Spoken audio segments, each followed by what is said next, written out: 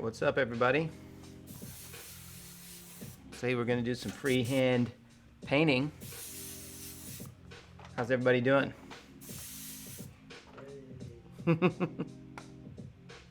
We got Faith here today. My buddy Alex is here. You guys can thank Alex for setting up this live stream. It's all him. I could never do it because I don't know how.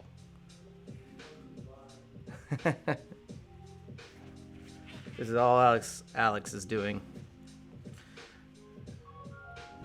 What's up, Scott, Robert, Jeffy?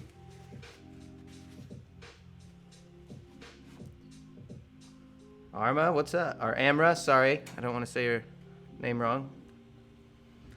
All right, let's get going. We're going to be painting Yoda today. And I'm kind of going to get a little creative with the colors.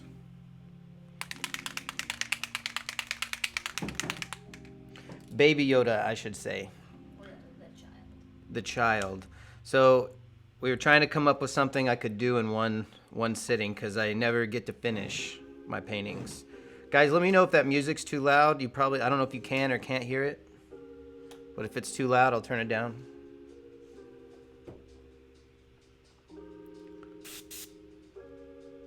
What's up?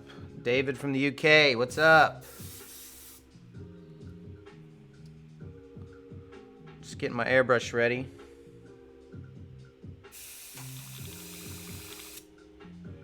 I didn't clean it out yesterday, so I'm just kind of cleaning it out now while I wait for everybody to come in.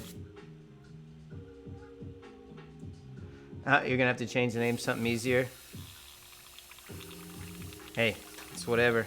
You know, when I worked at my dad's shop, Berserk Custom Paint, nobody could spell Berserk. So I used to always have to pronounce it Berserk to try to get people to be able to spell it correctly. And I always said if I had a business of my own, I would try to pick a business with a name that everyone can spell. Because, yeah, it does make it kind of hard. And I do have a business of my own. Faith and I opened a tattoo studio called Eden's Edge Tattoo in Dunedin, Florida. And that's where we are today, live streaming. Oh, shoot, from Paris. Oh, Paris, California?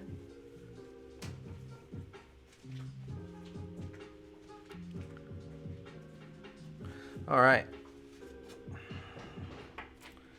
Bear with me as I get this going.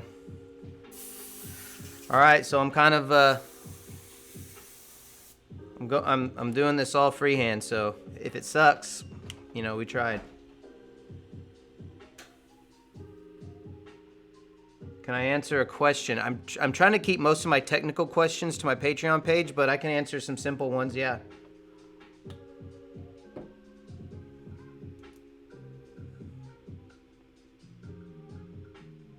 There's about a, well, I don't know what the delay is today, but yesterday it was about 30 seconds. So I apologize if you guys are getting a little bit of a delay from me. Oh shoot, of course I didn't open it. I just grabbed some colors. They're all brand new, so some of them I didn't open. I'm using right now Tim Gore's Bloodline Diseased Umber. That's what I'm gonna sketch with. And this is all experimental. You guys are just coming along for the ride.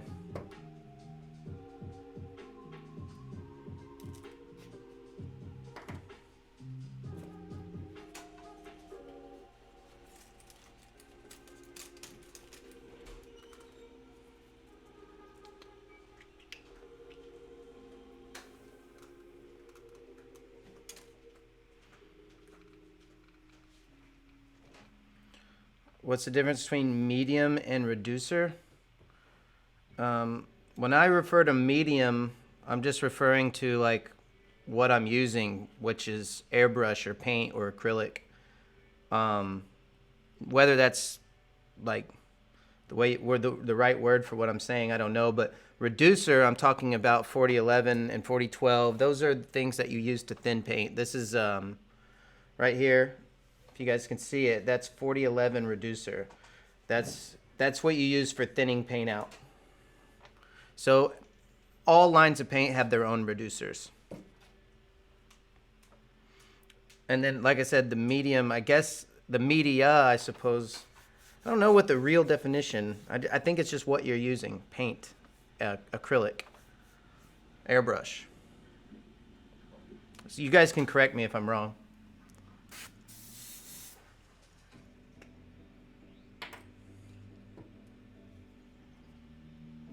I guess the media would be what you're painting on, which is poster board, if I'm not right. I'm not mistaken.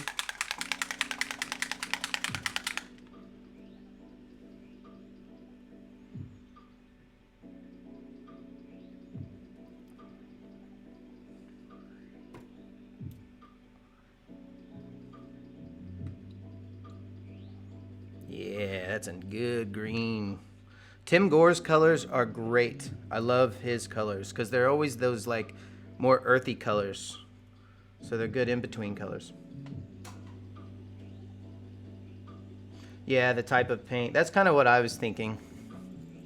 So it's acrylic, I guess would be the accurate answer.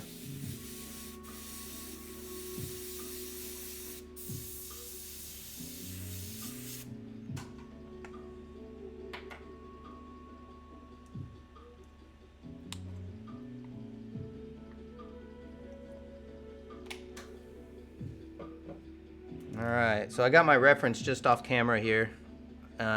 It's just a little baby Yoda toy, or the child as they call it. I still like to call it baby Yoda. All right.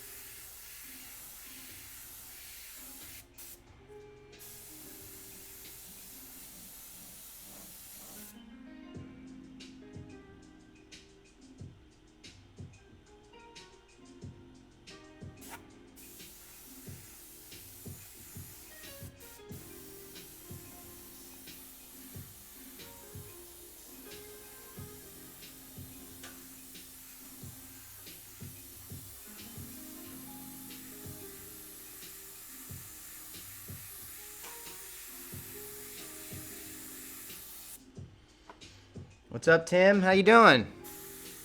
Man, I've been watching your work lately, man. You're great. Such good stuff.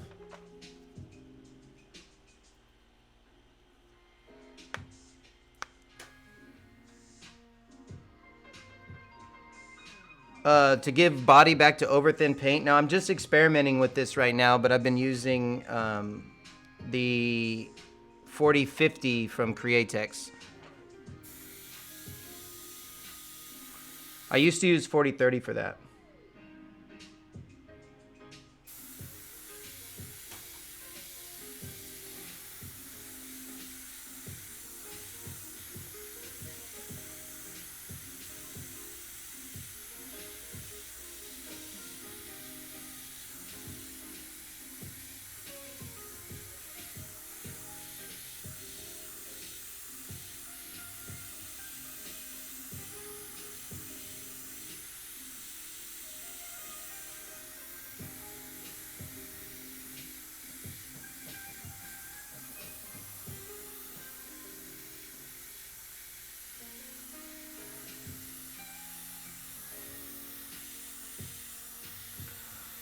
So I'm just kind of winging it here, guys, so we'll see how it turns out.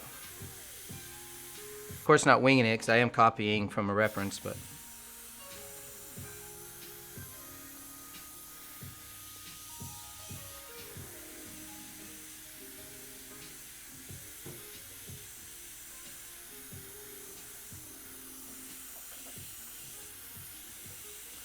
You know, the part of the painting that I always have the most fun with is this part. It's the sketching part, trying to figure out, you know, where everything goes, because it's kind of the scary part where because you don't know if you're gonna mess it up, so you're really paying a lot of attention, trying not to mess up, especially in front of a bunch of people. So.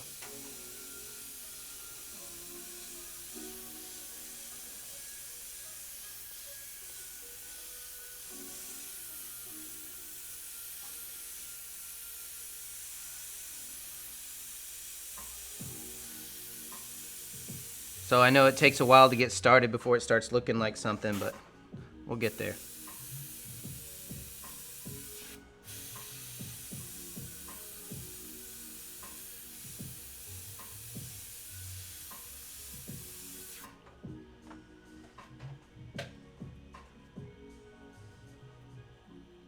Yeah, Tim, I've got that painting. So the only reason we're doing the Yoda Day is because of May the 4th. Otherwise, I'd probably be trying to finish some of these other paintings. I'm kind of already stacking myself up a lot. But I've got that same painting that we need to finish. What I can do is I can put it on the schedule when we can finish it, and I'll finish it live, and maybe you can paint along, and we'll both finish it.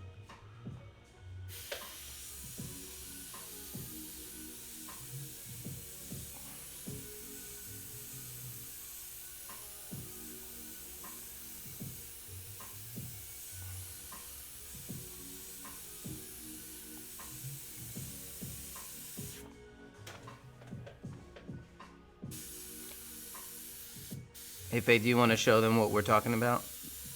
If you have a second. Whenever you get a second.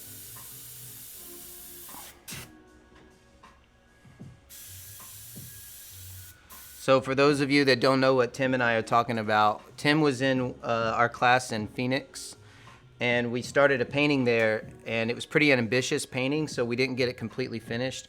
And I always promised I would finish it on a live stream, so here's how far we got. So we still need to do all this magenta in here, and it'll be right here in her cuff and some right here, and it just accents. And I put a little, I already started it a little bit, and I have to fix, I got a fingerprint in the middle of it. But yeah, maybe one of these live streams soon we'll finish this painting. But that's what Tim has one too. He probably needs to finish as well.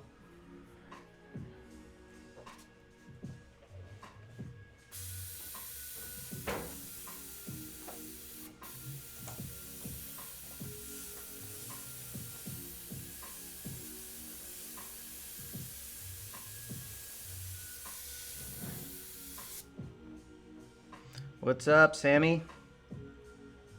Oh, you want me to paint Beetlejuice? Hey, that's a good suggestion. I wouldn't mind that at all. Thanks, Jamie.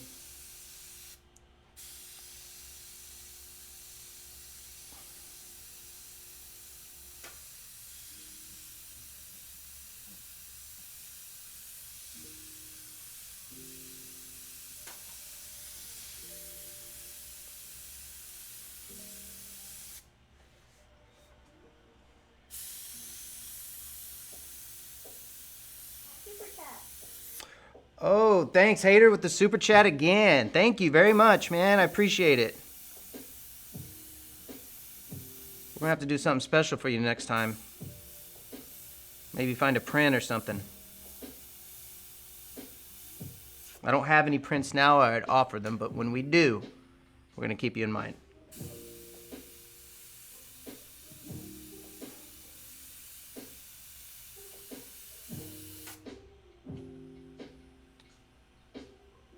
I'm reading your super chat right now. Sorry, I got carried away. Another super chat. Oh, wow. Another super chat from Christian. Thank you very much. Let's see. You worked on the portrait, but you didn't work out. Hey, don't put pressure on yourself to get this right. If the hardest thing about teaching, I tell you, this is for real. It's not teaching. It's not the lesson, coming up with a curriculum. All that is easy. It's managing how difficult it is for the student, because you guys are not going to get it for the first time, and I'm going to make it look easy, unless Tim's in there, and then he'll make it look easy too. But you know, I'm going to make it look easy, and it's going to make you get down on yourself. So the goal is to let you know that, it takes time. You have to practice. You're not going to get it on your first time or your second time or your third time, but once maybe your fourth or fifth time, you're going to get it. So stick with it. Don't get frustrated. My Joker is awesome. Thank you, Scott. Oh, you'd like to see me do the Joker? Yeah, maybe the new Joker. That'd be cool. I kind of get over subjects really quickly. Like after I painted something, I don't really care to do it again.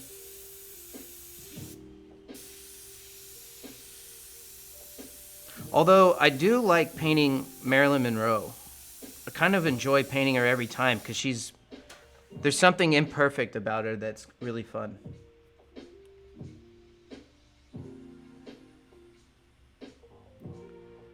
No, I don't worry about bending the tip at all of the needle.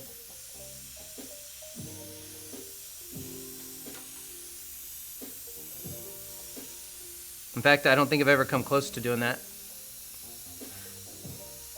No, I've bent the needle by dropping it and doing other stupid things with it. Sometimes I get too close to the canvas and I just smack it.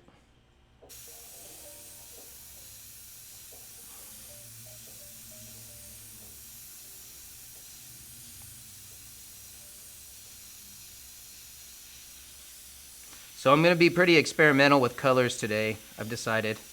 So you guys can watch me fumble through it and hope for the best.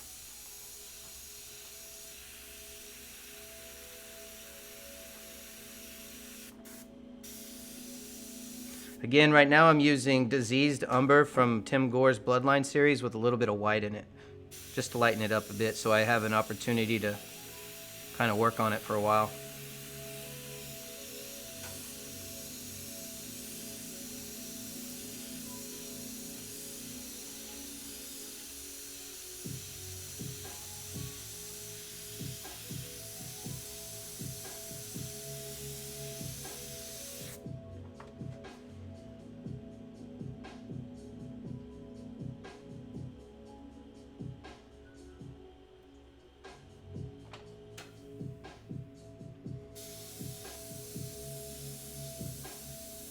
So Faith's going to help me reply to some of these guys because it's hard for me to paint and read at the same time, but I'll do my best.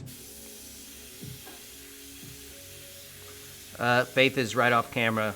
She's hanging out. She's drawing along with us and reading comments.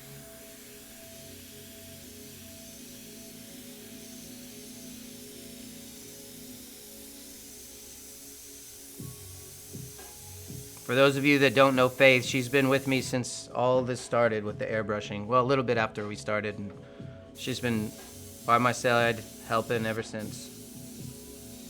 She's been all over the country with me. No, it's not an opaque white. It's a transparent one.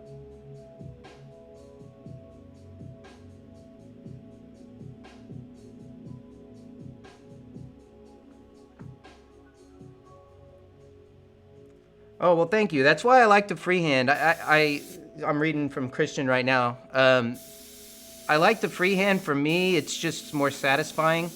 Has nothing to do with right and wrong or anything like that. It's just more fun for me. And again, it's kind of more scary because, like I said, I don't know if I'm going to do a good job. I'm just going to try because I might miss, especially when you're under pressure to kind of get it done in front of a bunch of people. This is kind of reminds me of when I'm at SEMA. Sometimes at the House of Color booth, we do these live demonstrations. And a few years in a row, I had other things going on, and I didn't have time to prepare. And so I had to do some freehand pieces right there on the spot. And it was kind of exhilarating. And that's why I keep doing it, I think.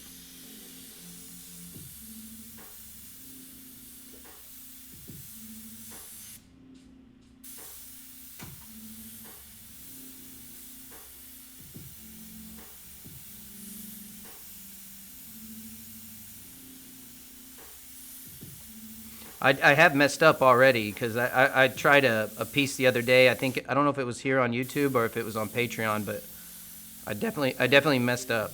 Was it on YouTube? Yeah, I messed up pretty good. But oh well.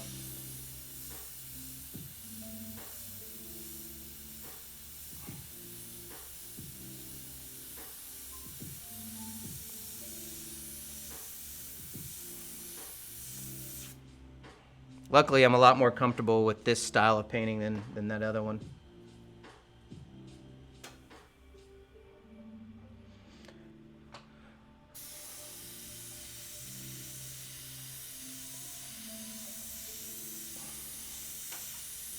So I've got a caricature I started working on yesterday.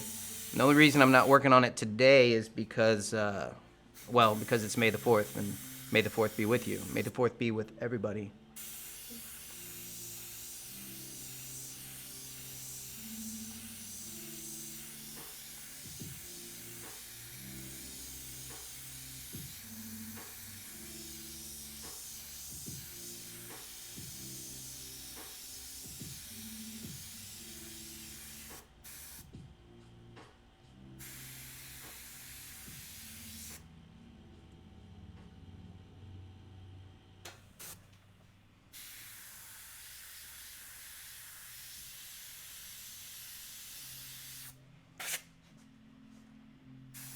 Second part of the cowgirl video does not exist. Yeah, that got lost somewhere along the way. I honestly didn't even know till somebody brought it up the other day. Maybe it was you that I didn't finish it. I had no idea.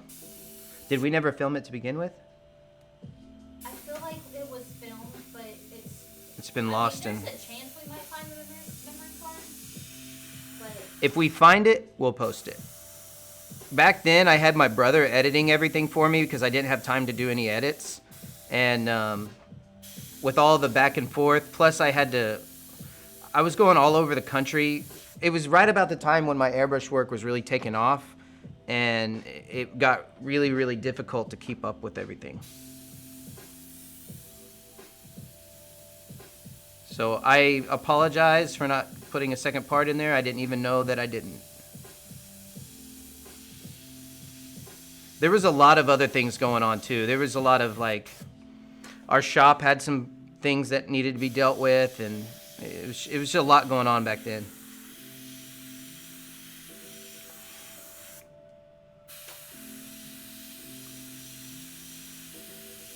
I mean, what was that? That was 7 years, 6 years ago, 5 years ago, something like that. It was a long time ago.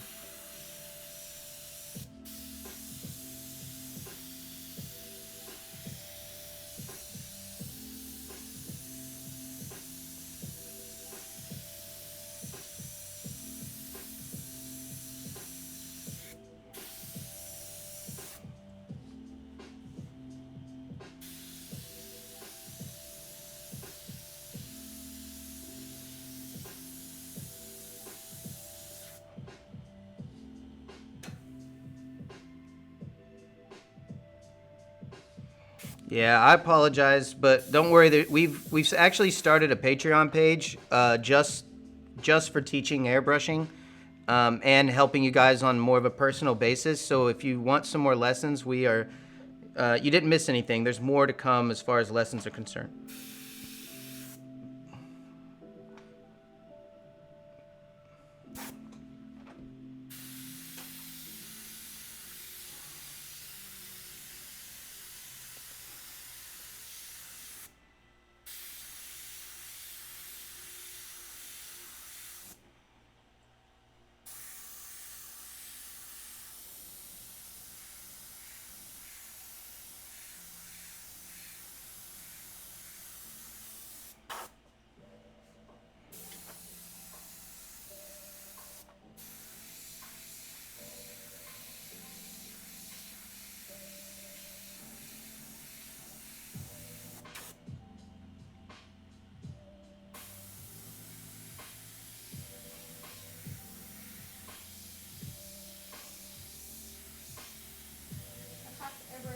how's Florida treating you and Faith? It's been a while. Florida's great. I would say the quarantine is a bit of a bummer, but other than that, everything's really good.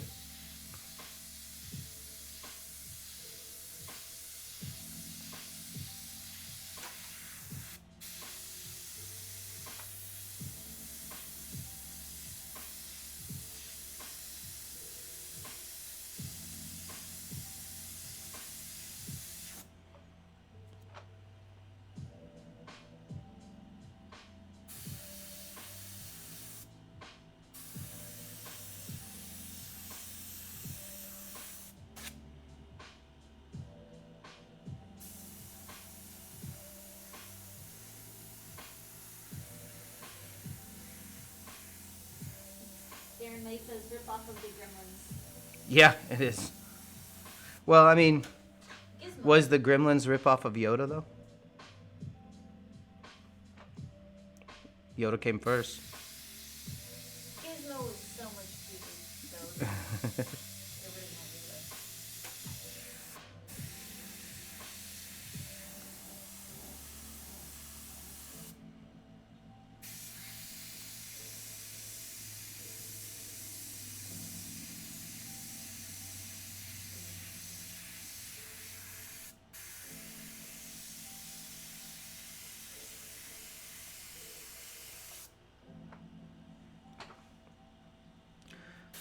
What part of Florida? No, we're not near Tallahassee. We're near Clearwater.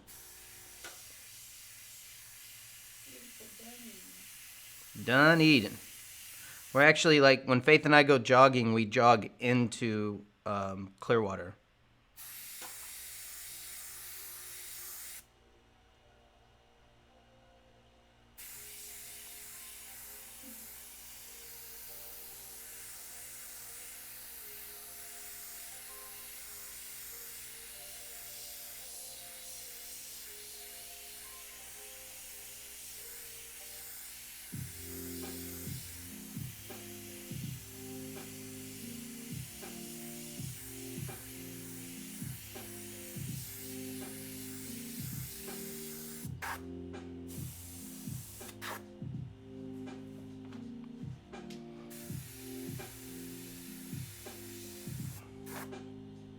Hope for these proportions land. I'll get it there.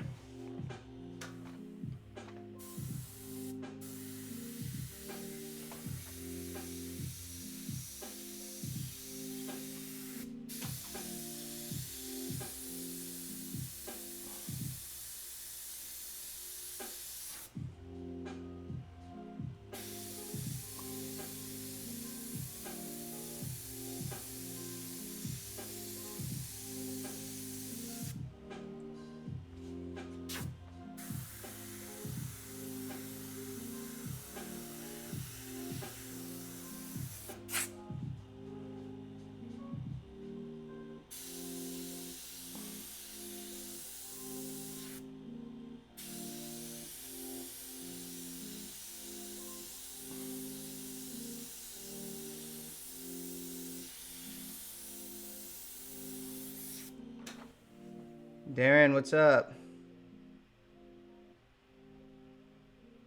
How old was Baby Yoda? What was he, like 500 years old or something? I thought it was just 50. Was it 50? Oh, well, I was way off. I remember it was something obscene. 50 years. Yeah, you're right. That sounds right. I think he was...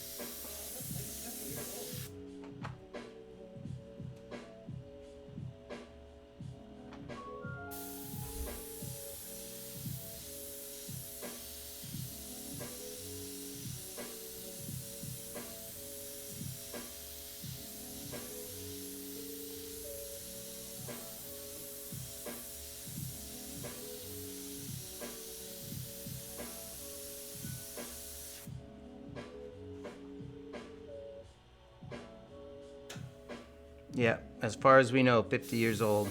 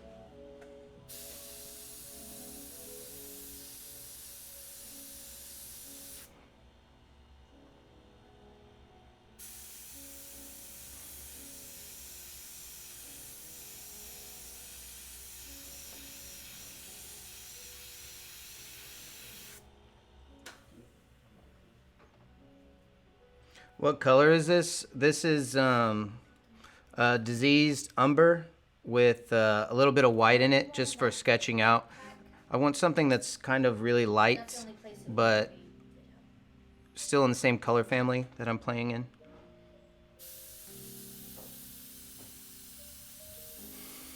Because the way that I draw, I never get it right the first time. I always have to keep kind of moving things around over and over and over until they kind of land in the right place. So I like to use something very light so it's very forgiving.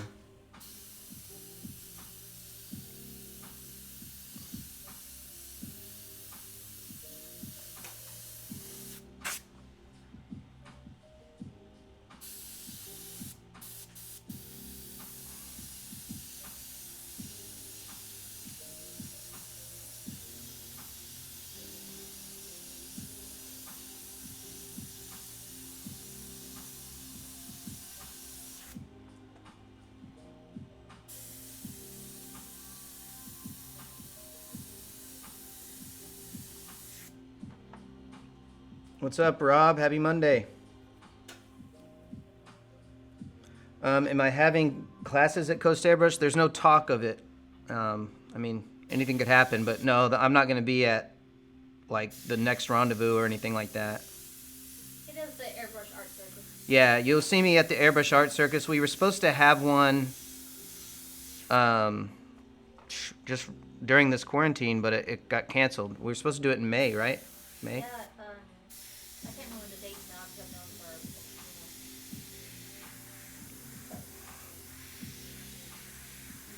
for, Yeah, thanks to the quarantine, it ruined that for us.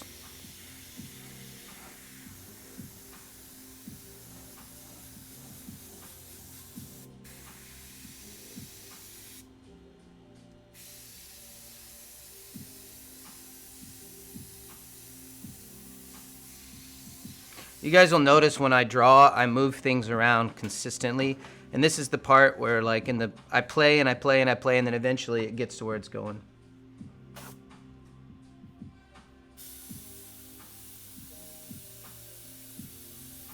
I bet if you factored out the time that it takes me to freehand and the time it takes me to print something out and make a stencil, it probably evens out. don't forget to let everyone know about the giveaway on your Patreon for the top teacher. Oh yeah. So on my Patreon page, which is my page is reserved for intense lessons. I'm about to do a mermaid tutorial that we've been working on. I just got to get the design and the idea and everything sorted out because I don't want to put out a tutorial that's not well thought out.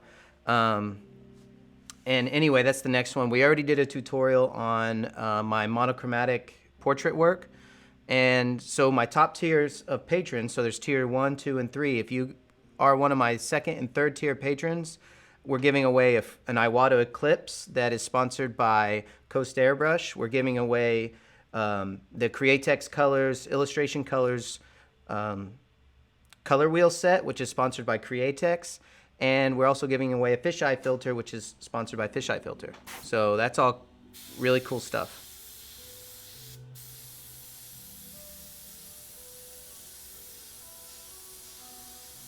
That's going to be a raffle that we're doing. So basically, it'll be the first of next month. Yeah, June 1st.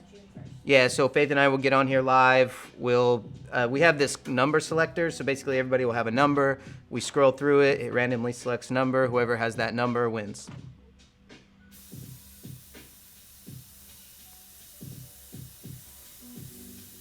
And then if you do win, make sure you guys thank the sponsors for doing it. They were very nice to help out with what we're doing here.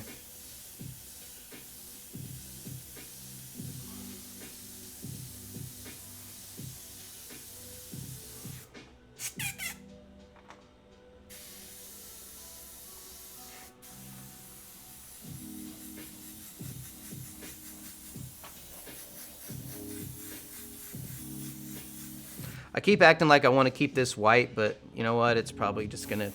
I don't want my live streams to always have this, like, messed up background.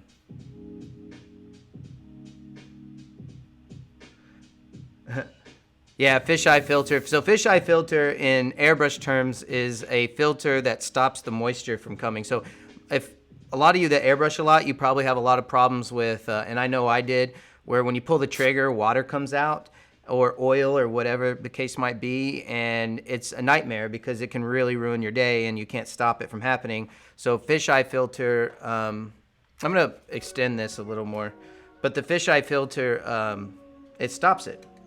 So I actually was having that problem because I'm in Florida and there's a lot of humidity here, so I was having moisture problems just right out of the gate. And so I remembered that I had a fisheye filter, and I put it on, and presto, my problems were solved. So definitely I recommend those. And I've used all kinds of different filters, and you start to think that these filters don't do anything after a while, but the fisheye filter actually works.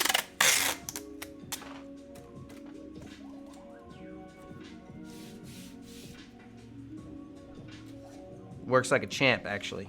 All right.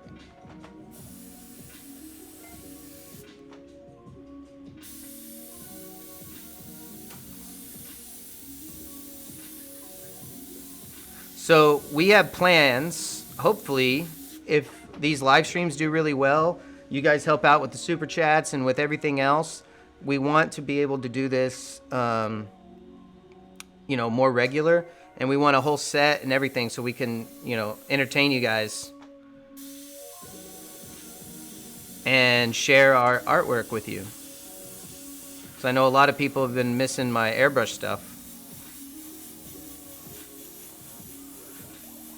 We have all kinds of really neat plans for the future of our live streams. So it seems like he needs to be more round. I think this is where my problem is, right about here. So I'll fix that later.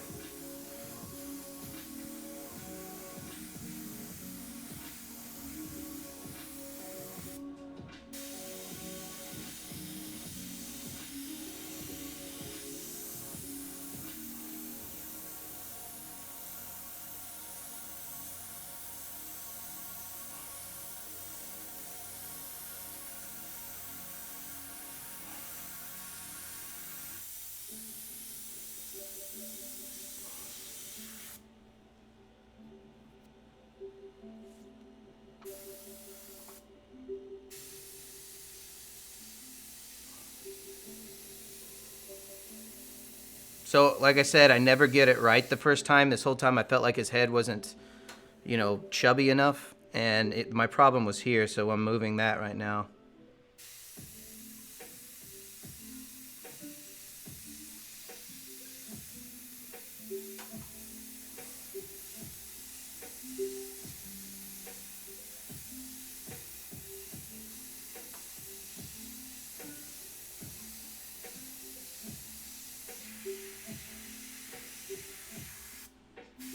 So a lot of parts have to move. One thing when I'm teaching my class and people are doing freehand, I always tell them, never get married to your first marks. Always be willing to, if something's incorrect, move it immediately. Because if you're scared to go backwards and not move it and not work on your, not adjust your painting, well, your painting will never look right. So it's best in these early stages to go ahead and make all the adjustments necessary until you land in, in the correct place. So you see me moving my whole painting right now. And if I was too worried about, well, I already did this once before and I don't want to do it again, then my whole painting would be wrong forever.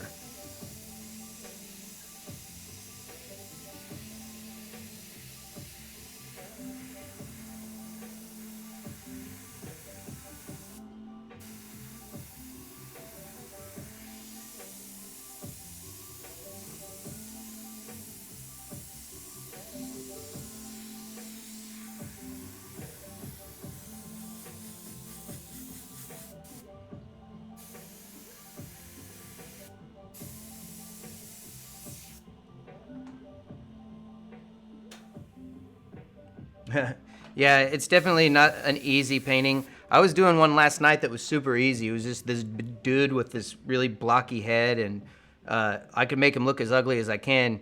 But since Baby Yoda is such a recognizable character. There's not a lot of room for error. So I'm trying to get it accurate while still being a little bit playful with the proportions.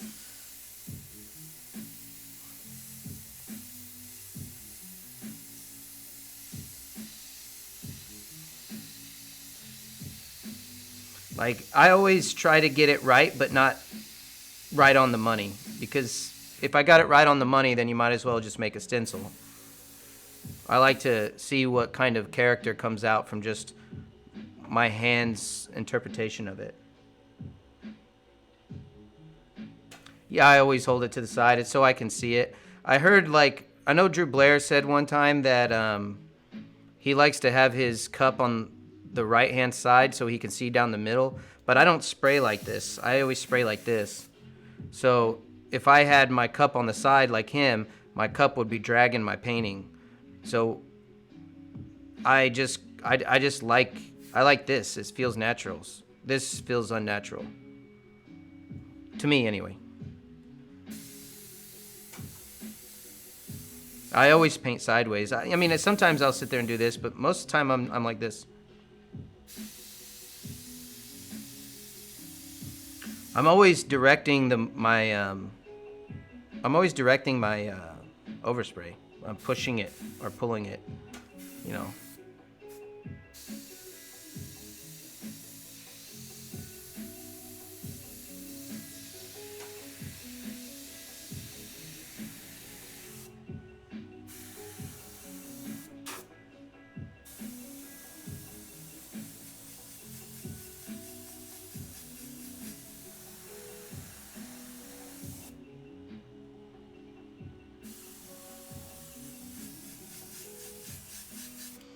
So how long are we into this? We are 42 minutes in. I always try to have my sketch, or I'm deciding to have my sketch as close as I can to being finished in the first hour, and then we refine it in the second hour, color it in the third, and hopefully we do about a 4-hour stream. But we'll see. I know 4 hours is a long time, so I kind of hope that everyone just kind of sticks around and, you know, lets us play in the background and just hangs out with us all night.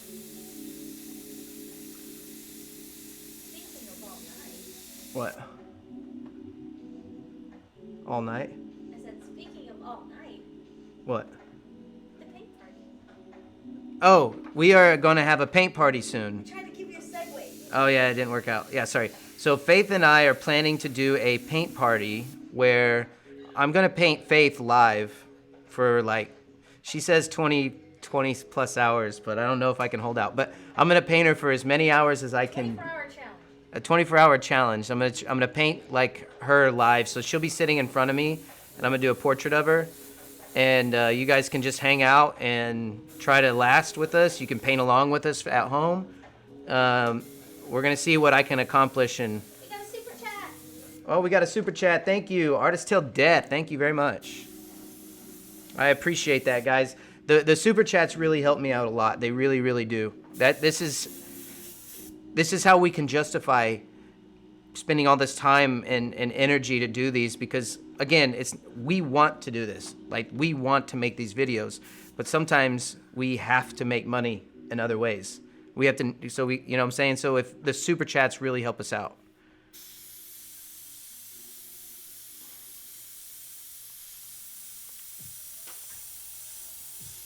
This is how I can keep from taking on client work too. Like, my client work is great. That's cool, but I'd have more fun just doing stuff like from your suggestions like this. I wouldn't be able to do this Baby Yoda if I had a bunch of client stuff I got to work on. Luckily, with the quarantine, it kind of put a stop to most of my work, so I have time to kind of play around and do something I never get to do, which is just paint whatever I feel like painting.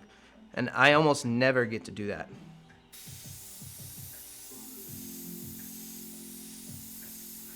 It's funny, when I was painting motorcycles, everybody always thought I liked painting skulls all the time.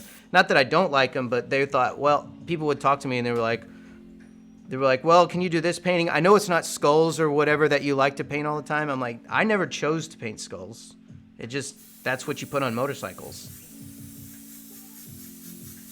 Not that I don't like painting skulls. It's just, it wasn't my choice is what I'm trying to say.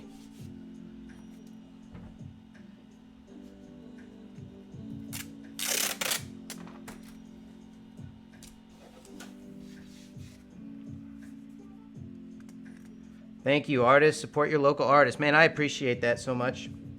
Artist Hilda said this is the. Oh, it's fucking Thornton, of course. Thornton, man. So, guys, Jeff Thornton is one of the first airbrush artists I ever met before I knew anything about airbrush. I did a tattoo apprenticeship when I was 22 years old, and the apprenticeship didn't work out very well, but I met Jeff there, and I remember being mesmerized by what he was doing with an airbrush. Like, my thought was definitely like, there's no way in hell I'll ever be able to do that. Like, I didn't have an interest in it because it was just like too hard. It was like, yeah, right. Like somebody doing parkour, you know? I'm like, yeah, right. You do that, because that looks like it's difficult. But then eventually, I actually didn't learn to airbrush until I kind of had to. I needed some money, and my dad needed some work done, and he asked me to airbrush this hood, or not hood, but this helmet, and I needed the money, so I was basically like, he was like, figure it out, and I was like, all right, I'll figure it out, and I've been painting ever since.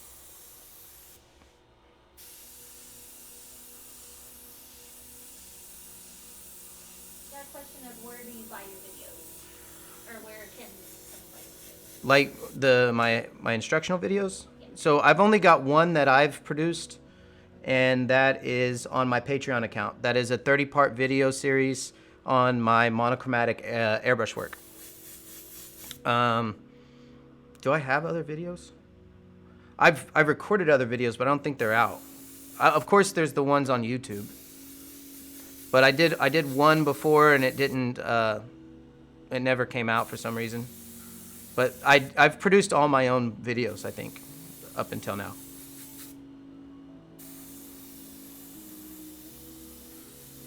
Well, I say I. Now we've got Alex helping us out. So, guys, everyone thank Alex out, because he's helping us. We wouldn't be able to come back and do these videos without him. Alex is in the chat with us.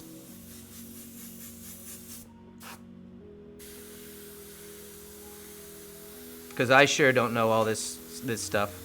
I remember when I first started making videos, I had to teach myself everything, and I would just give myself like a 15-minute crash course with a YouTube video on how to edit or whatever, and then I just went with it. And I remember people used to criticize me, and they used to say that I needed better edits and things like that, and I was just like, well, you can see me painting. I don't know. We used to get into kind of little disagreements about whether my edits were good enough. Now, of course, we do better edits, but back then, it was a different world.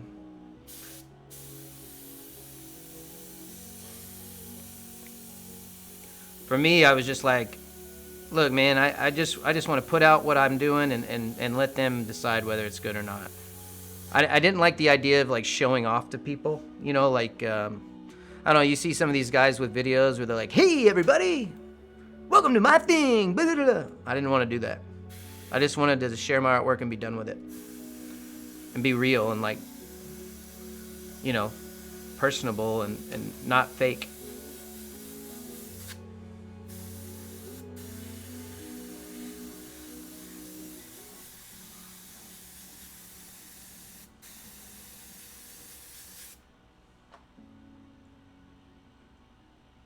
No, Thornton, don't say that.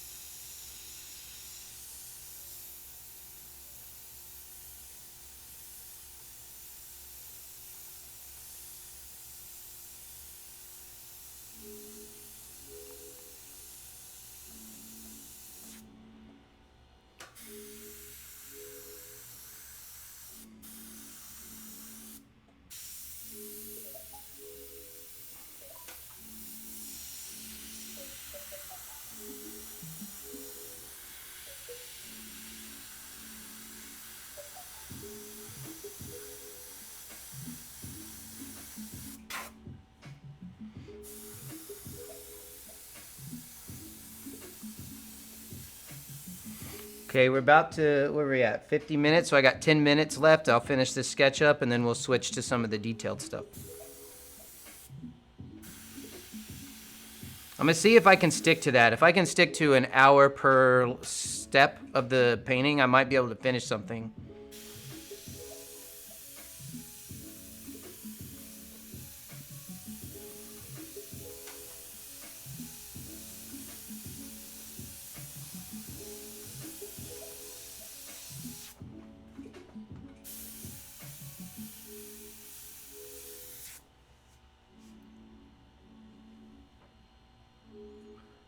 Thornton wants to know what paint do I use for portraits. I use Createx all the time, nothing but.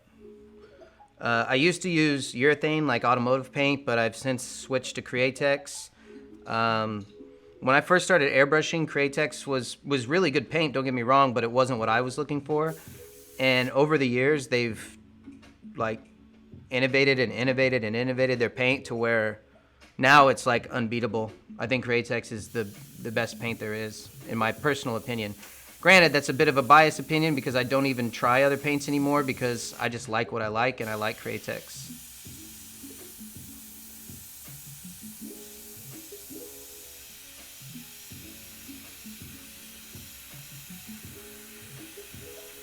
One cool thing about Createx is they're always open-minded too. So if you have something you're looking for out of their paint and you contact them, they will most definitely bend over backwards to try to accommodate your needs for paint. And now they have so much different paint that they can pretty much accommodate any need, from automotive, murals. They make the paint for Disney. So Disney, I could be butchering the story, but I'll try my best. Disney was having a problem with their colors lasting under all the heat and different things from just being in Disney World and all the people's hands touching it and all that. And so Createx has teamed up with them to make paint that is ultra durable. That's the Scenics line. So if you have to do murals and things like that and you want it to last and hold up, you want to use Scenics.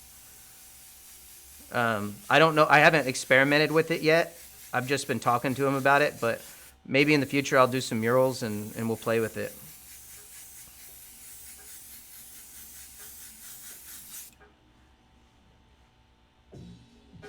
What's up from Brazil? How you doing?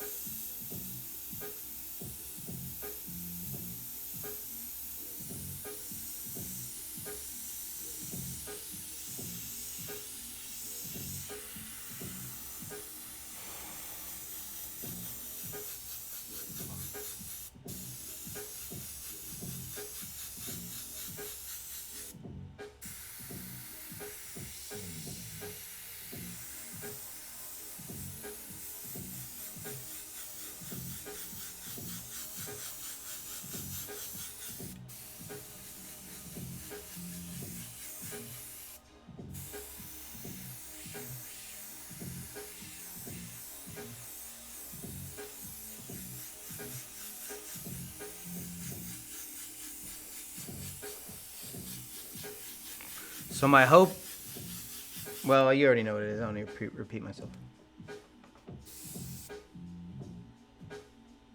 Yes, Gerald Mendez. Are you talking about Gerald Mendez? He uses Createx. He also uses House of Color too.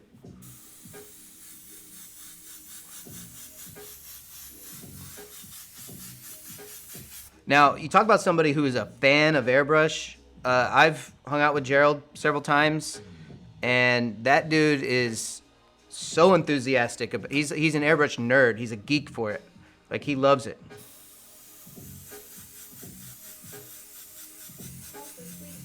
Yeah, ultra sweet. Like, you can't keep up with his sweetness. It's too much. It's like, he's like, I always say when I'm around really, really nice people, I'm like, I can't keep up with you. You make me feel mean. He's definitely one of those guys. He's so nice.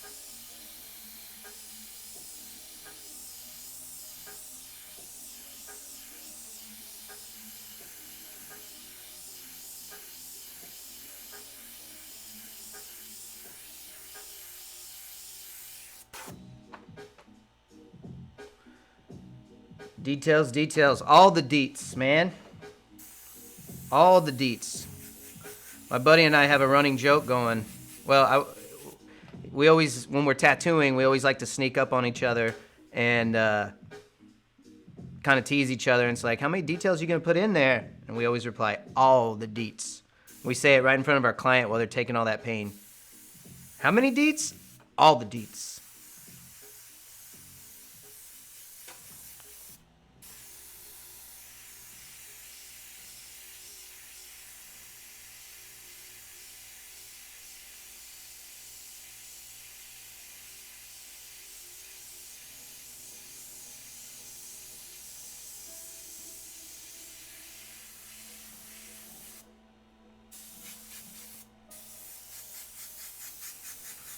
All right. We're at, sorry, my voice, every time I'm trying to project into the microphone, it makes my voice crack. I need some like speech therapy or something. I'm gonna go ahead and kill this back, and we're gonna start doing the next layer. I think what I'm gonna probably do right now is start kind of inserting the background a little bit before I get to the next layer. So I'm gonna use my other airbrush. It's full of white right now.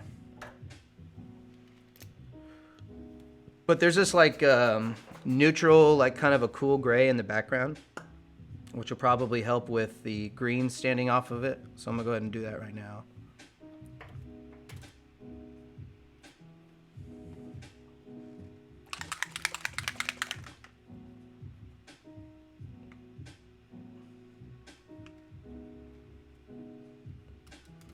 Greetings from Brazil. What's up? Marcio. I have a hard time. I don't want to say you guys' name too wrong, like too incorrectly. So I'll try it out. Marcio. What's up?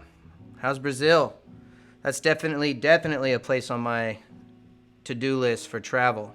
I want to go there. I like being near the water. I love the jungle kind of thing. I don't know. I love nature. And Brazil seems really fun.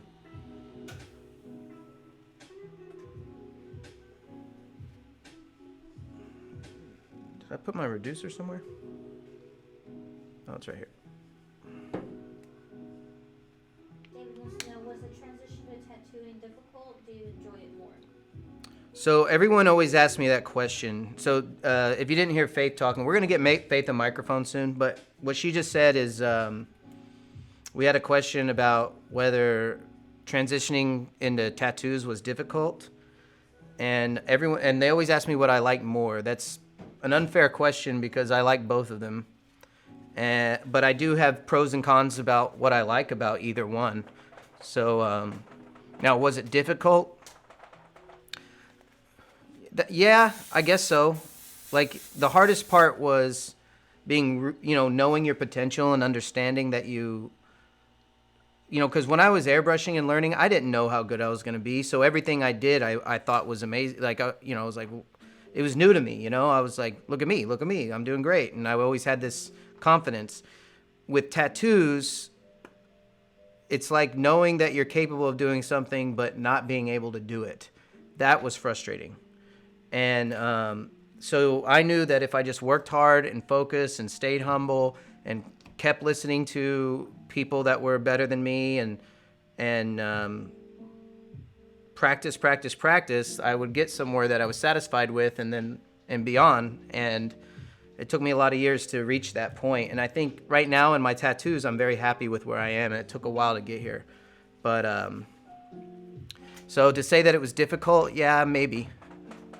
It just took time. Everything takes time. You're not going to get it overnight. And I understood that right out of the gate. I definitely got frustrated.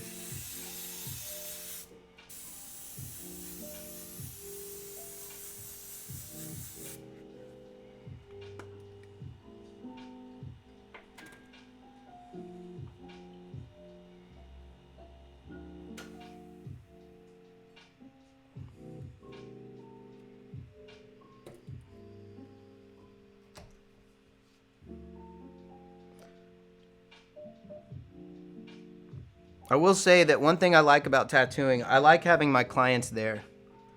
I like them to go through the process with me, because a lot of times with airbrush work, if you're taking a commission, they're not there. So the minute they commission you to do a job, they walk away from it and they start the timer, you know, and that pressure is not something I deal with very well.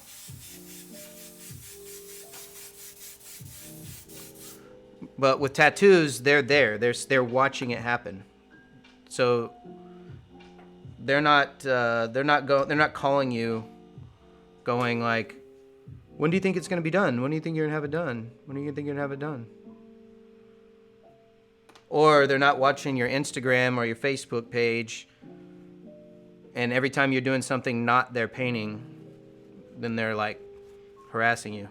Which I never had a real big problem with it, but it was enough of a problem that I didn't enjoy it.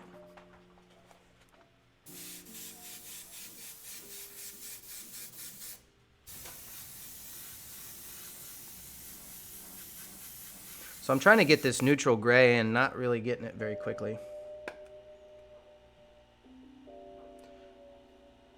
What's up? So you said you didn't want to get into tattooing because you knew it would take so long. Yeah, so did I, Thornton. Like, well, because when you were around and I was trying to learn that one time, it was ultra intimidating. And I knew that the transition would be difficult. That's why I shut down all my airbrush work completely to learn to tattoo. And I knew that it was going to take me some time. And I gave myself 5 years, and it took exactly that. It took 5 years. I actually, like, verbally gave myself 5 years to pick it up, to where I wouldn't be distracted by my airbrush work.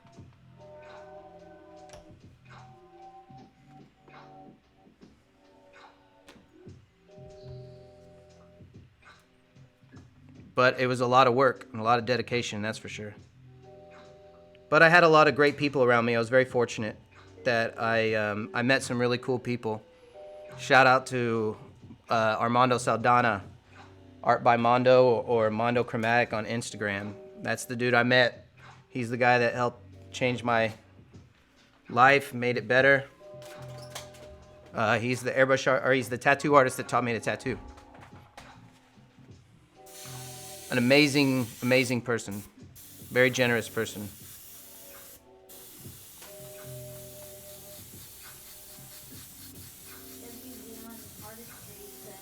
I have one I'm dealing with right now on that. I told 3 weeks of the good days she's messaging me daily. Yep. So Faith just read, what is it? Leon Artistry? Yeah. Yeah, you know the pain. You know what it's about. Those people don't, man. They don't know. And I get it. What's the problem is when you're a custom painter, you're the last one on their list of things to do. A lot of times, they've already got their pipes or their framework done or their engine work done or whatever, and then they got their paint work done. A lot of times, if you're not doing the paint yourself, and then once they get it to you, they've already made plans to go to the next car show and try to win some trophies. And next thing you know, they're just blowing you up about it.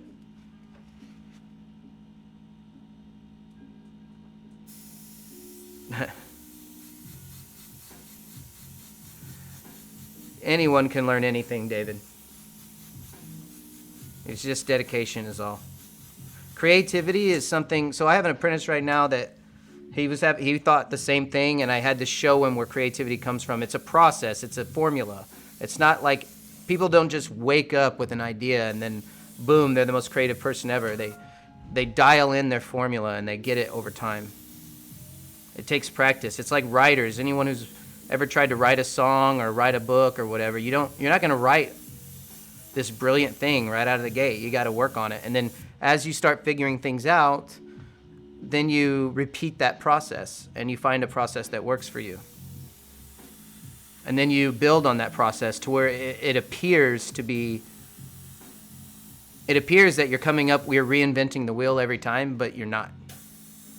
You're repeating a process that worked over time.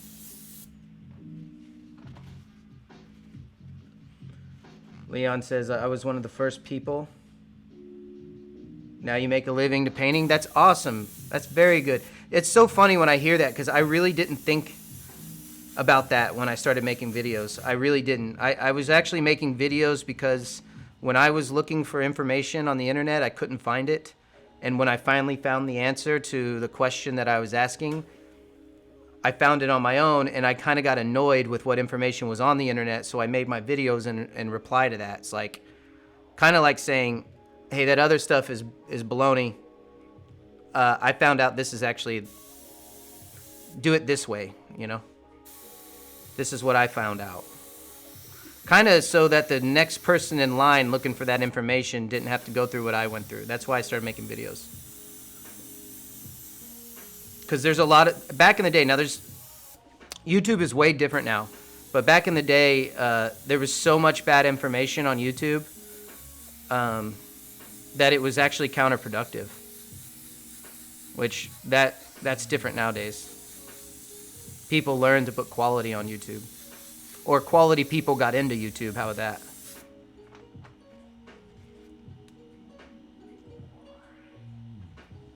I actually do have a Yeti mic. The reason we're not using it is, I don't know, because I'm not the tech guy. This mic does a better job of killing the airbrush spray. But I do have a Yeti.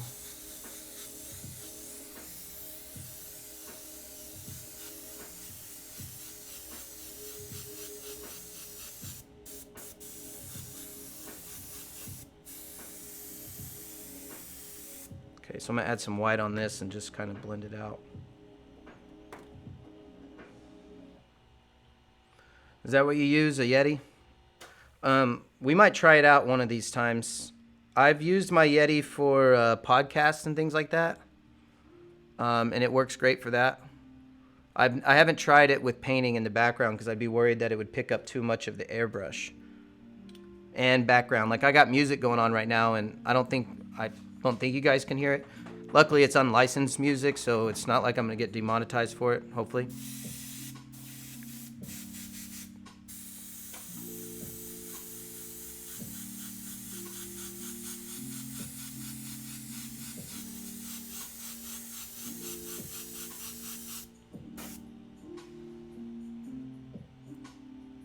Leon, you said you have a YouTube channel yourself, and yes, there's still some bad info on YouTube. All right, well, we'll help each other. We'll help others navigate to the good stuff. Christian with the $10. Thank you very much. Super chat. Yay, super chat. Thank you so much. Thank you, guys. Your super chats really do help. They help out more than you think. Way more than you think. So we really, really, really appreciate it. That's how we can afford to do this. And I'm not saying that generically. I'm saying that literally.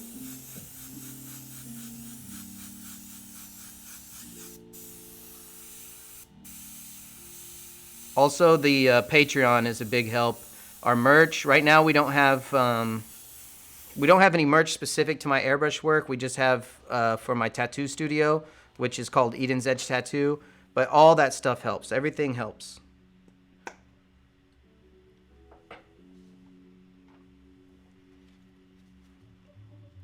And the more you guys support us, the longer we can keep doing this and evolve. Like I take suggestions. So if you guys want to see something different in my paintings, I take those suggestions.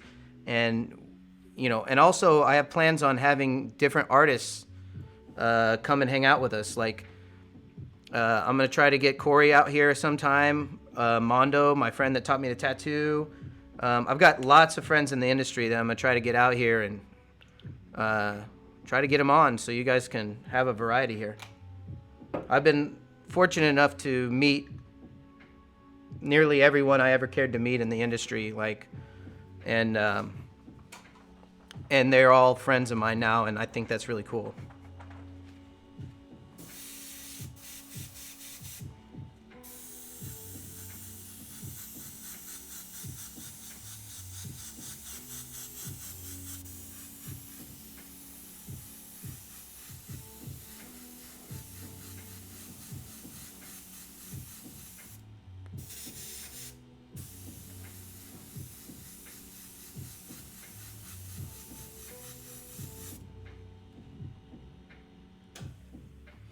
All right, Thornton. We'll see you later, man. All right. Thanks for showing up, buddy. We'll see you next time. I'll catch you on your stream. I've seen you a few times.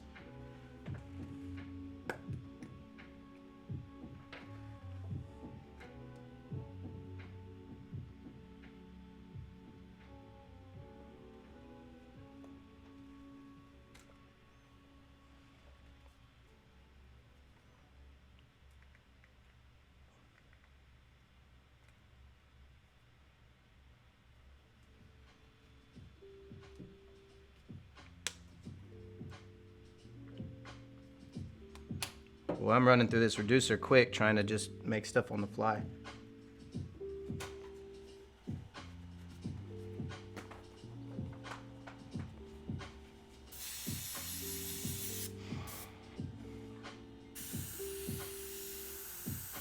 Another super chat. Oh, Tim, thank you. Thank you so much, buddy. Super chat from Tim. $20. Man, that's awesome. Thank you so much.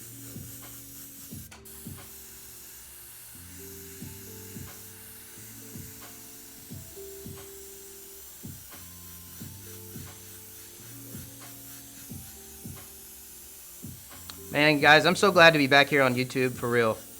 It's been too long.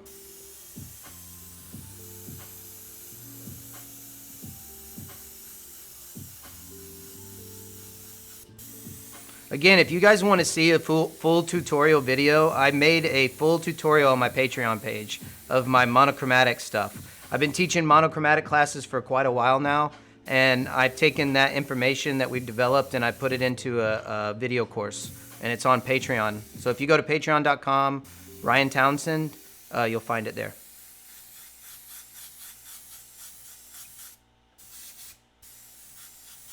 I think there might be a link on this video if I'm not mistaken.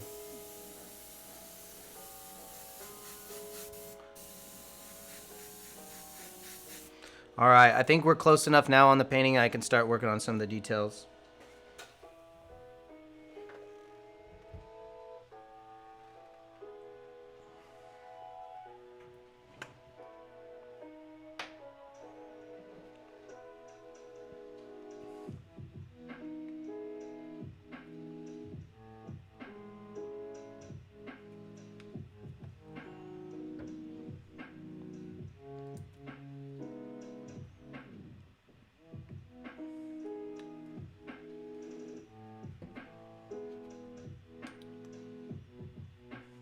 Later, Thornton.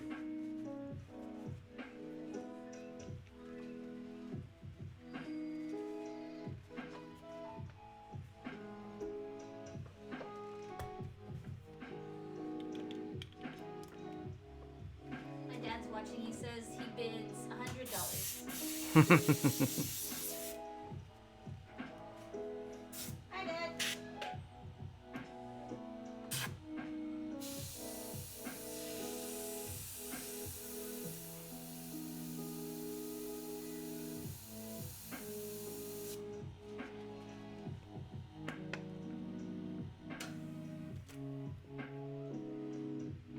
It's going to take me a minute to get my color sorted out. Do I ever get frustrated with art pieces? Yes, I do. But I'll tell you one thing, man, about getting frustrated. If you are just on target and you understand that you're going to make it to where you're going. I do this even some tattoos. Like sometimes I start a tattoo and it's just not happening. But I know that I can get it there. So if I just slow down, take my time, and make sure you're making the right decisions, anything can be worked out. It's art. And I almost every time I make it to where I'm going. So yeah, I get sometimes a little worried about a piece, or frustrated or whatever, but you just got to stay on target and you'll get there.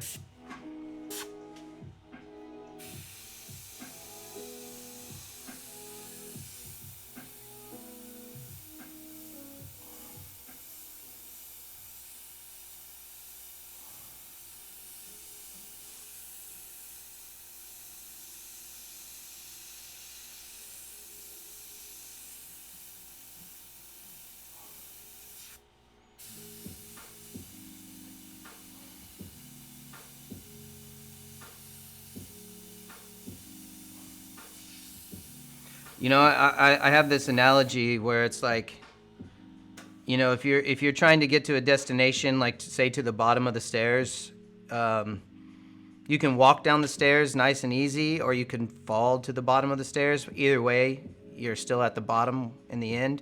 So it doesn't matter if it's difficult or if it's easy. As long as you get to where you're going, that's really all that matters.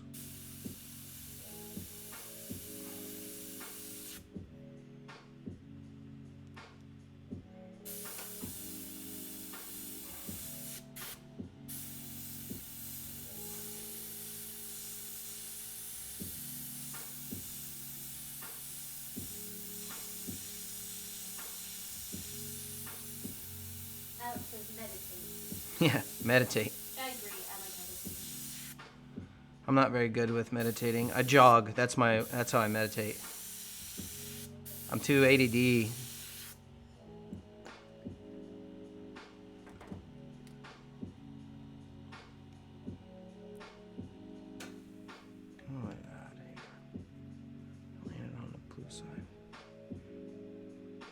Trying to figure out this color. I get to be like, I'm being a perfectionist right now. Like, this Yoda doesn't need to be exactly the right color, but I'm kind of fooling with it. Alex says, jump down the stairs, bro. Yeah. Slide down the railing. Yeah, you can slide down the railing. You'll get there. Sled down in a cardboard box. There you go. Faith says sled down in a cardboard box. Because nothing can go wrong with that. Whatever it takes, as long as you end up where you're going, you'll get there.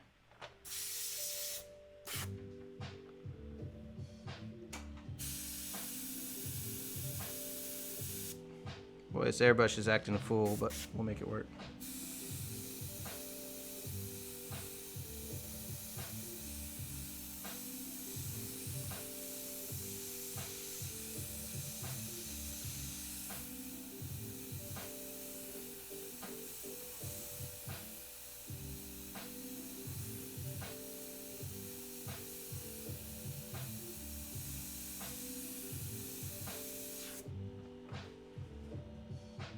Yeah, frustration means you care. That's right.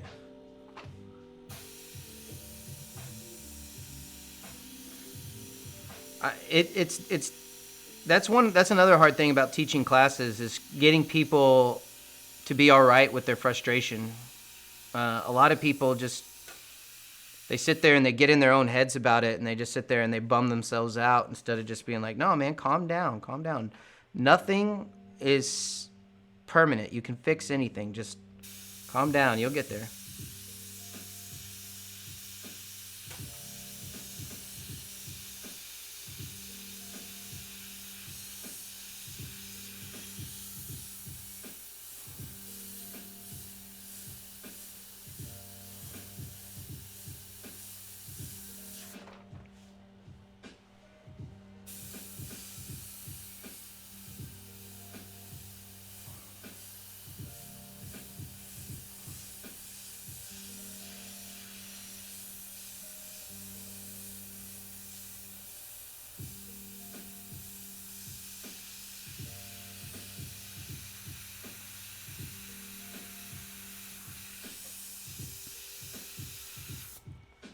So what I like to lay down the color first, and then I always build it up with white.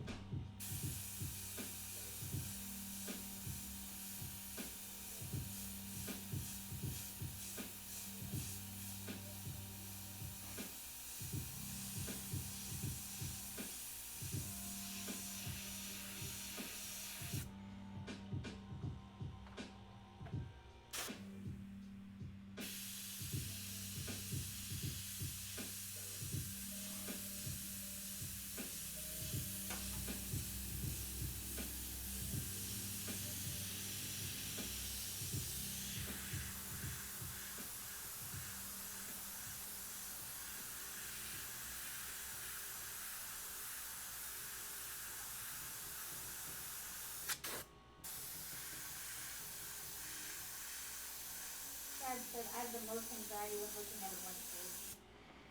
Yeah. Chad says I have anxiety when looking at a blank page. Yeah, Not me really. I haven't really had that problem. I just look for something to draw. I don't really draw out of my head too often, or at all really. I just kind of look around and find something I care to draw. Most of the time, I spend most of the time just trying to find something to draw.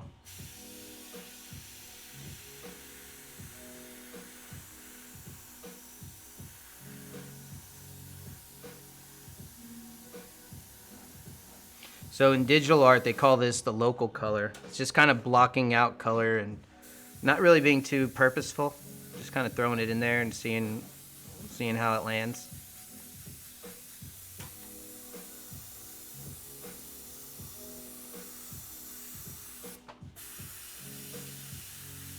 Because we're going to make all the adjustments to it later.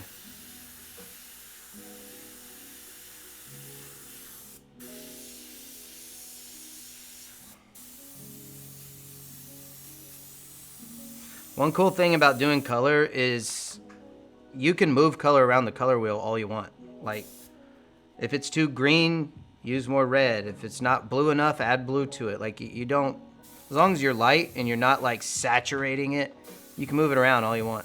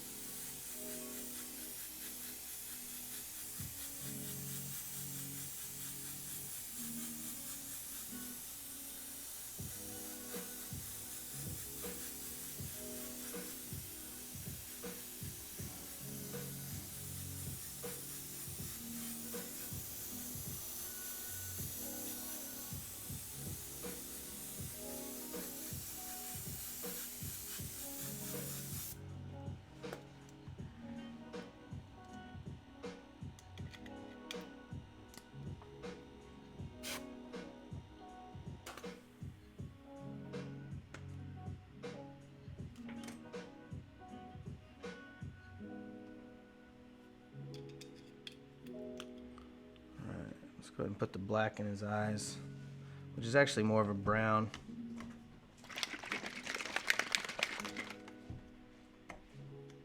Actually, before I do that,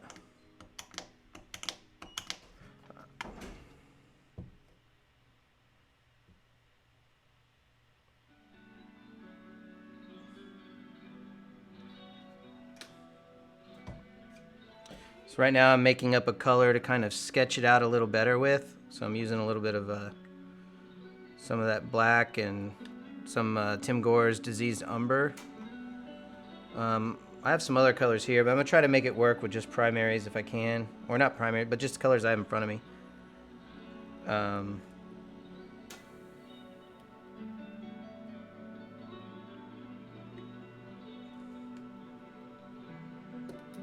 never really that scientific about my color. I just go with it.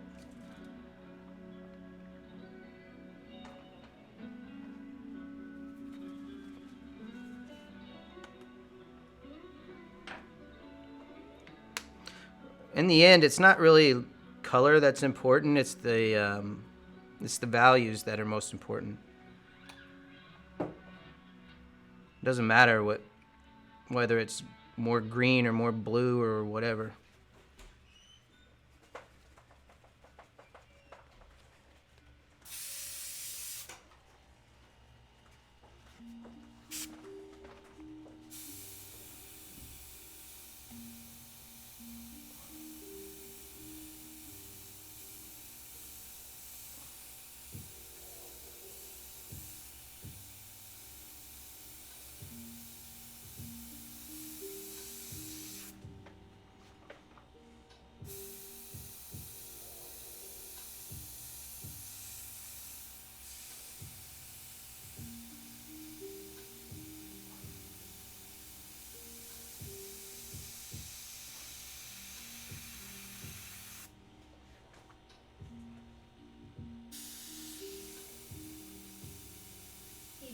Have to go. It's early here in the UK. Stay safe. We'll check out your tutorials, especially interested in one from Stay Safe. All right, Dylan, take it easy, man. You can always come back to the video later. Take it easy. It'll be up.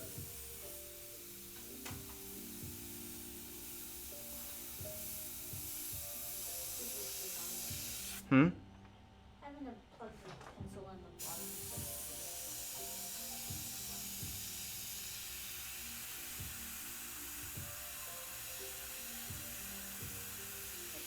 Who thought of that?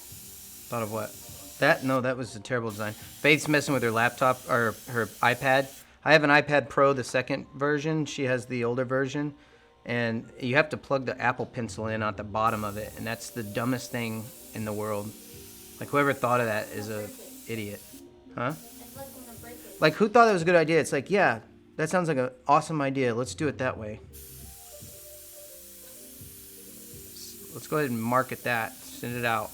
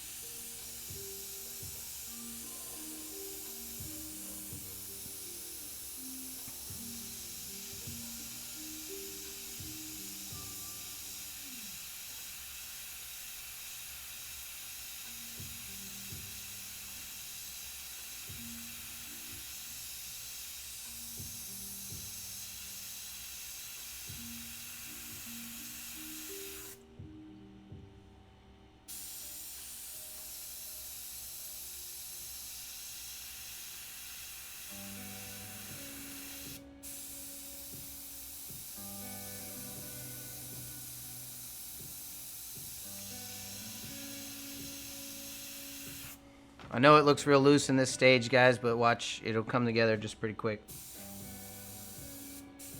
Still in the sketch stage. Just second layer of it.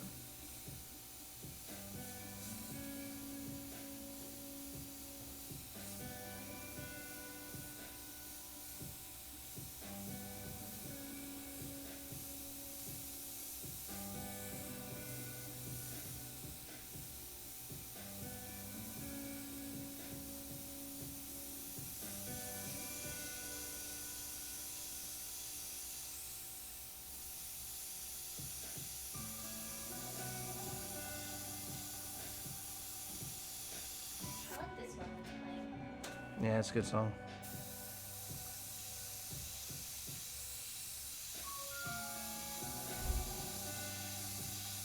This would be really good for like a like it's standing up now. Yeah.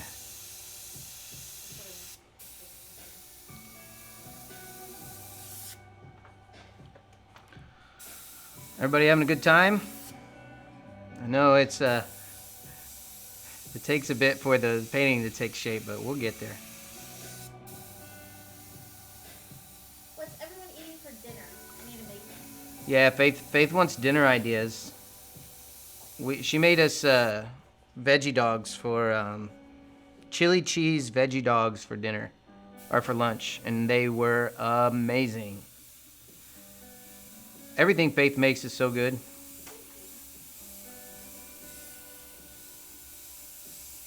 So we need ideas for dinner. I made some, I slow cooked some beans last night, and those are really good. Maybe we can find something to do with those. Buffalo cauliflower, but that's more of like a appetizer. We could do buffalo cauliflower and some kind of bean dish. I don't know. And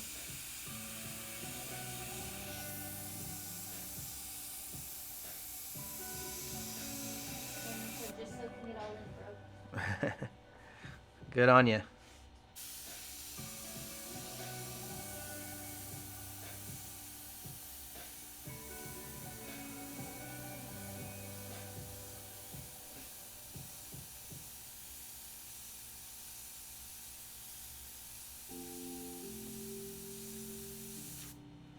So for my quick demos, I'm using just poster board, but for some of my next demos, my future demos, I'm going to probably be using clay board, and it'll look a lot better. the poster board actually soaks up, so it acts more like a t-shirt would, or like canvas or something. Which I'm more used to using non-porous surfaces. Tim making portobello mushroom burgers? Yeah. Man, that sounds good. Grilled salmon? Boy, they both sound good. Brown rice and vegetables, portobello mushroom burgers. Yes. I do have portobello mushrooms. They're Do you? just the little baby ones. Oh yeah, we got little tiny ones. Maybe nenext time. I could saute those and put those. Oh, and like a burger kind of topping? Mmm.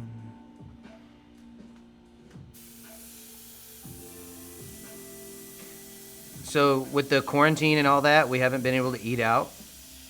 And so we've been eating, Faith's been cooking. And we usually had a problem with never finishing off our groceries.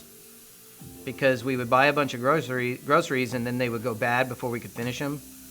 But now that we don't have the option to go out to eat, we haven't had that problem.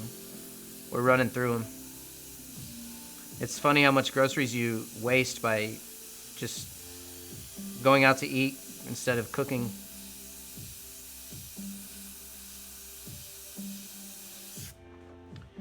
Well, that grilled salmon too, man. So we have right next to us, we have a fresh fish market, and I'm talking when I say right next to us. If you look out my window, you can see the fresh fish market from our window. And we've only been there once so far, but we mean to go back because we're in Florida, like right near the water, so a lot of fresh fish coming in. I want to get into maybe spearfishing because I'm mostly like vegan or vegetarian. I don't eat a lot of meat or any meat at all, but we'll eat fish sometimes, especially if we catch it ourselves.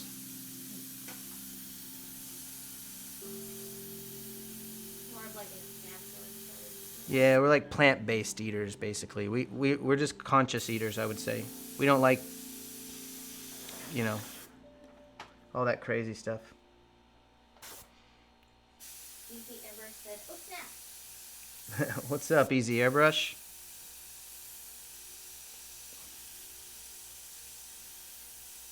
What goes good with buffalo cauliflower? What do people usually eat with buffalo wings? Beer. Just beer? Yeah. Buffalo wings go best with beer. They just eat wings straight? Wings and beer, yeah. And celery and carrots. We have both of those. We have carrots for sure.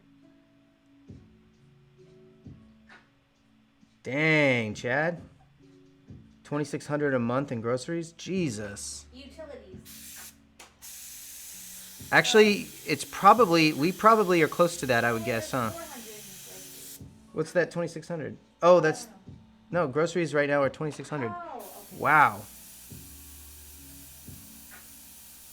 Actually, I don't know. If we did the math right now, we probably would be somewhere in that ballpark. Well, no, because there's an amazing little family-owned fruit and veggie stand down the road from us, and that's where we've been getting all of our produce. And since we're mainly plant-based, that's usually what we eat.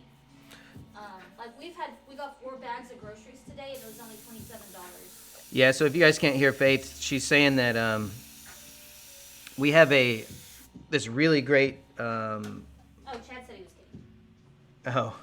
we have this really great farmers market close to us, and we're able to get really good prices on produce there, which is a dream come true for plant-based eaters. So we were just there today getting more groceries. Faye said it was what, $26 for a whole bunch of 27 for 4 bags of fresh food. yeah, 4 bags of fresh produce was 20. What'd you say? 27. Huh? 27. $27.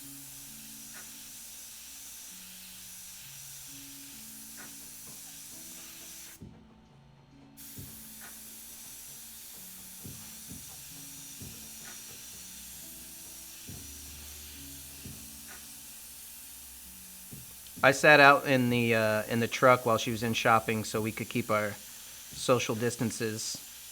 Oh yeah, they're being really good. They asked mean, one person per household. Yeah, so they asked that They one just have to person be per enough to household split go it in. together 'cause we were paying separately. Yeah. So Faith and I will take turns who's going in or who's paying or whatever, so or who's shopping.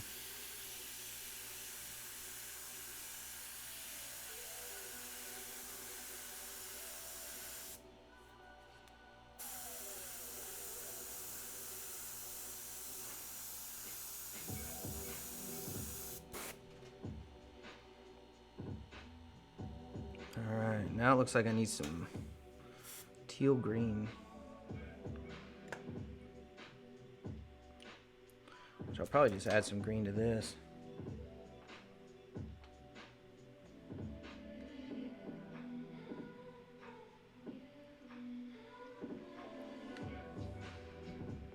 Actually, I could probably get away with just doing straight green.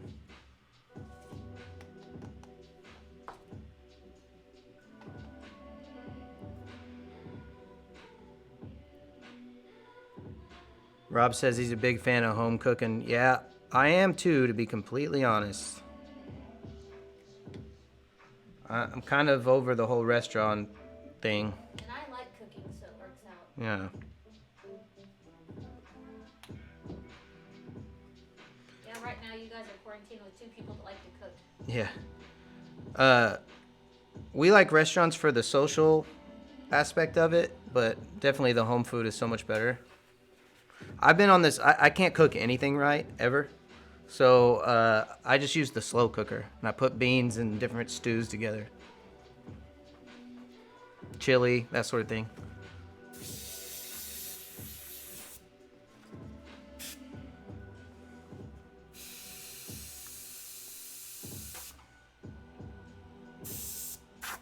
What compressor do you use? I'm using a silent air compressor by the company Silent Air. Yeah. It's just a small, like 1 gallon silent air compressor.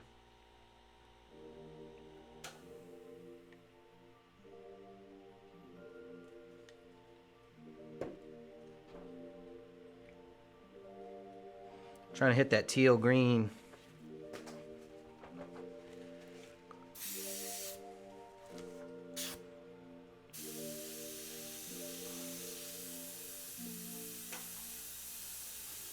One of my favorite colors right now. What's that? Teal's one of my favorite colors right now. Yeah, it's still a little greeny green for me, but we'll get it there. Should probably just add a lot more blue to it.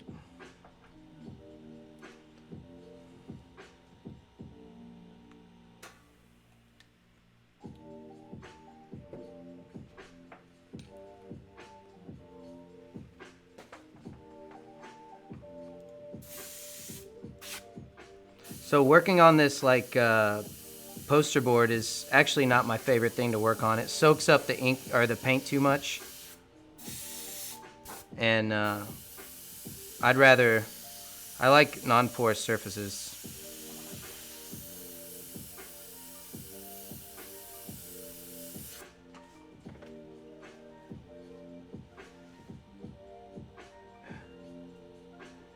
He says, "Pay attention to the lady." What does that mean?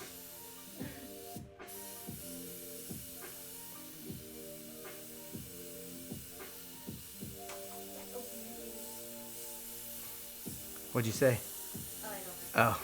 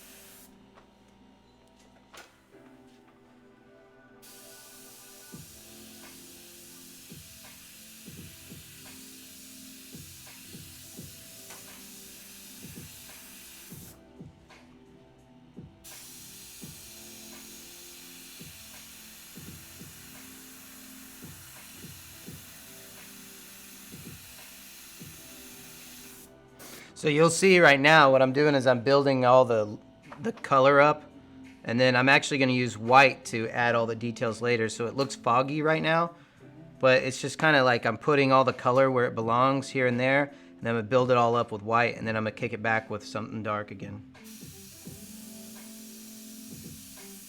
David says, I hate how porous surfaces catch so much overspray. Yeah, they do.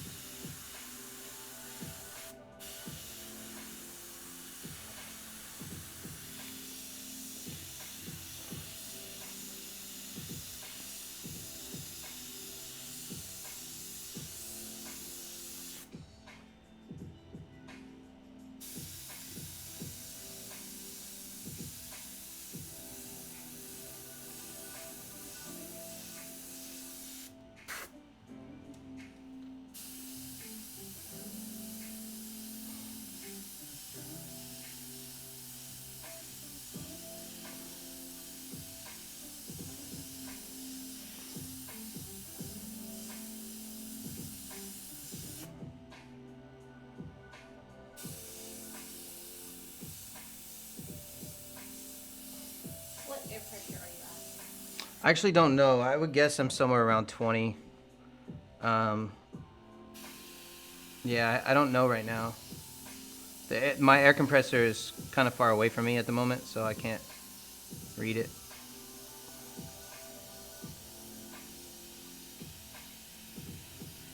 So you'll notice here in a minute, this painting's gonna look really funky for a second. But that's kind of how I build it up. I play with all the like color and where it goes, and then I build it up, and then I start fine-tuning it from there.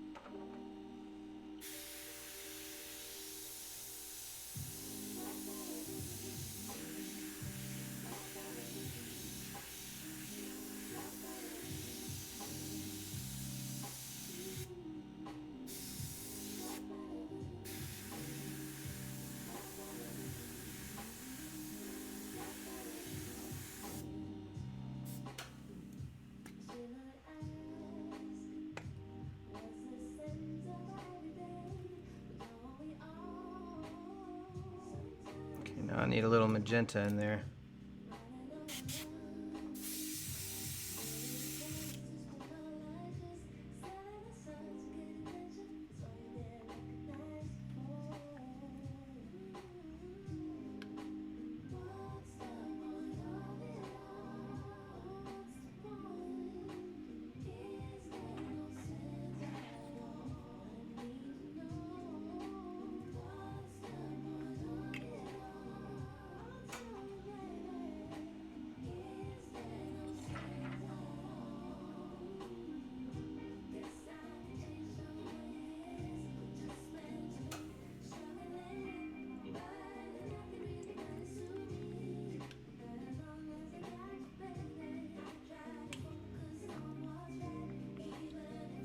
So I'm just adding some magenta. I'm gonna start kind of adding some of those rosy colors in there.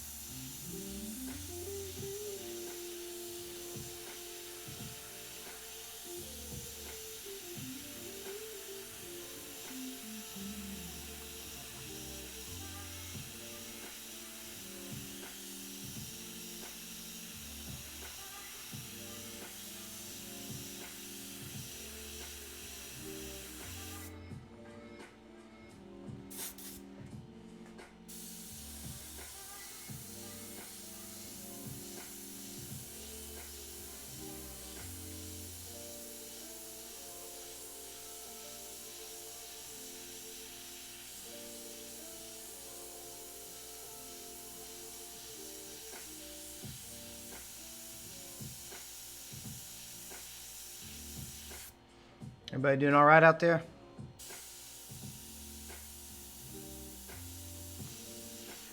Right now I'm just building in the darks. It'll start taking shape here pretty soon.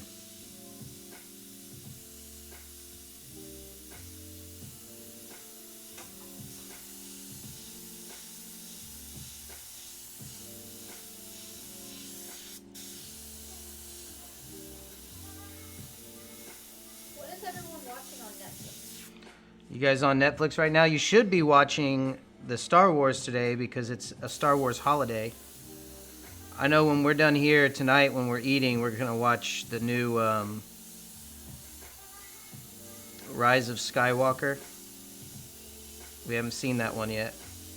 We have seen all of The Mandalorian though. We watched it as it came out, or when it came out, I should say.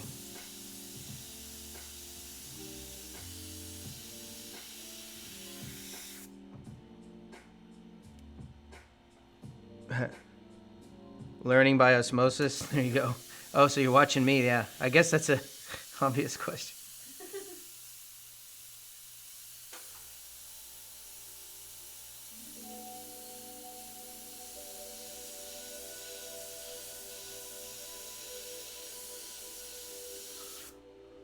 Well, what we're doing tonight is not really like a formulaic kind of process. It's more of a make it up as you go kind of process. It's more of an intuitive, yeah. Like what I'm doing right now is kind of intuitive. It's not necessarily like planned out. In fact, there was absolutely zero planning going into my process tonight.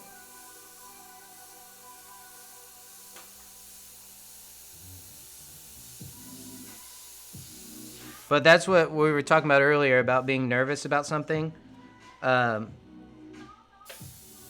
Just trust your instincts and trust that you'll get there. That's kind of what I'm at right now, just kind of making it up as I go, understanding that with each layer I get closer and closer to the right answer, you know? Like, I always tell people, especially in my classes, I always tell them, like, there are no mistakes, there's just getting closer to correct, you know? If you shouldn't think of it like, oh, I messed it up. People say that all the time, oh, I messed it up. It's like, no, you didn't. You're just another step closer to figuring out what correct is. As long as you stay on target and you stay on that path, you'll get there. There's nothing that you can't fix. There's nothing that you can't correct. This is painting. It's paint. You can paint on top of paint on top of paint. Now, if it was tattoos, that's a different story. That should be planned out and thought out. But what I'm doing right now, just painting, it's just kind of, you know, figuring it out as you go.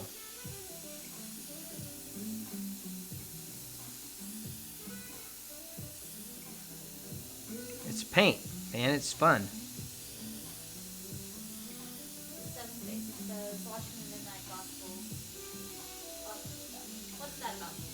Midnight Gospel? Is that like church?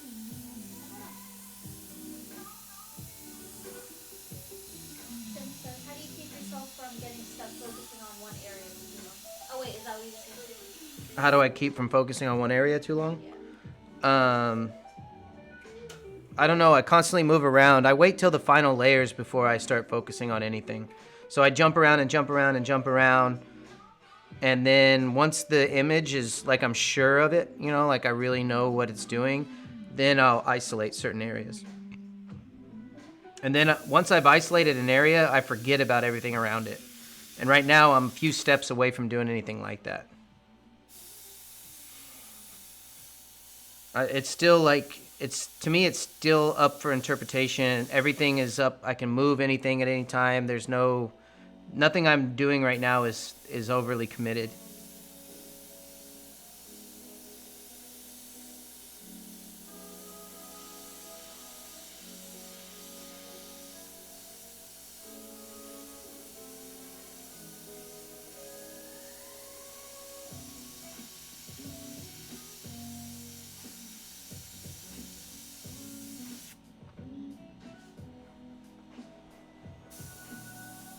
I am thinking about the next steps as I do these. So if I make a move, I think about, okay, what am I going to do with that move later, you know?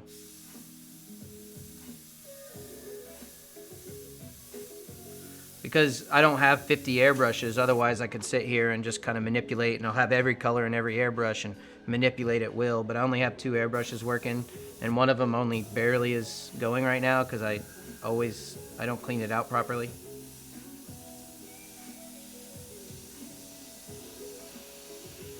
So right now, I'm more focused on value than color. I'm just trying to bring all the values down and not really concern myself with the color. I actually desaturated my reference a little bit so I wouldn't be distracted by the color, because the color is less important at the moment.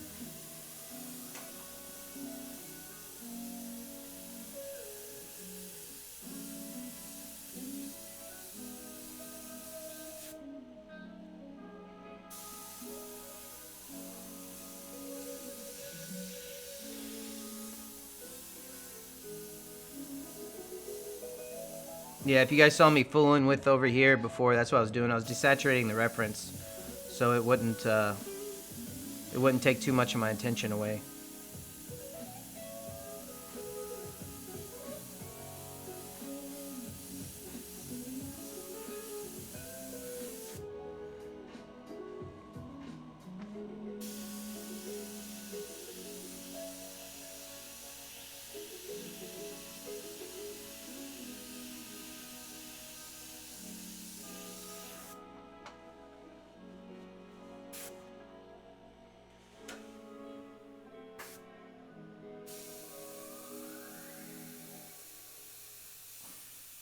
Seven Faces, that does sound awesome.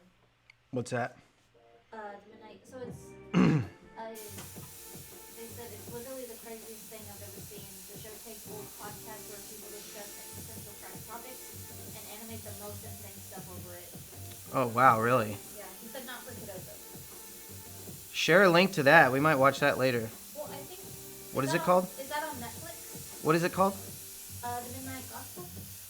So they animate podcasts?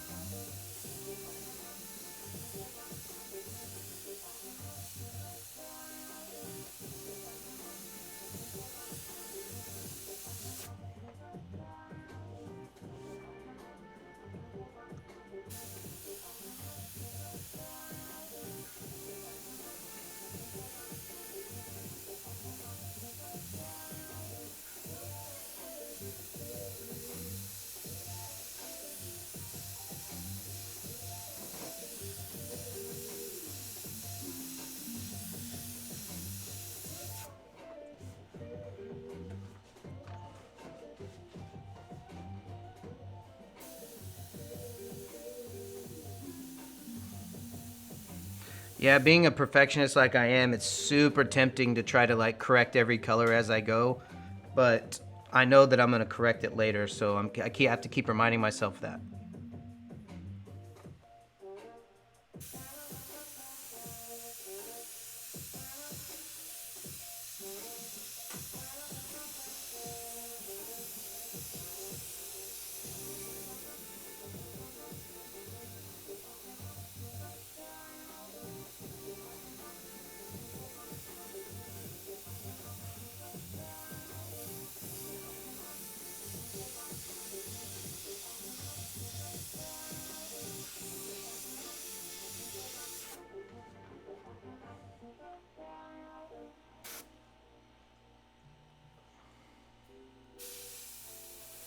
Anybody else have some TV shows they're into these days? Faith and I need another show.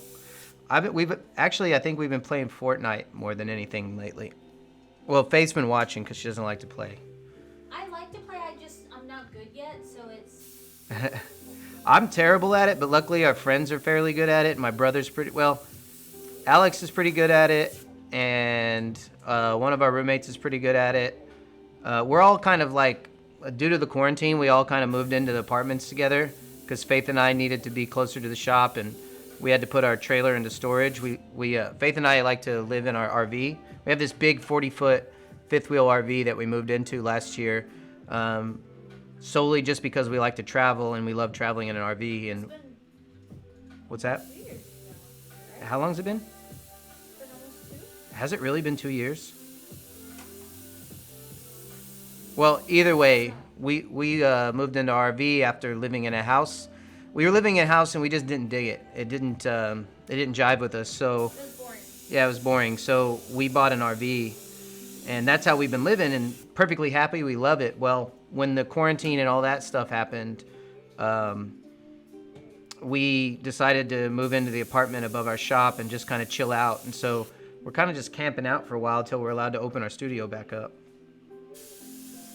So a lot of it feels like being in college. That's what it feels like. You know, in college, you guys just play like video games and you study all day, and yeah, that's kind of what it feels like. Except I've been painting a lot. I'm painting more now than I did probably all year. Aussie Adventurer says, "Hi, could you recommend what to purchase as a first timer who would like to learn? You know, Yes. basic stuff without going overboard. Big ask, but links to products would be helpful. Thanks." Okay. So I put together a beginner's kit, and it should be ready on coastairbrush.com. If you go to coastairbrush.com, I'll see if it's there. it's probably not there yet. I don't know. Dave hasn't called me, but Dave and I got together. Dave owns Coast Airbrush in Anaheim, California, and he and I got together and we put together a beginner's kit just for those questions, because it'd be hard for me to go through everything. But if you call Coast Airbrush, and I know you're in where'd you say she was from? Oh, I don't know. Just Australia? Aussie Adventurer. Oh, are you from Australia? You may have import problems, but I'll tell you what, if you call Dave,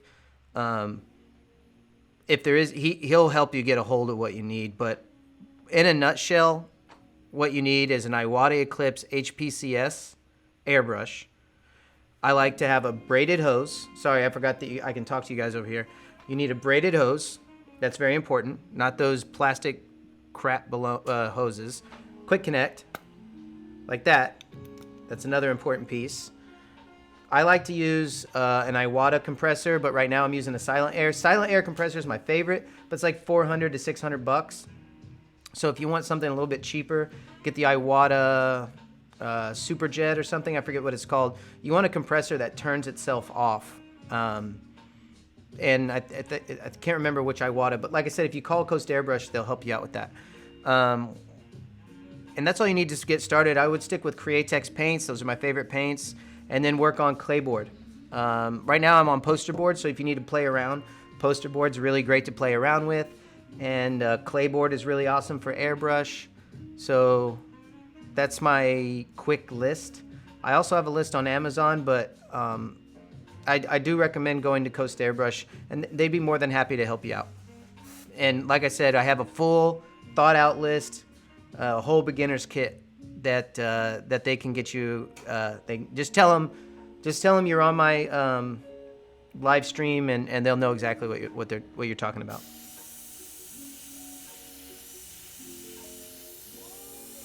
And we're supposed to have a link for it. We just created it not that long ago, so the link isn't up yet. I created it when I started streaming. Well, we created it, Dave and I, the owner of Coast Airbrush.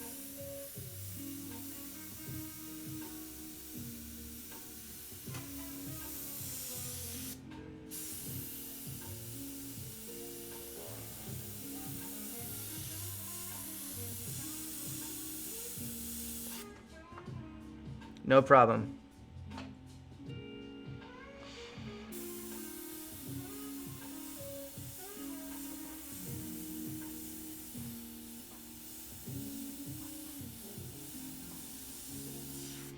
But yeah, like I said, what I'm using is all you need.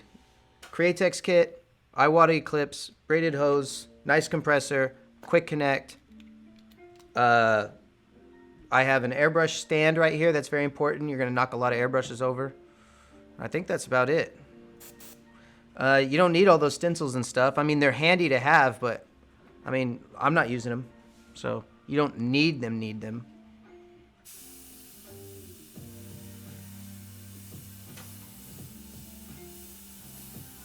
As you can see, I don't use any freehand shields.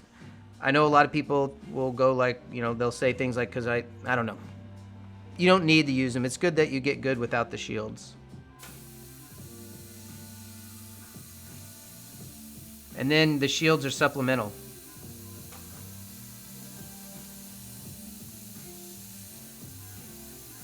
It said, I'm not okay with this. It's a good show on Netflix. I'm not okay with this. I haven't heard of that one, I don't think. Have we? I don't know. Yeah.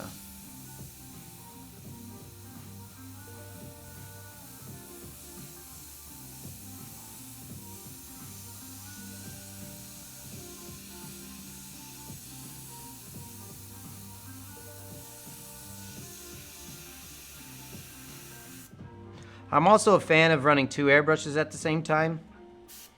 I know that's not feasible for a lot of people, but if you can afford 2 airbrushes, I definitely recommend 2.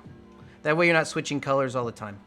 Although I'm coming out with a set that we're going to be working on this week. So if I don't stream a few days this week, it's probably because I'm working on it.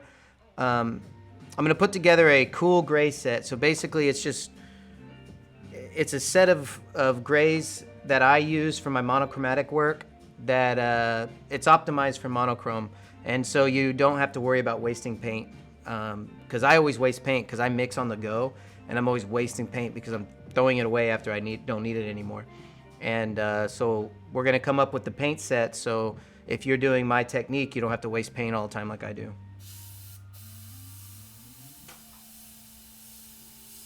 But that's something I'm going to work on this week, is coming up with that paint set.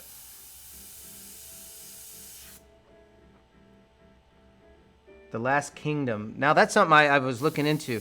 That's one of those shows that I know I'm going to get addicted to, so I don't watch it for that reason. Kind of like why I don't play video games a lot, even because I know I'm going to get addicted to them. And right now I'm pretty much addicted to Fortnite and what's that? A few other games. I think Modern Warfare has got me. So like at the end of the night, I'll see that video game over there or that movie or show, and I'll be like, I'll back off. But The Last Kingdom definitely looks interesting. I'm just scared. I'm scared I'm going to get hooked. So Rob says he used air tool couplers on the compressor, filter, and braided hoses. Nice. I'm not familiar with air tools. Maybe I use them and just don't know it. Air tool couplers. Yeah, I haven't tried that out. Oh, is that the kind of like a snap? I don't know what they are. I'm not even gonna guess. But yeah, trust me, if you guys have better ideas than me, I'm not opposed.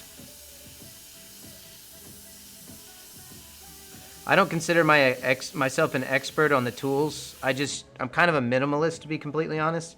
I use the bare bones minimum. You notice I don't use any stencils. I don't use anything. I use paint, airbrush, compressor. So I'm not the best person to ask about what tools are the best. Because like I said again, I use as few as I can.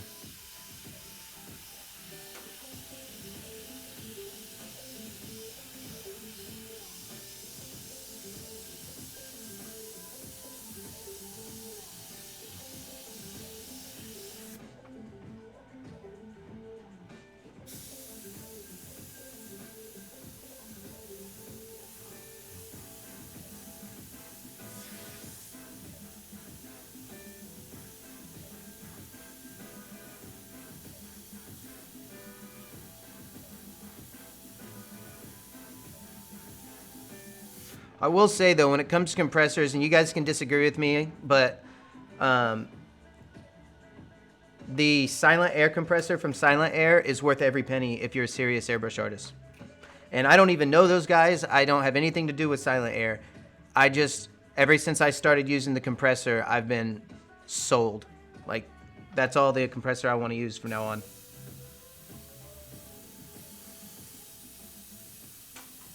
It's definitely a where have you been all my life kind of compressor. Just because it's quiet. You guys can't even hear it. It's right next to me. Well, it's behind. I can't reach it, but like, it's so quiet. And I've used like California Art Tool and a few of those others, and granted, I might not have used the right one, so I can't claim to be an expert on that, but this is the quietest compressor I've ever used. And to me, that's worth everything, because I want to hear my music when I'm painting, and that's it. I don't want to hear this bah, bah.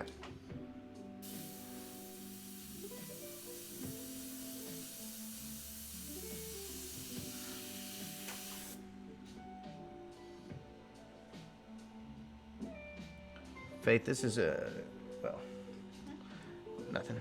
My tablet's about to die. I gotta plug it in for a second.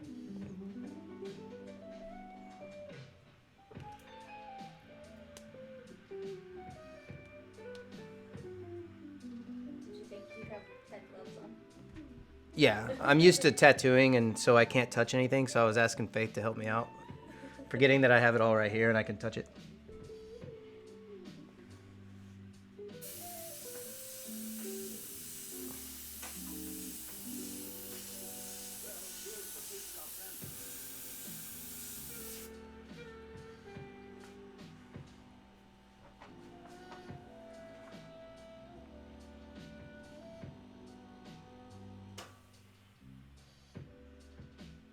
Chad says he picked up a used Silent Air for $200. Boy, that's a steal.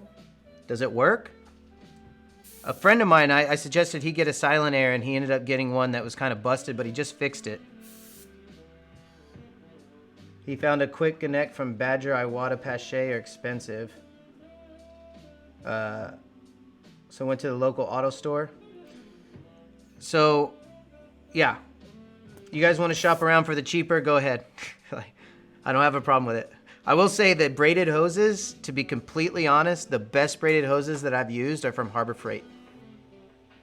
Which you would never think that, but it's true.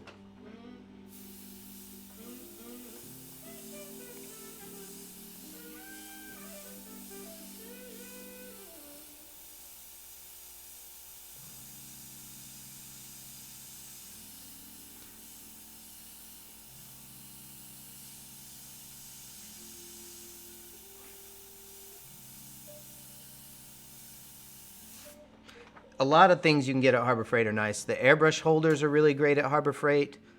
The hoses are really great at Harbor Freight. I think that's all I get there. Toolboxes are cool. Yeah, the toolboxes are nice. In a pinch, I'll use like their spray gun or something like that. So if I'm out of state and I can't get access to any tools, I'll use their paint guns. Oh yeah, I've used a buffer from there. Now that buffer is janky, but it gets the job done.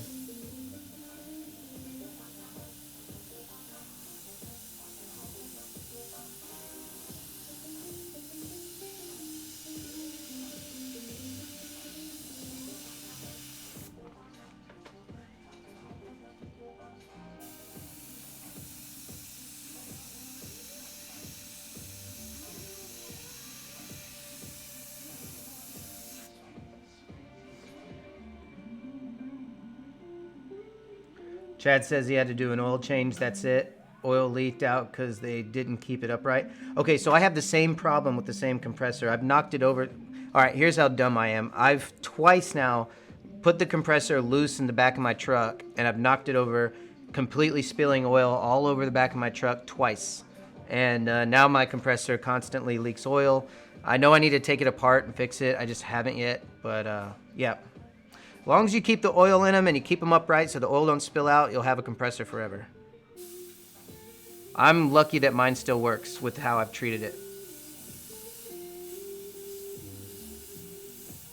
And I'm not a very like mechanically inclined dude. Like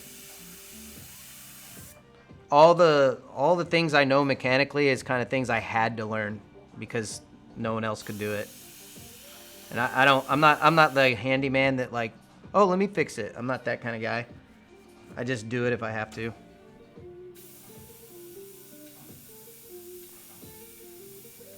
And a lot of times I find myself in a situation where I can't ask for help and there's nobody around. So I take it apart and I figure it out.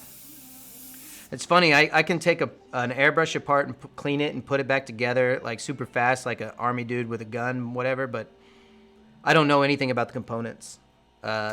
If I'm talking shop, like if I'm out with one of my students at a class or whatever, and we get on the topic of airbrush and the technical stuff, I'm a dummy. Like I can take it apart and I know why it works, but I don't know what all the parts are called. I don't know. I'm just not a technical kind of guy.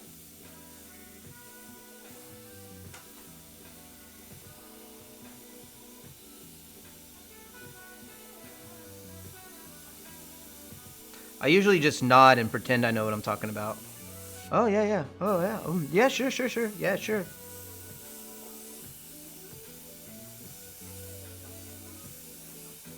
Yeah, yeah, totally. You know what I'm saying? Yep, yep. And the inside, I'm like, no, I don't know what he's saying.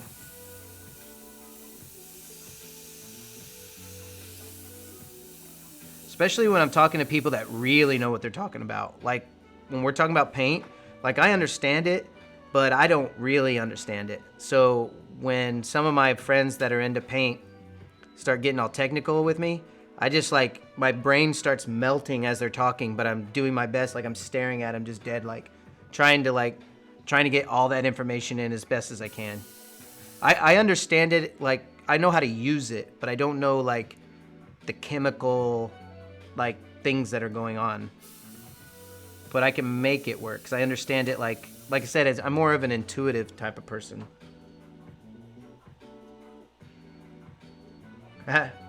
Your iPad's gonna die? Well, plug it in while you watch, man. That's what I'm doing. Mine's plugged in right now.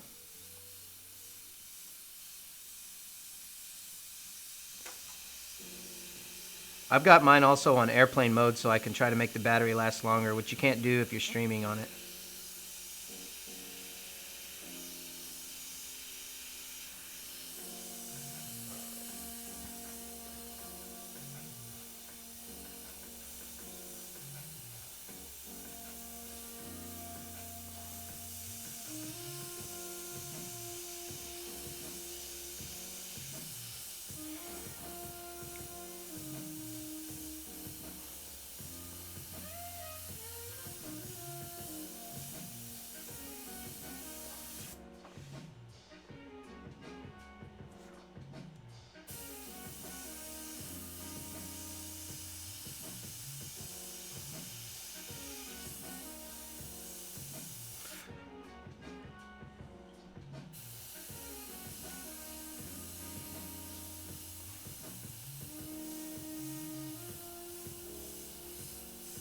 What are we doing on time? 2 hours and 21 minutes. I budgeted myself 4 hours to finish this. Let's see if I can make it.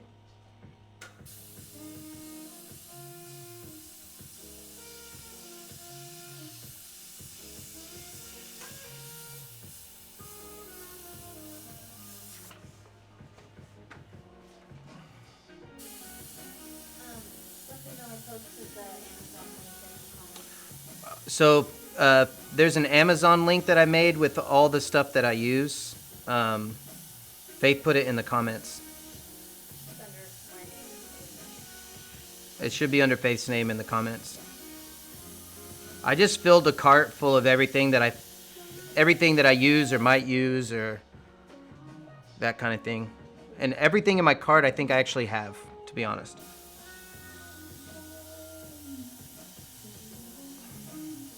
And I tried not to put anything in there that I wouldn't actually use.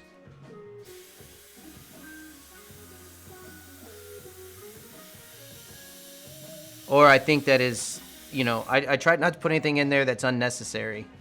Like, I consider everything in that cart necessary. For me, anyway, for my style of painting.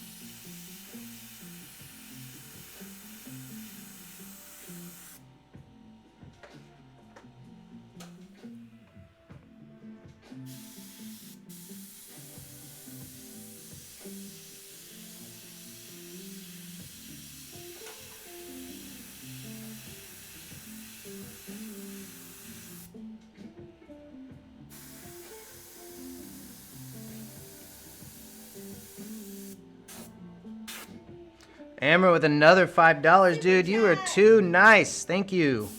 Thank you so much. Man, that's so awesome. Thank you.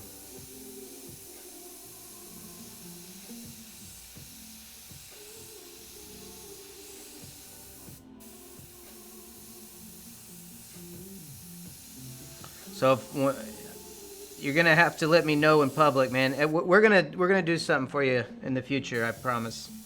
Maybe if I get some prints made, I'll hook you up. Which I do plan on doing prints. I just need something worth that I want to make prints out of. Which that's the plan. That's another reason these super chats are so cool, because it affords me the time to make the kind of artwork that you guys would want to hang on your wall. Most of my artwork is commission based, so I never really make anything that cool. Well, I mean it's cool, but you know that I could sell as you know, commissioned artwork, or as fine artwork, in other words.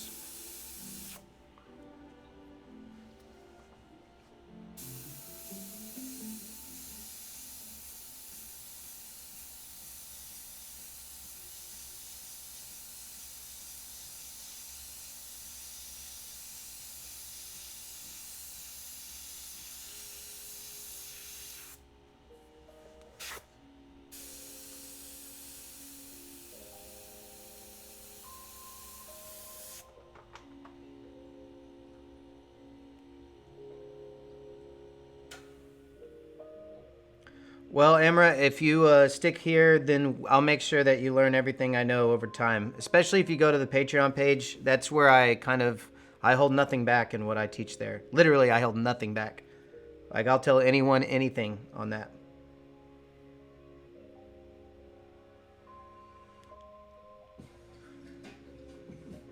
All right, Rob. Well, hopefully you can come back after you're done with the dishes. Put your iPad on charger. If not, this will still be up so you can watch it later.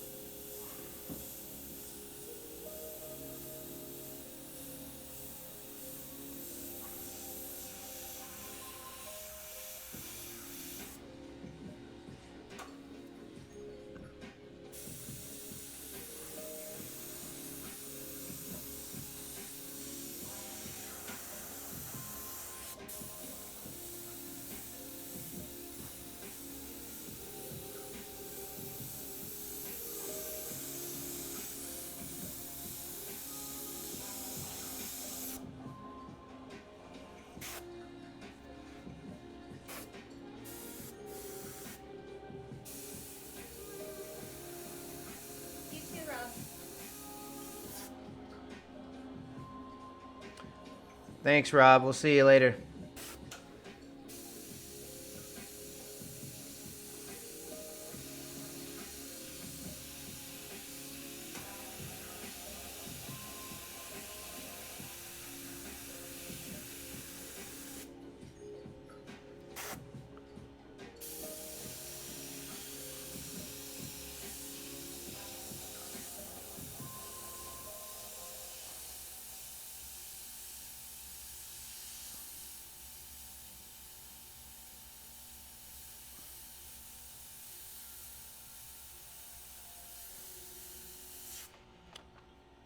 What's up, Todd?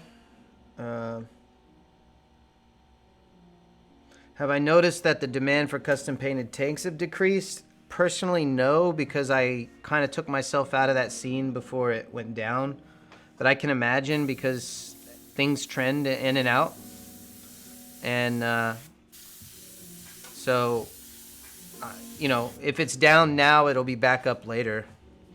I kind of pivoted to tattoos for my main source of income, so I really didn't, I wasn't around for its decrease.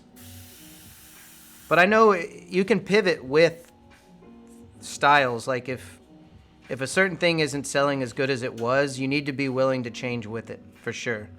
I know a lot of guys, they get on one thing, they try to like if one thing's selling really well, they go all in on it. And the problem is it might not sell that well in the future. So before you go all in on something, you need to be ready and willing to change with whatever it's doing. And I'm sure you are, but you just got me on the topic.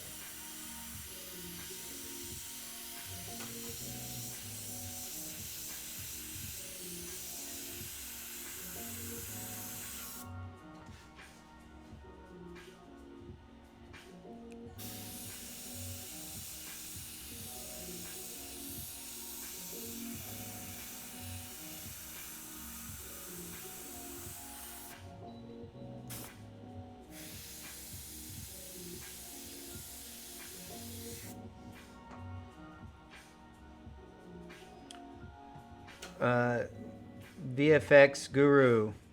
Is that visual effects? Is that what you do? That's cool. The thing you've been missing from your airbrushing, patience. Yes, patience is everything.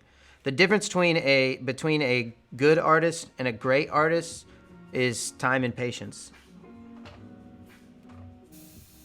You got to be willing to put in the effort.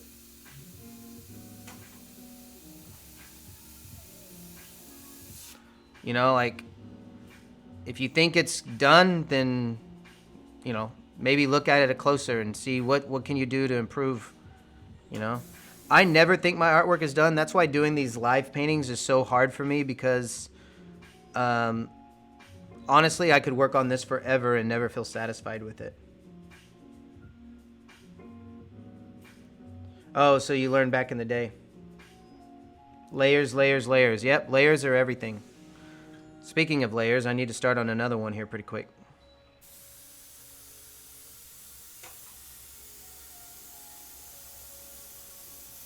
So you're going to see me go in with white here pretty soon, and you're going to freak out, and you'll be like, what is he doing? I'm like, don't worry, I know what I'm doing. It's going to look funky, though. But before I do that, I think I'm going to add some of the darker colors. I think I need to add a little bit of blue into it. And then I need to add some red.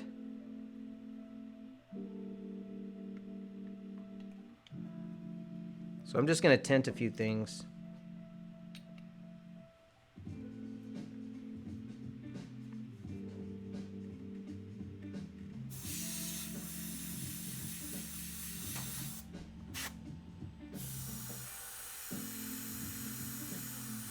Yeah, doing skin texture takes me so long. Or like texture for like a wool or something. Oh yeah. Yeah, textures take forever, but that's the difference. I mean, if you're doing this for a living, especially, take the time in the beginning to do more for less, and then eventually like your money and everything will pay up or pay off in the end. So it may be too much in the beginning and you're not making the money worth the time that you're putting into it, but it'll catch up. Which you probably are. I'm not trying to make any assumptions. I'm just kind of talking my experiences.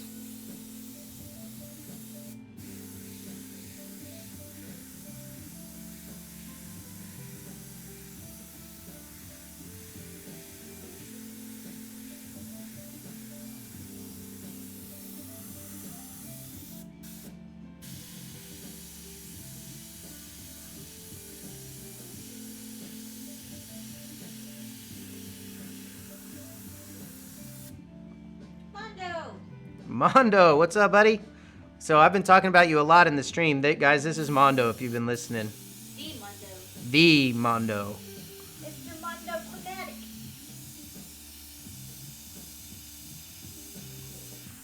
Mondo's the guy that taught me to tattoo.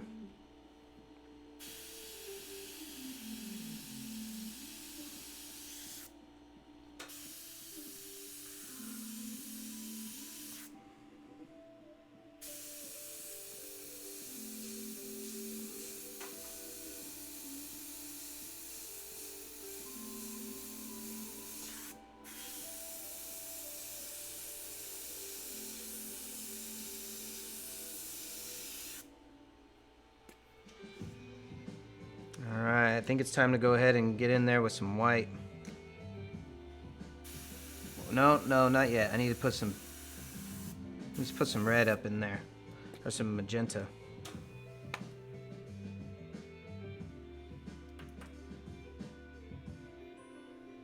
Don't be so dramatic.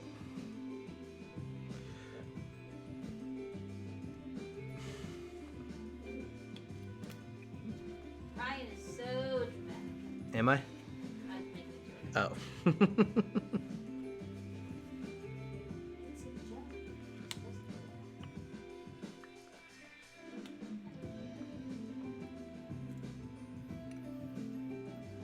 Mondo says hi.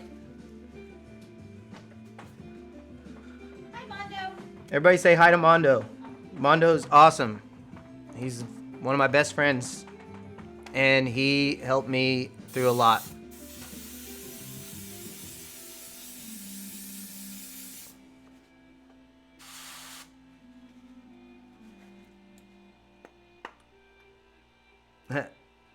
Ryan's a diva. All right, whatever. Toad's a diva. You guys are gonna make me self-conscious now, which I already am. So, all right. Where's my magenta?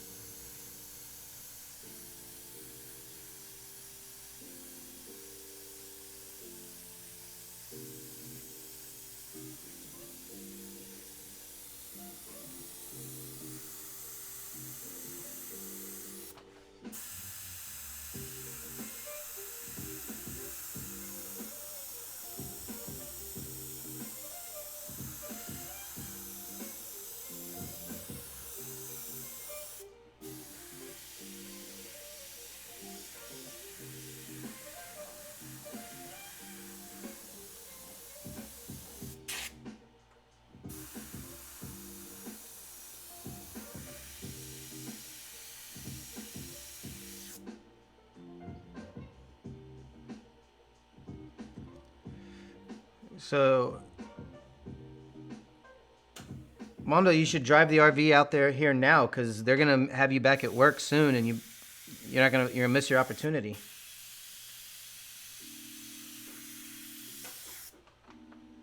Across the entire country? Yeah, dude, can you imagine? Mondo, when are you gonna get another chance to go cross country? That's a lot of gas. Or diesel. I don't know which one that is. Mondo, you can do it. Get out here.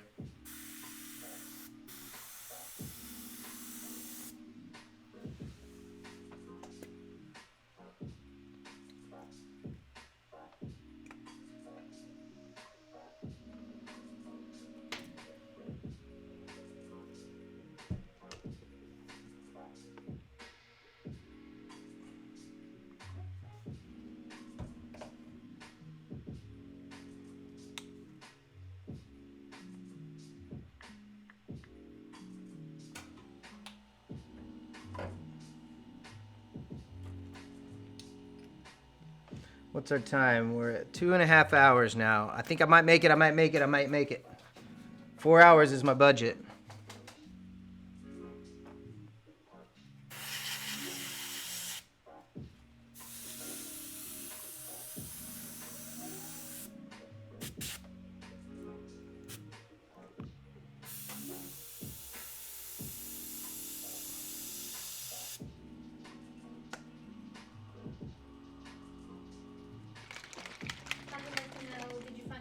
to translate your artistic style to tattoo? No, because I had guys like Mondo, and I had friends like Liz Cook, and I had David Machany, and Franco Vescovi, and I had guys like Puppet, and I had so many cool people, Danny Elliott. I had so many great artists around me all the time that helped me through a lot. So the transition was a lot easier than it should have been, thanks to those guys helping me out so much.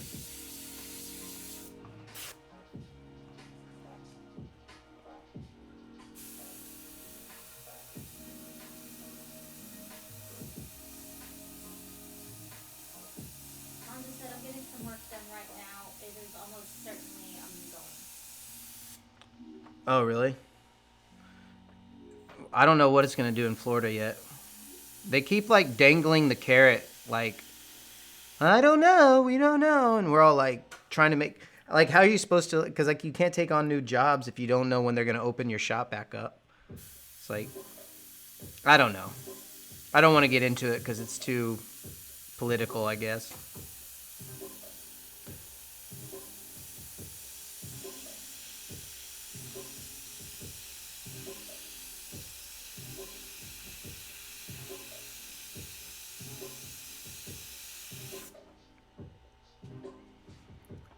If you do come out here with the RV, I'll give you a list of all my favorite RVs from at least here to Texas. All of our favorite RV places to sleep. Yeah, Mondo, if If you don't just want to sleep at like truck stops, we have favorites. Hey, Walmart makes the trip so much cheaper. Use Walmart and use truck stops, and you'll be here in no time. Faith and I have already done it. We've done it a bunch of times. There's a great RV, or not an RV park. There's a great welcome center, travel stop in Louisiana that we always stop at. Yeah, there's a travel stop in Louisiana that has like Wi-Fi and everything. It's super cool. There's free coffee when you go in there. There's these really nice ladies that will tell you all about the town. You can go in and watch this robot bird tell you about swamps. Yeah. In a dark room. It's pretty cool.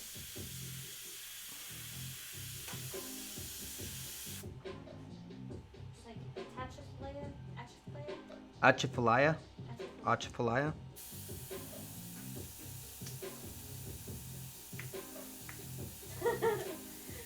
Alex said if maybe Alex can do it, you can too. Yeah. If Alex had a stomach bug or food poisoning. That was only from Texas, but Alex has done it from California too. Oh, right. I forgot about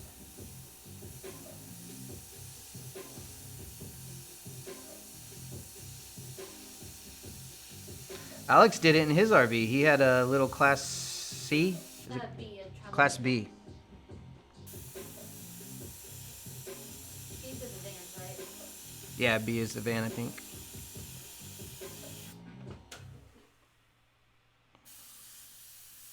We all about that RV life.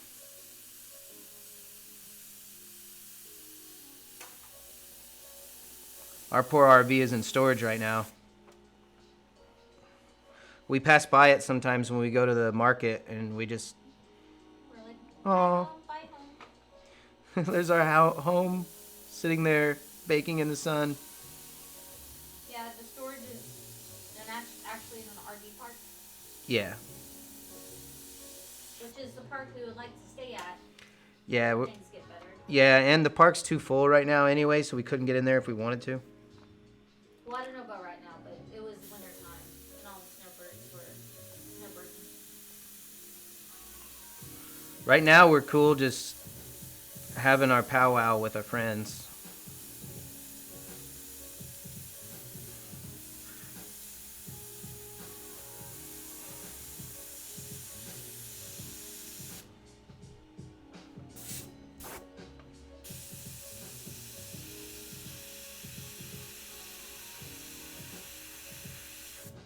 Luckily, we still have our tattoo shop and everything, which is where I am right now. I'm inside our tattoo studio, making use out of it since we can't tattoo out of it.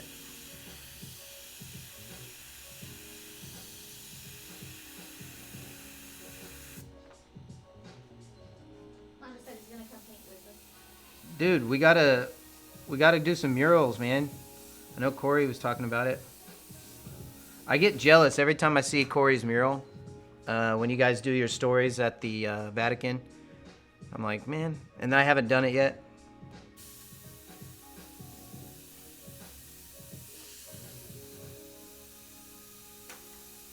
We actually put too much texture in our walls because we were in such a hurry to get everything finished that we didn't take the time to texture the walls right. We just wanted to get done.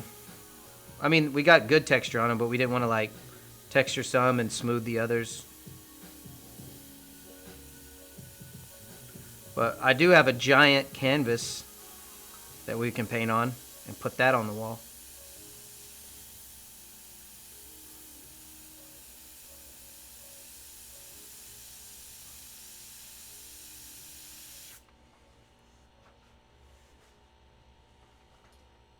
So maybe when Mondo comes to visit, he can live stream with us and you guys can all meet him. He does really great Disney characters. In fact, I think you've been doing a lot on your Instagram and stuff like that. So if you guys go to Instagram.com and look for Mondo Chromatic, you'll see his work there.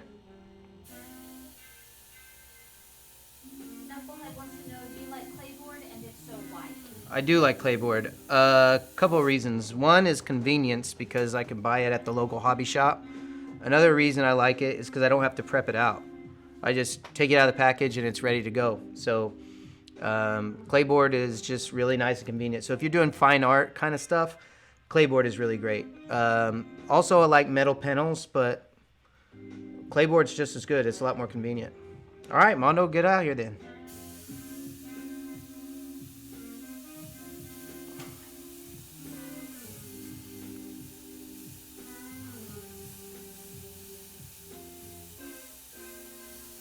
I definitely suggest if you haven't painted on clayboard before, get you some clayboard. There's some on Amazon.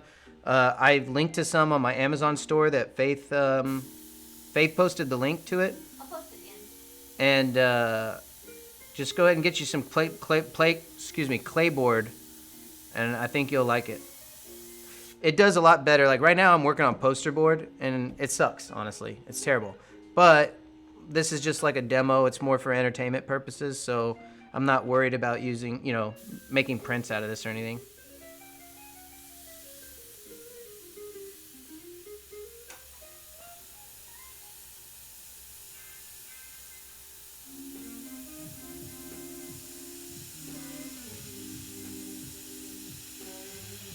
I do plan on getting a lot more, maybe some metal boards and some clay boards and just having them there, but for right now, I'm just... The live stream just started, so we're just playing around, getting a feel for it, I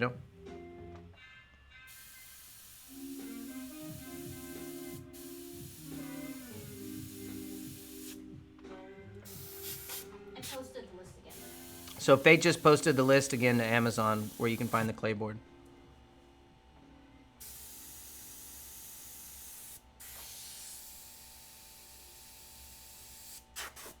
I need some opaque black for some of this.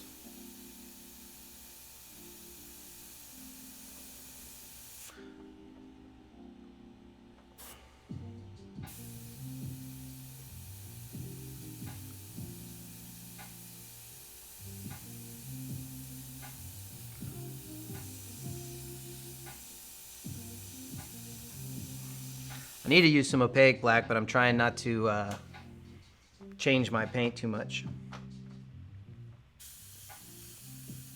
Sorry guys, I always look at the chat and I forget to talk to the camera.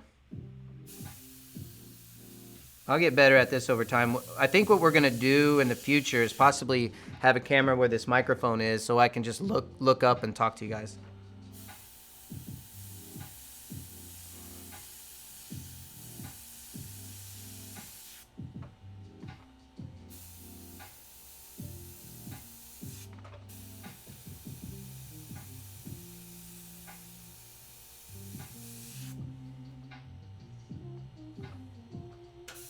You're up on Stacey Mondo's TV. Oh, am I? Oh, great. Hey No pressure. No pressure.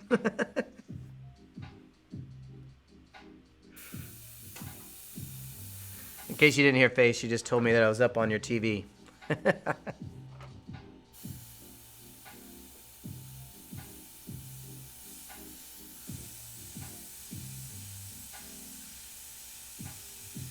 That's cool. It's like we're hanging out, but not hanging out.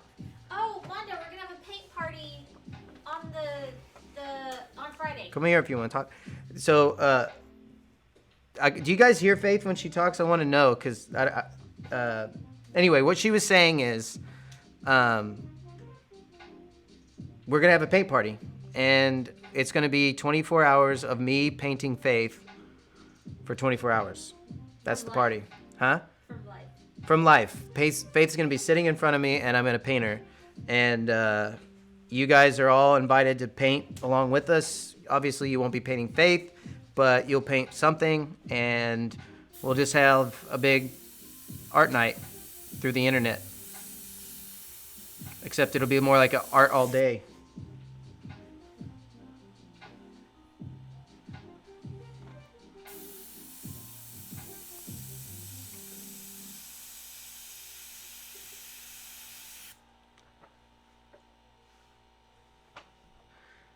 Skateboard channel says our setup is great.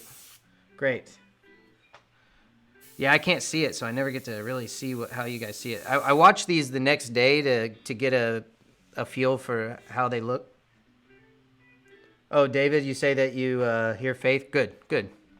Awesome. I want to try to get her a microphone in the future so she can talk to you guys more clearly.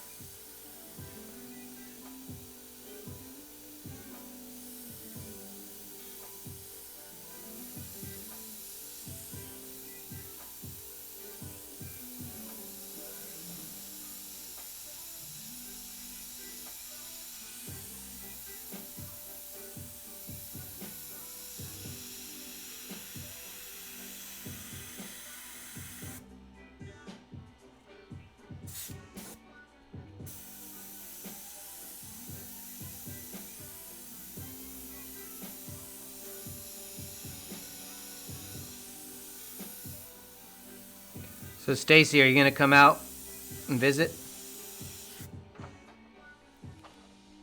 I miss you, Stacy. Faith says she misses you. I do too. I can't wait to see you guys again.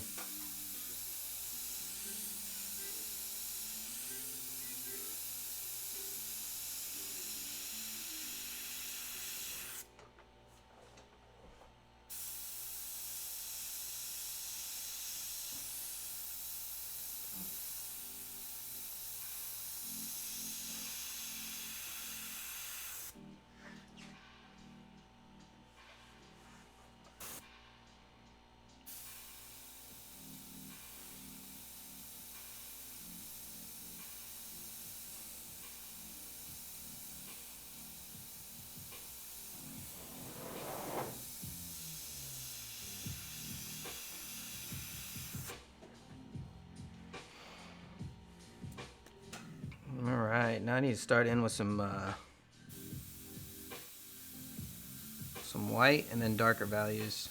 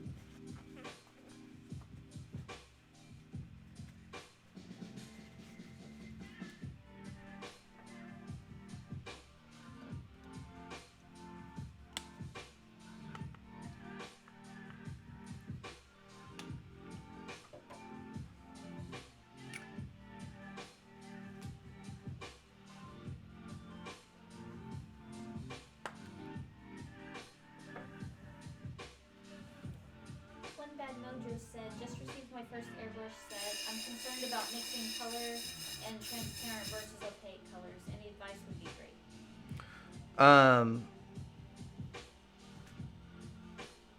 You're concerned about mixing transparent versus opaque colors. I would start with just the Createx Illustration colors, just the standard set, and just mix around and play around with those. The opaques are something that is a good finisher. I'm going to use some later, but I had some trouble the other day with some opaques where I mixed the transparents and the opaques together, and they didn't play well together. And it could have been something else. I'm just making assumptions about that. But if you just stick with the basic set, and I think I've linked to that one even on my Amazon page, that's all you need to play with in the beginning.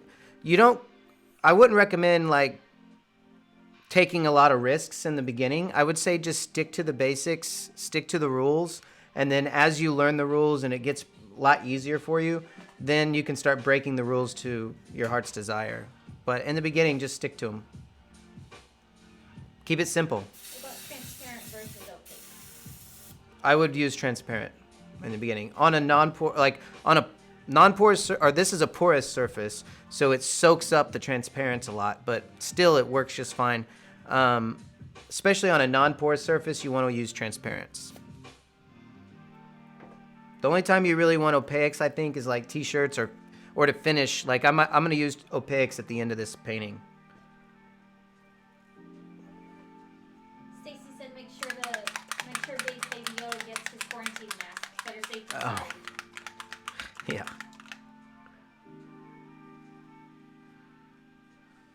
I'm not sticking a quarantine mask. I can't even wear those things, man. I know I should. Faith and I, we keep putting them on, and then I don't know. We just keep our distance from people, and we don't breathe on anyone. We just try to stay home, and we go to the grocery store, and we stay away from everybody. Get in, get out, move on.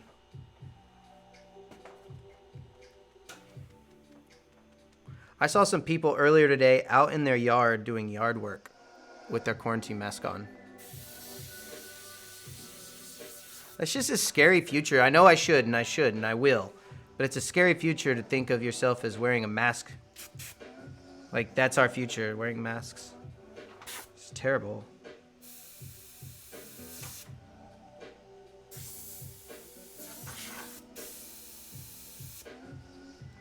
Bad Mojo said thank you and thank you for doing this. Great work. Thank you. I'm going to check my hose real quick, because it shouldn't be getting moisture, because I got that moisture trap on there. I'm going to see what it is. Always check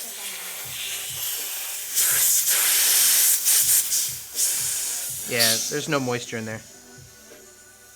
I was checking my hose to see if it was getting moisture, because I was getting some weird stuff, but it's not. It's clean. So it's just something with my airbrush.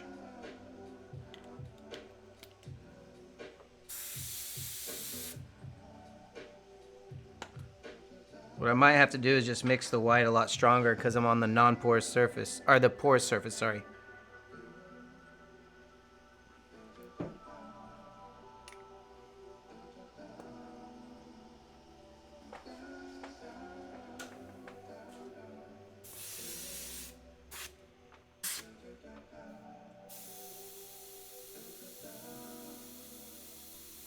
So what I'm doing right now definitely works a lot better on a non-porous surface.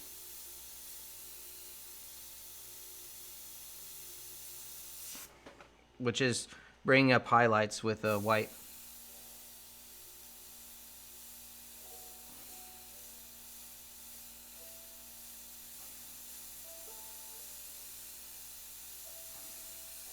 So a lot of people say there's like a blue shift when you go white on top of green or white on top of whatever. There is, but I'm anticipating the blue shift. I knew it the whole time I painted that I was going to get it, and I'm like purposefully letting the paint shift.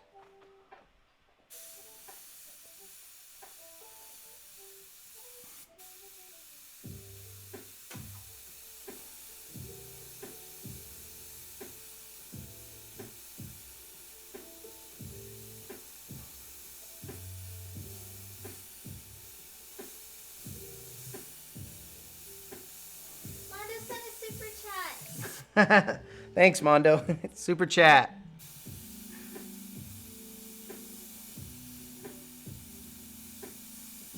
It's a jazzy little parrot.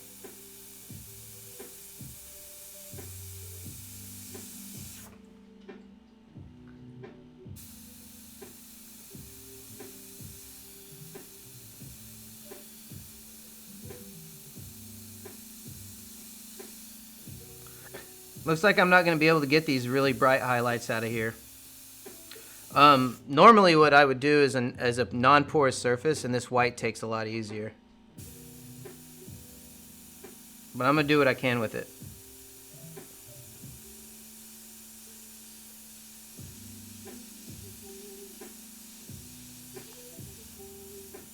I know the whole parrot in one of the super chat is saying gold, but it looks like he's saying go, go, go.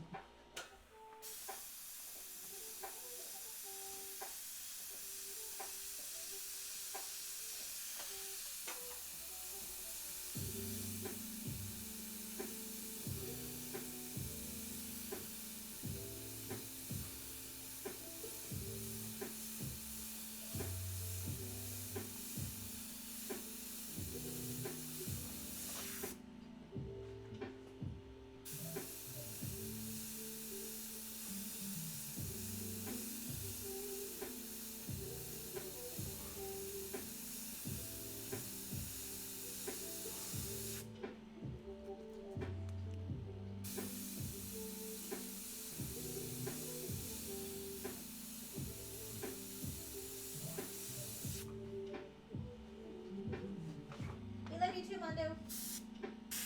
Yeah, we love you too, Mondo.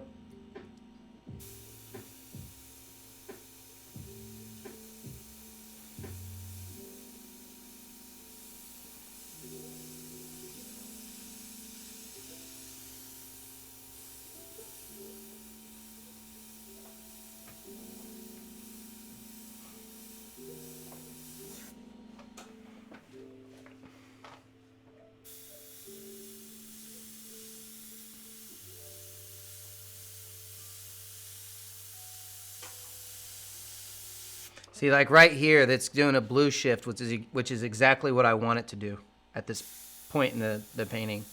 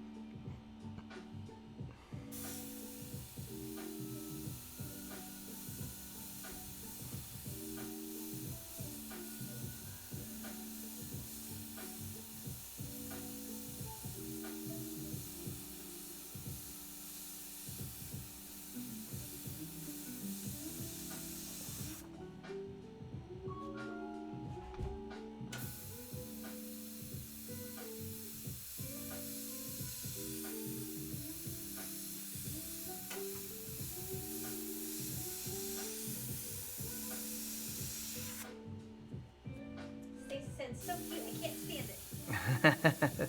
Thanks, Stacy. Wife says, been following for a long time. I paint for Jeff Koons, and we have watched some of your videos in the shop. Well, thank you. I appreciate it. Glad to see me making videos again, William. Thank you, thank you. I'm glad to be back. You can thank Alex for that. He's responsible for setting this up. He's skateboard channel on here. Well, thank you very much.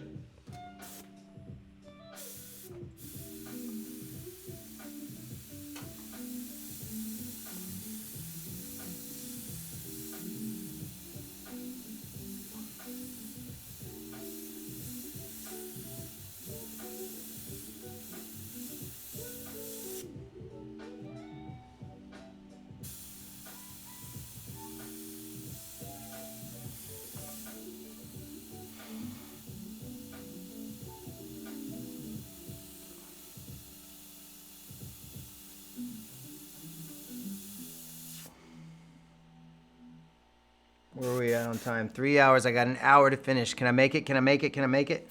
I think just keep going. I'm gonna keep going, but I'm gonna see if I can hit my my budgeted time. If I don't hit it, I'm gonna finish this anyway. Don't let Baby Yoda down. Yeah.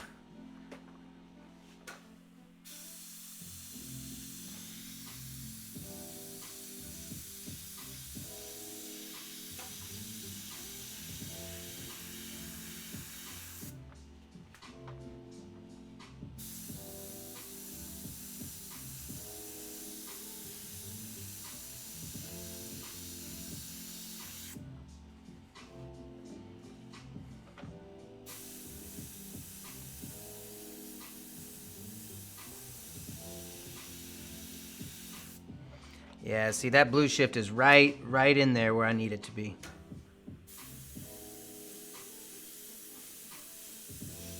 Perfect.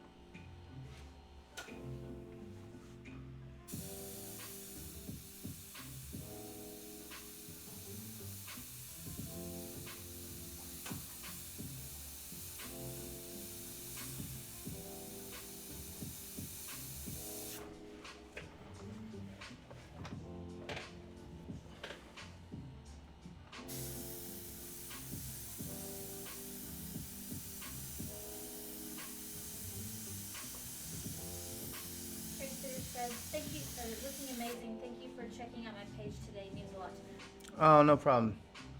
Alex is saying hi over there. She's distracted.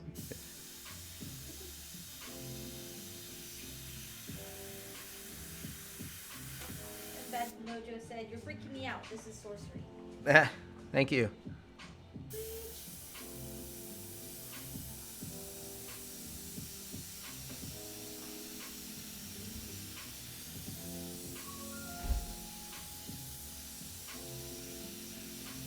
Why do we have a pot holder?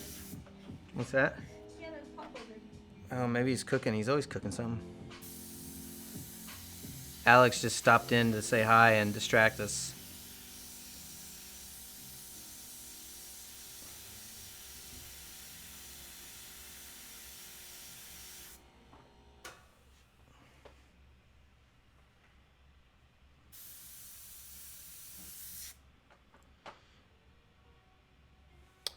Jolly says, I'm the reason that they picked up the airbrush. Have to finish washing, what is it? Watching in the morning. Well, no problem. It'll be here waiting for you. Thank you very much. I'm glad I could help inspire you. And then Mike says no had a question. What's that? Can I talk? Sorry, it's going to take me a minute to read this. Can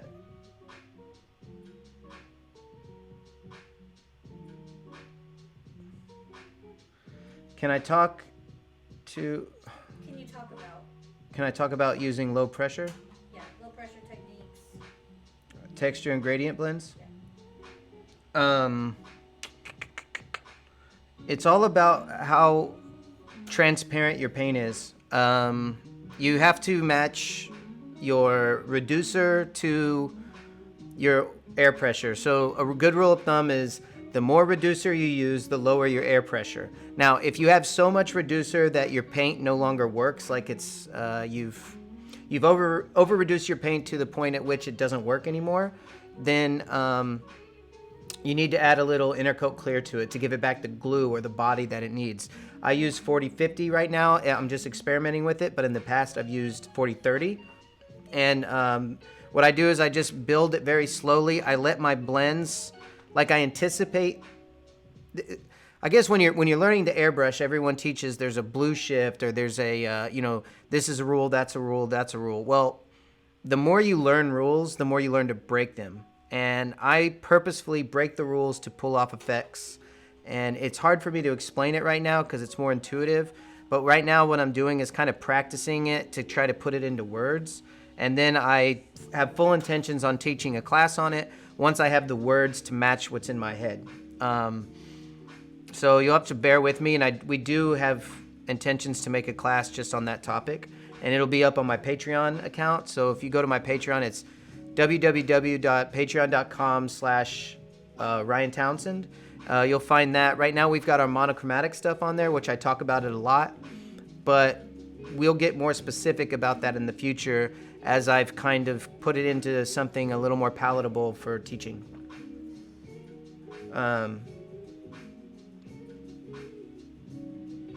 Brian says he appreciates my how-tos. He's been following me for a long time. Thank you very much. I appreciate it. I appreciate you appreciating me because that's why I do it. Thank you very much.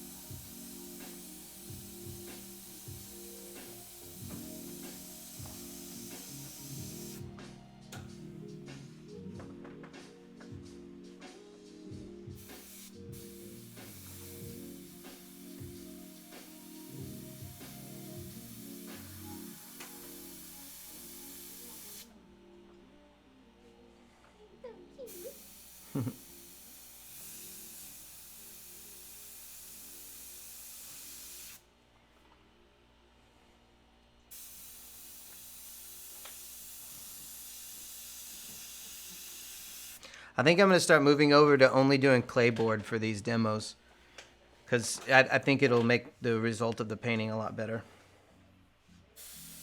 But these are fun for practice.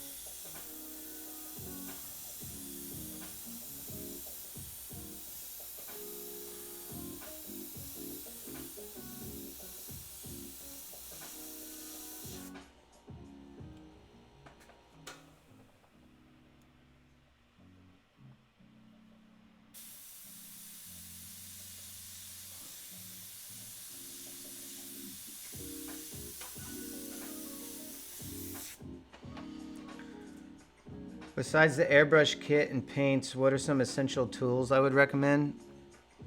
A nice compressor, a nice hose. Actually, I posted up a. Faith already posted it in the comments, right, Faith? There is a Amazon list that I made with everything that I think is essential for a complete airbrush kit. Now, we're also putting together. What's that? Yeah. And we're also putting together an airbrush kit with Coast Airbrush that we have been working on. Dave Monig, owner of Coast Airbrush, and I have been talking back and forth. And we're putting together like a really, really basic kit and then maybe a more advanced kit. And then we'll kind of work around it from there, just seeing what you guys need and want from the kit. But my really basic kit that is going to be available on Coast Airbrush, it's available now. You can actually just contact them and ask them for it, and they'll know. They've already got the kit ready to go. They just haven't posted about it. But yeah, if you just get on coastairbrush.com or if you call up there, they can get you the kit that we've designed already, which is just a very bare bones basic kit. But if you go on my Amazon account, you'll see a more like thorough list that's everything. Now, there are some limitations because there's some things on my Amazon account that you can't get. You have to go to Coast Airbrush to get a lot of the stuff. So the Coast Airbrush kit is going to be a lot more what's the word? Correct, I guess. It's what I actually use without compromise.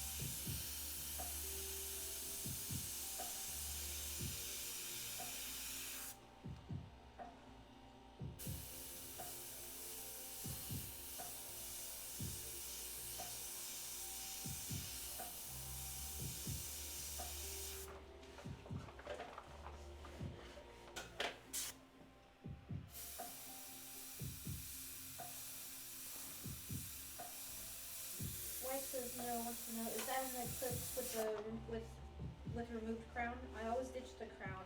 Yep. Why do they even bother with the crown? Always builds up. Yeah, I guess that's just there to protect the needle because the needles are so easy to bend. Yeah, but I don't keep that on there. Air Todd says, hi, Ryan. What's up, Air Todd?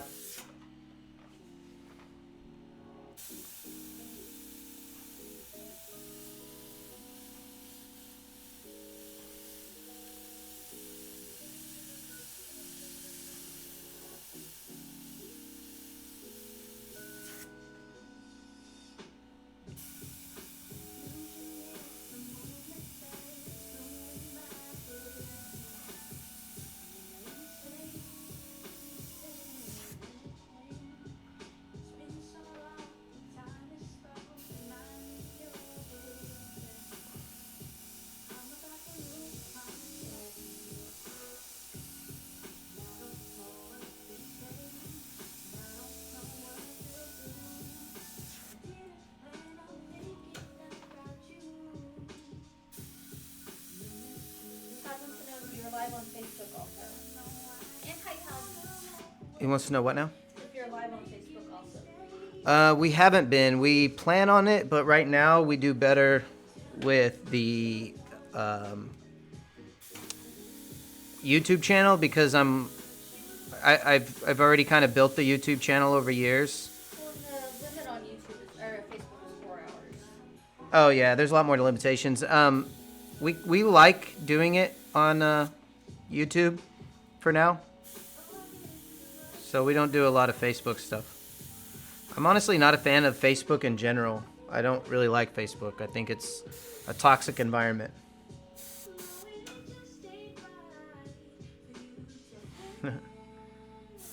Cheating on Mike. You talking about Michael Valley?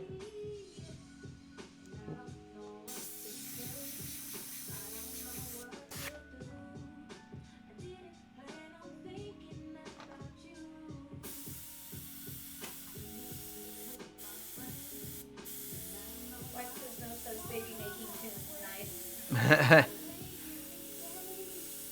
This is a playlist called like Twitch and Chill. It's like it's like unlicensed music, so we just royalty free. Otherwise, they would take my monetization away.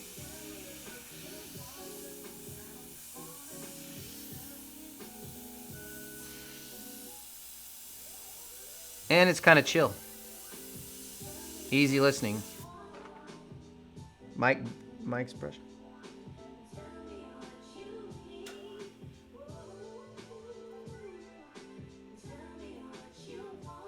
What's up, Chaotic Concepts? Well, thank you. I'm glad I could inspire. I appreciate it. And it's glad to have an airbrush in my hand too, or it's good to have an airbrush in my hand. Sorry, when I'm painting, I get well in the tattoo world we call it tattoo brain. That's when you can't recall words correctly because you're using so much of your artistic side of your brain. And yeah, so everyone's like, I couldn't recall anyone's name, or when I'm talking, I'll say incorrect words constantly because I'm definitely locked into the other side of my brain.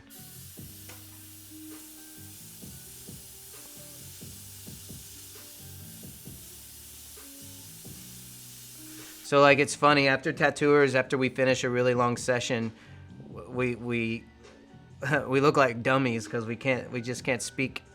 It's like, I'm sorry, I got tattoo brain. It'll calm down after a while. It takes a minute for your mind to get back to normal.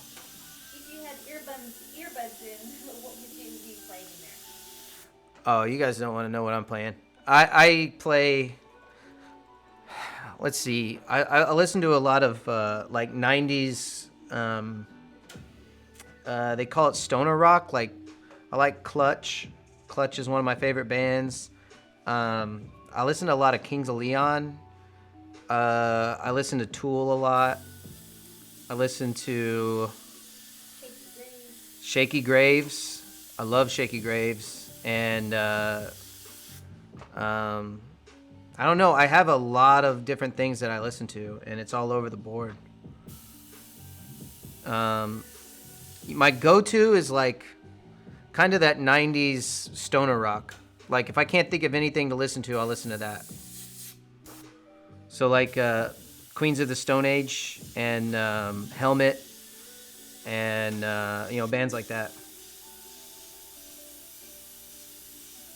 Like Corrosion of Conformity.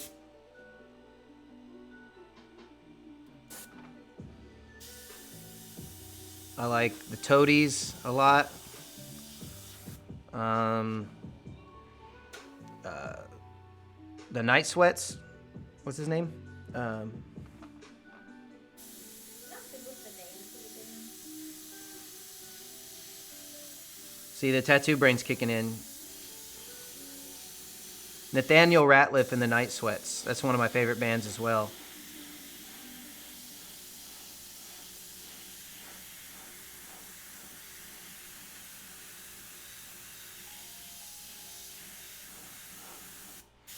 And then I listen to some, like a little bit of rap. Like I listen to, well, shoot, I can't even recall anything right now anyway to even try to say it. Just depends on my mood, really.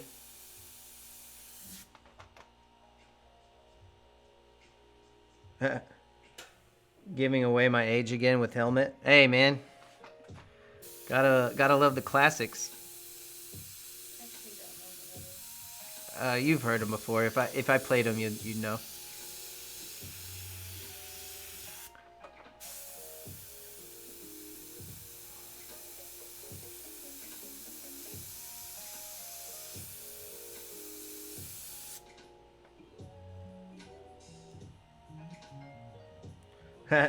You're the only one that no, dude, in our last tattoo shop, we listen to that all the time.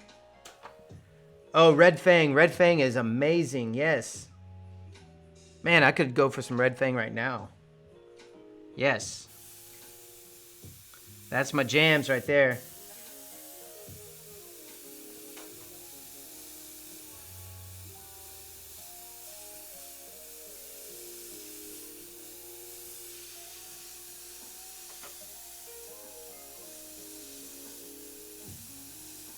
It's funny when I'm tattooing, everybody always complains that they'd never heard of my music before, and I'm like, I don't think it's that obscure.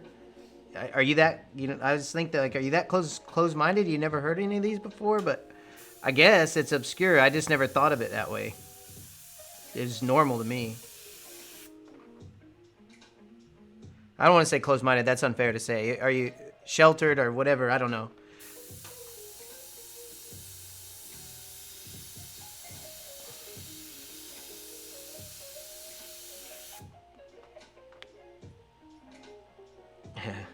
Are you talking about Red Fang has the greatest videos? Yeah, I saw that one where they're like in a they're in a house or something.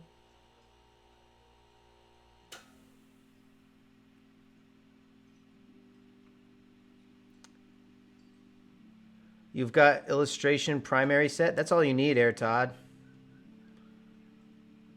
You should use them. You don't really need all the colors. You really only need the primary set. All the colors are just handy to have. Like I love having all the colors, but I know that I don't need them.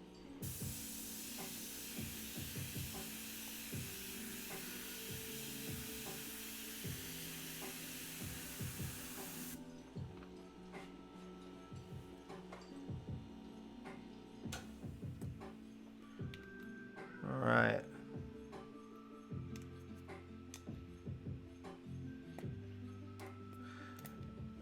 Is it upsetting when a tattoo client comes in for blackout work? I've never had anyone ask me for that. But I don't know. I think blackout work, I would just do it. Normally I wouldn't, but if I didn't have anything else to do, I'm just like, all right, you want me to drill on you with some giant mag and some black? I'll do it. But I've never had anyone ask me for it.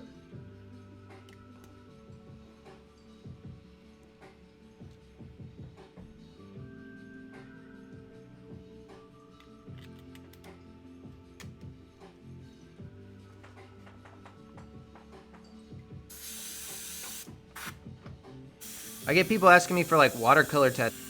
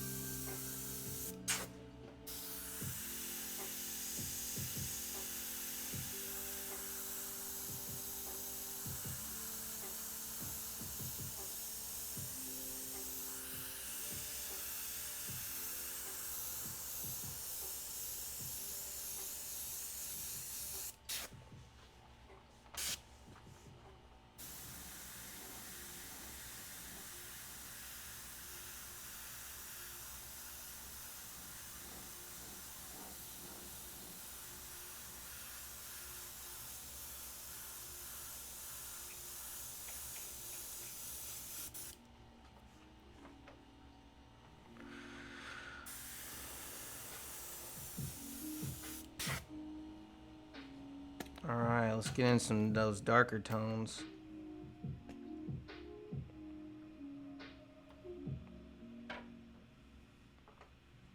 Make sure my gray is in there good enough.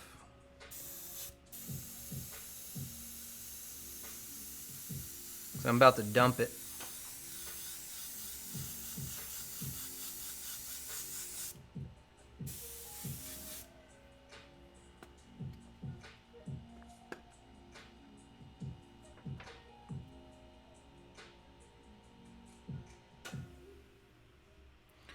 All right, now we need to make a very specific green.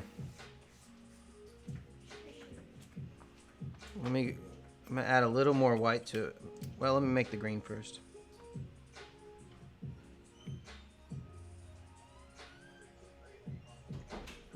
So it looks like it's just a lot of green, a little bit of blue, and then some gray actually.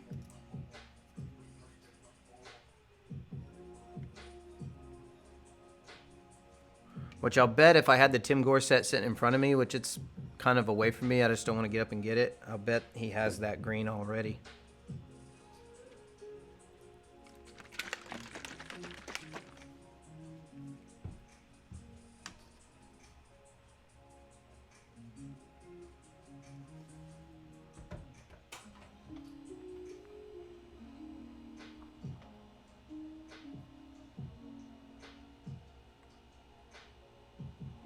All right, let's see what I made.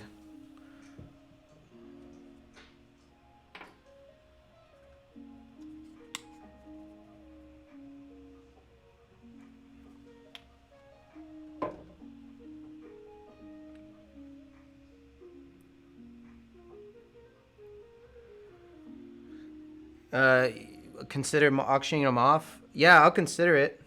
Yeah, I'd be down to do that.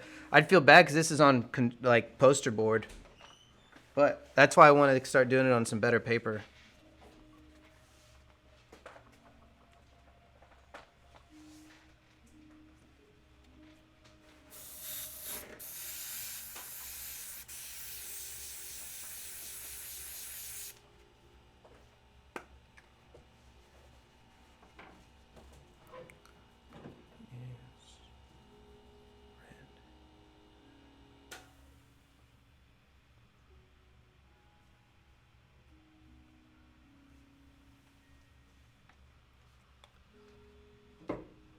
Trying to nail this color.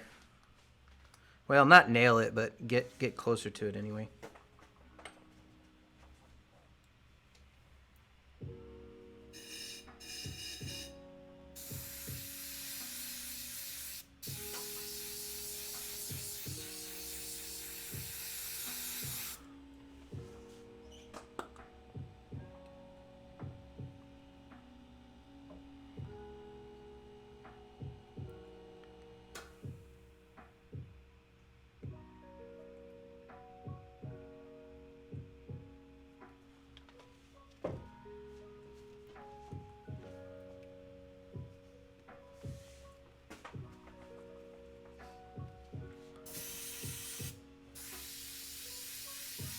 Why is it still so green?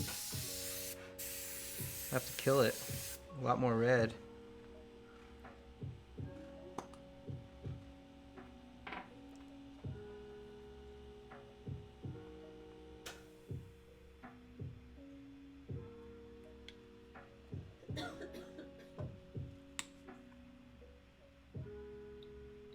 So the idea is not to nail the color 100%. The idea is just get somewhere in the ballpark, and then I can move around the values if I wanted to, or move around the color.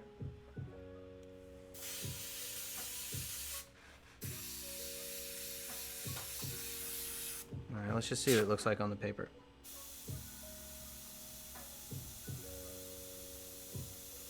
Not bad. I'd like it to spray a little smoother, but that's not bad.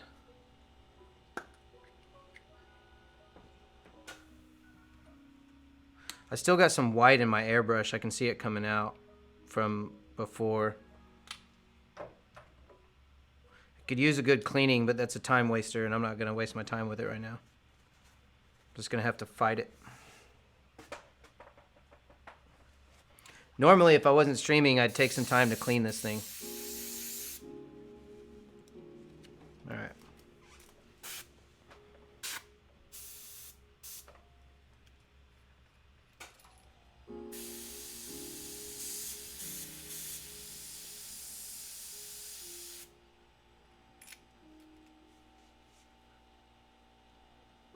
There's like little bits of white pigment still stuck in it.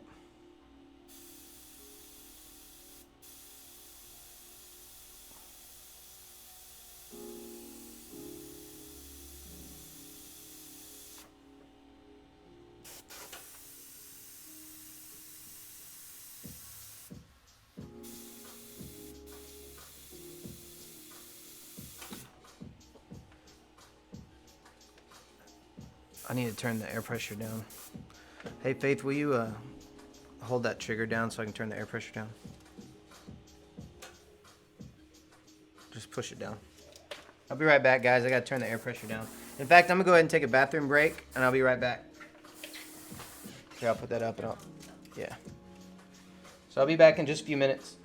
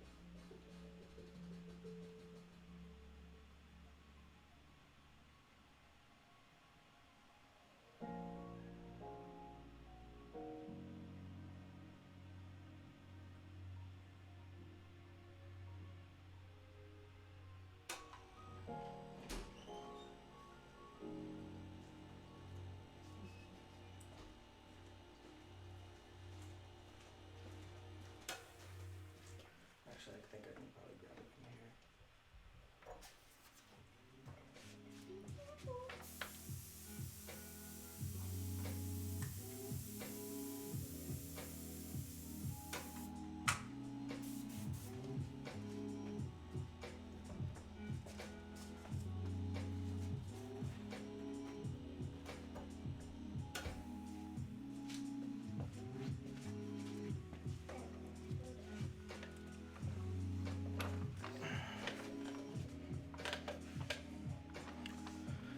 All right, I'm back.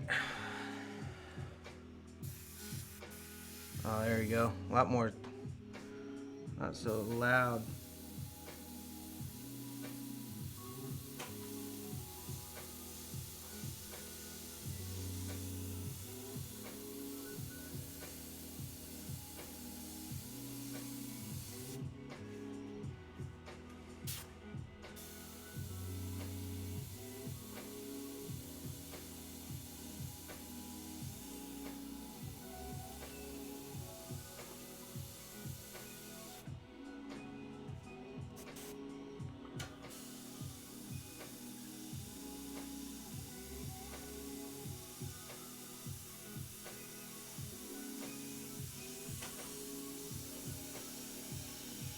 So I'm using the 4011 reducer right now, and I think it dries a little slow. And I want to start using the 4012 probably.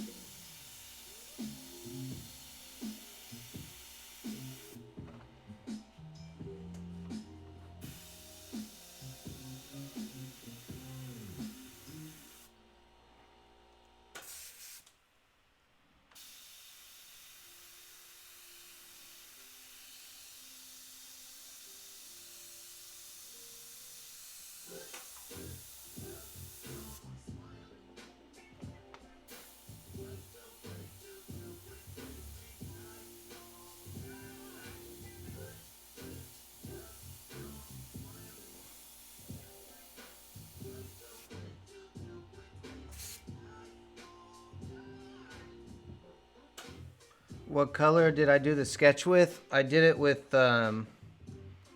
it's Tim Gore's Bloodline Diseased Umber, and I put a little bit of white in it.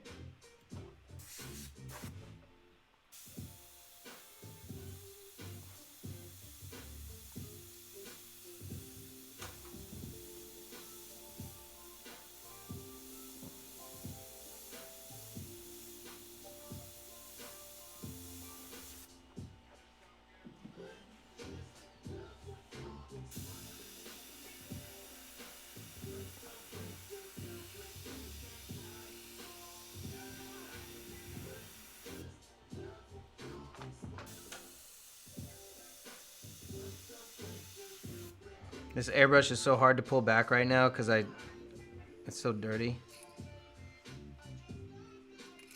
It's like killing my finger.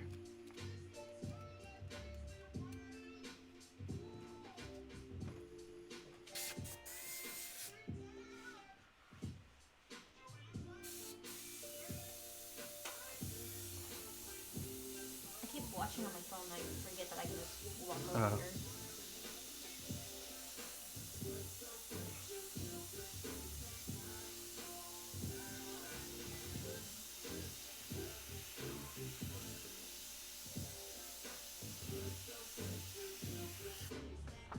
Cat Concepts. How do I adjust my color on the fly is how I adjust my color on the fly is great. I go through so much paint mixing up tones and separating in cup. Yeah, I don't know. That's kind of the way that I do it. I've always been that way. My dad, when he taught me color, when I was just starting off, I remember he just told me basic color theory, which I already knew, but he said it in a way that was easier for me to understand.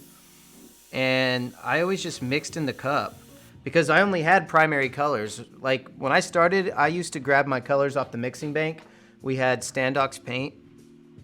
And so my dad, we were in a body shop, and so I would go and pour my colors into my own bottles. I would go to Hobby Lobby, buy little bottles, and I would go to the mixing bank and pour colors off. Well, I didn't need to sit there and mess around with all these colors that are designed for cars, so I just poured off some primaries: red, green, blue, yellow, black, white, and sometimes some secondaries, and like orange and green and things like that.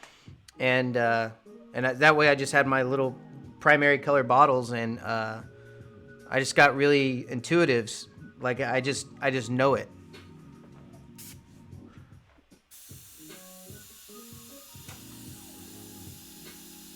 That's why it's hard for me to remember the names of colors, because I don't grab them based on their name. I just look at them and I'm like, okay, that's a color. I'll put that in there. So I don't really think of it that way.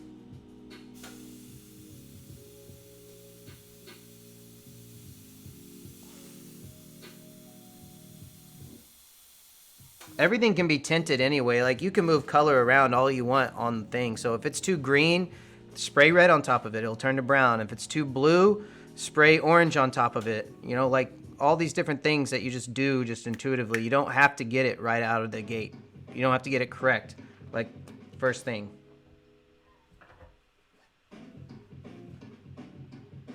You can sit there and play with it and move it around and make the colors just kind of work.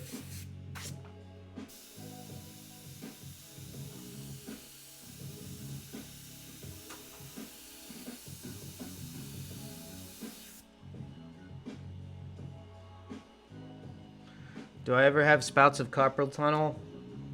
I wouldn't know it. In fact, I don't want to know if I do, because then it'll affect my life.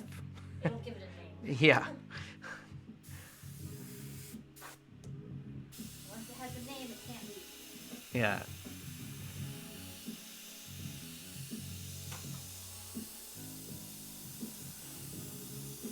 I know I've been doing this long enough that I must have developed something, but I just deal with it. I work with my back issues, and I try to find ways to make it better, and, you know, I don't know. I just figure out what works, and I try to work around the pain and try to do things differently so that I don't hurt so much.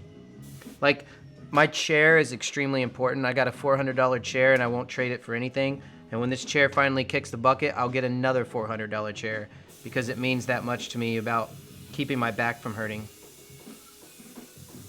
Because I definitely go through like back pain so bad that there was a time I had it so bad I could only paint for like 10 seconds at a time. So I'd paint, and it was painful because, you know, like you have a deadline. There's nobody that can help you. Your back is like in severe pain. And so I would just sit down, I would paint for 10 seconds, and then I just, you know, it's kind of like, ah, and then you get up and you walk around. And finally, after I got a nice chair, that stopped happening.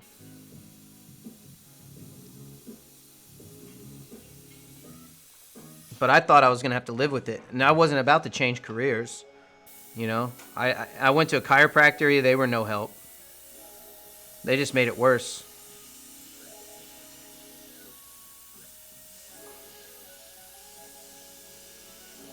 No offense to anyone that's a chiropractor or anything like that. It's just, it was no help to me.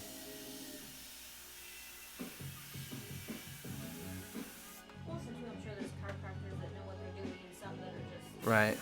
probably shouldn't be in that career.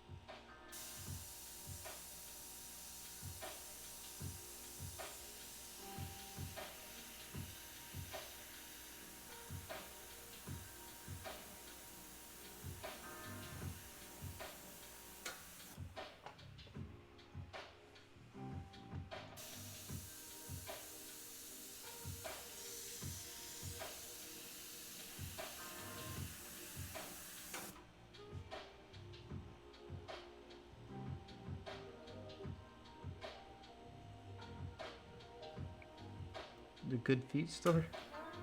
What is a good feet store? I wonder if that's like special shoes that like take special out of your back. Oh. I could be wrong. Or does that mean walk on his back?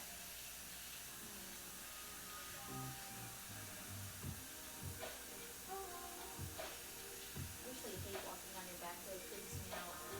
Oh yeah, I've had Faith walk on my back a few times. Cause I'd be in so much pain. It was pretty bad.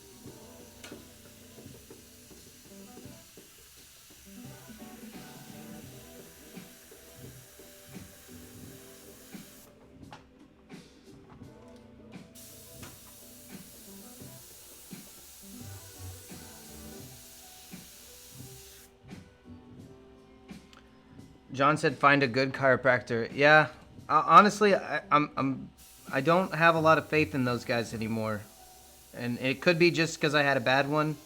Matt said he has a good one, I think, or had a good one. Yeah, I've heard people have good ones. I just it it it hurt me so bad to have gone to the chiropractor that I got kind of scared of him.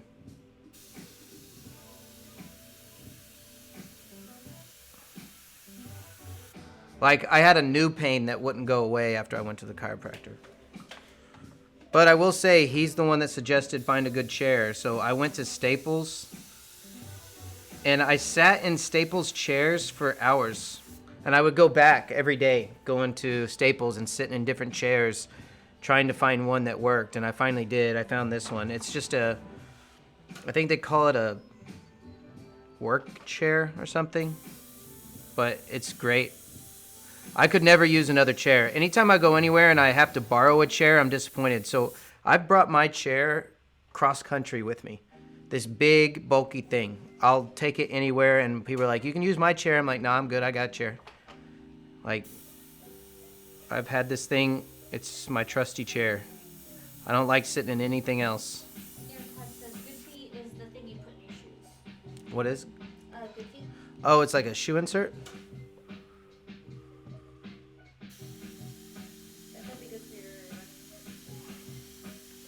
Oh, I finally got good running shoes. That's super awesome. I used to have painful feet when I ran. And my mom called me up one day and she was like, you're not running in those crappy shoes anymore. And so we got, she told me, she was telling me that I didn't know how important shoes were. And I'm like, no, Mom, I've had every shoe. You know, it's whatever. This is just me. This is my life. And she talked me into getting good shoes.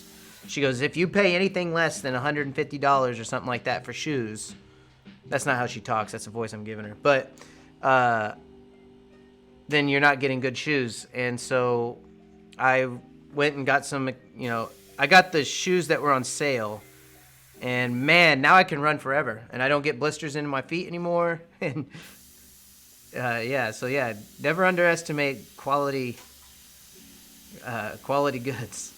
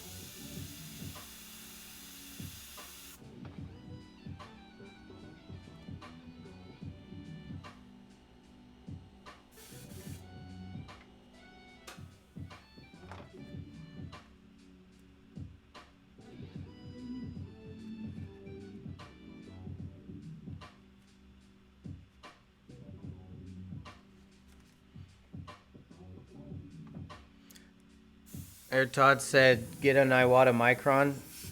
Yeah, I've had a few. I just don't have one right now. In fact, I plan on getting one here in a few weeks when I go to Portland.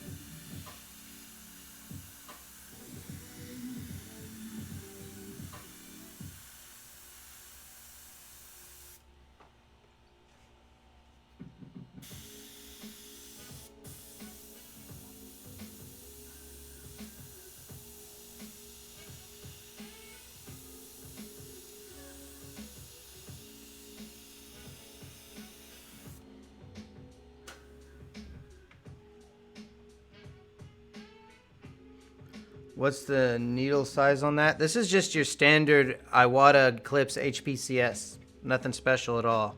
In fact, I couldn't even tell you what the needle size is.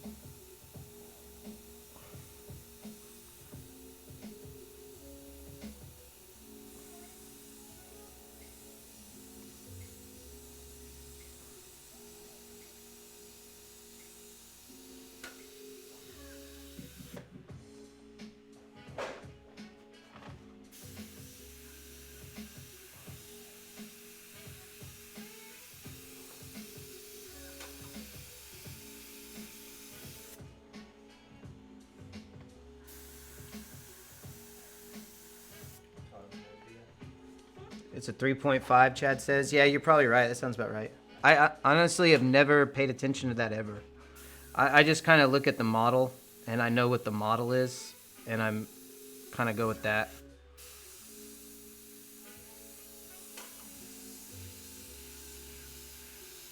Like, I know what a micron is, and I know what an eclipse is, and I know what they feel like, and I know what they do, but I never really paid attention to their specs.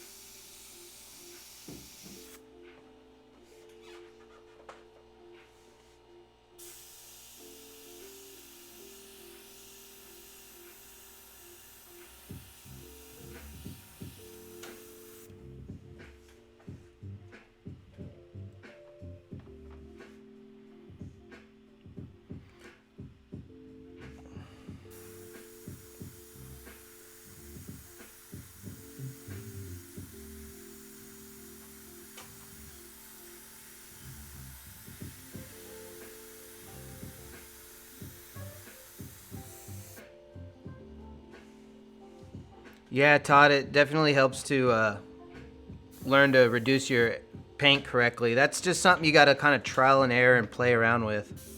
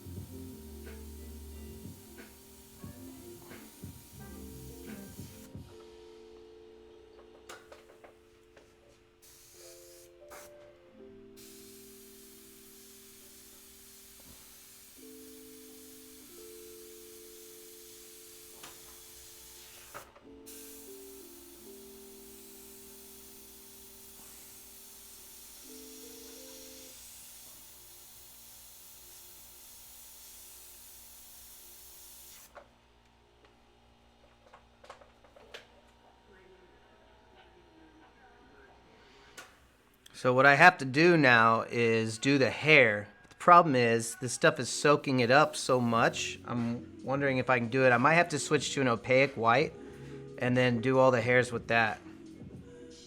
And that might go ahead and do it for me as far as the hair is concerned. I also need an opaque black. And I think once I do the opaque black and the opaque white, I think that will make it look finished. Where are we at? 407.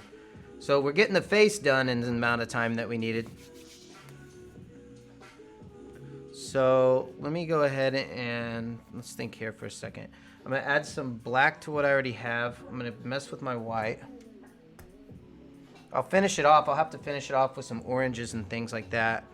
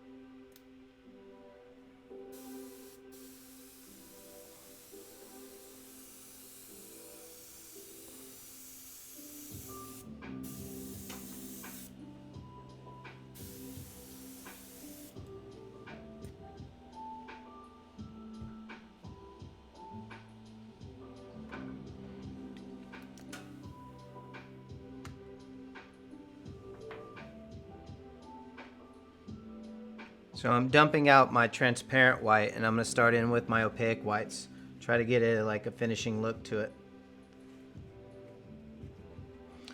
All right, what's everybody up to, man? So my goal was to finish the whole thing, but it looks like I might just finish the face, which is good. That's close enough. I could probably like, you know, kind of scribble in the rest and make a kind of artsy thing out of it.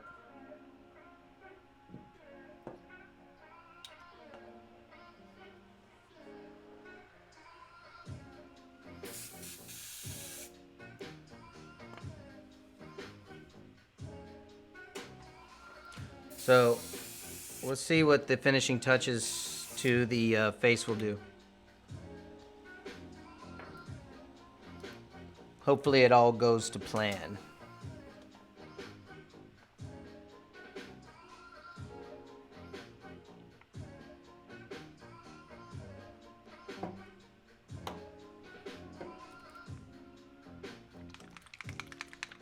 Got a super chat. Super chat from Air Todd. Thanks, man. I appreciate it. Thank you. Thank you so much. Man, I really appreciate that.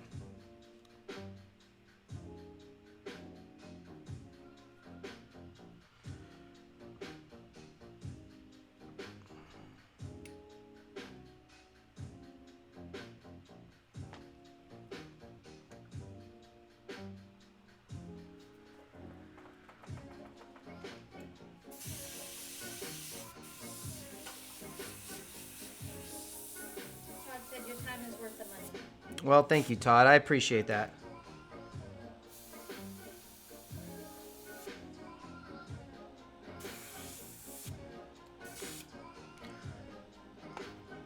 Faith, I might need to turn the air pressure up for this one. Will you turn the air pressure up a little bit? So just turn the dial until it goes up higher on the number. And I'm going to hold the air pressure down while you do it.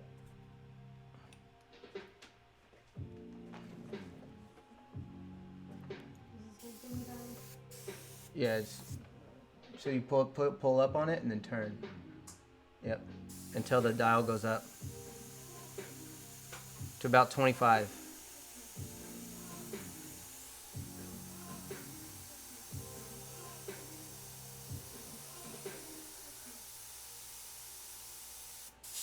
That's good right there.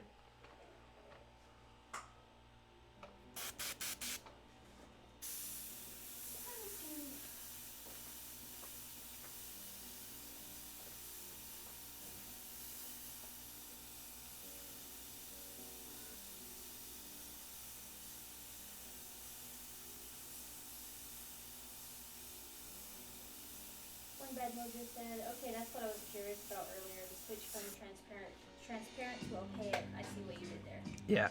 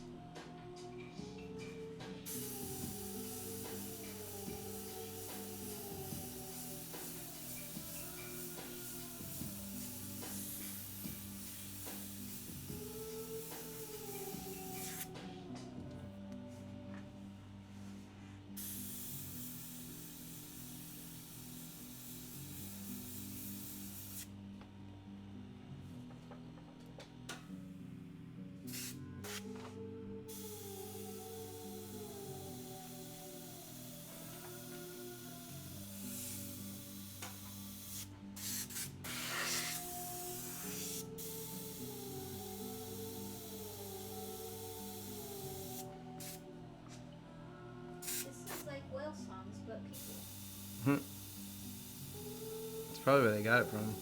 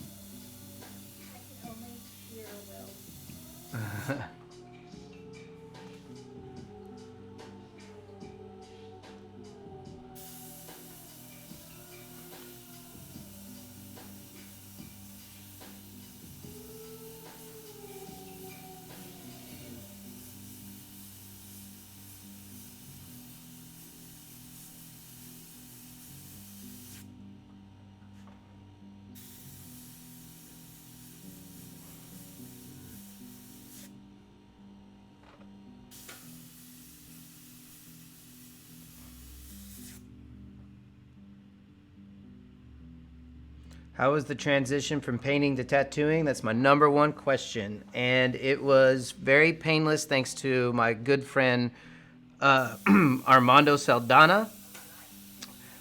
He was kind enough to take me under his wing and teach me how to tattoo. And he made it as painless as it could be. And then I got a great job with a bunch of great people at Rebel Muse Tattoo. And I learned from Liz Cook and Dave Machaney and a bunch of other people that were very, very generous. And they made it very easy for me to, well, I still had to put in the time. It took a lot of years, but relatively painless.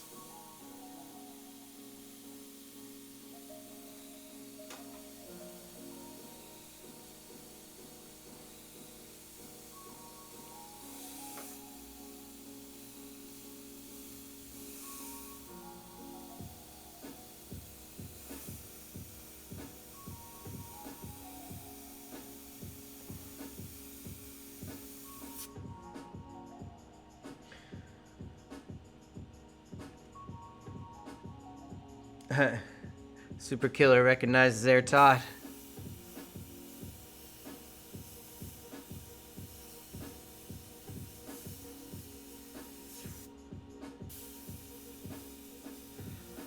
I remember the airbrush forum days. Learning to airbrush says, man, I'm so glad you're back on YouTube and Patreon and Patreon. Your videos help me so much. Oh, thank you very much. I appreciate that. Yeah, if anyone's joining us really late, we've been promoting our Patreon page because that's where I've been choosing to do my teaching from now on. Well, for the foreseeable future anyway. So if you want any if you want like a full class, like how do I airbrush, like legit lessons, that's where you go, is my Patreon page. We currently have a full length tutorial on my monochromatic work on the page right now.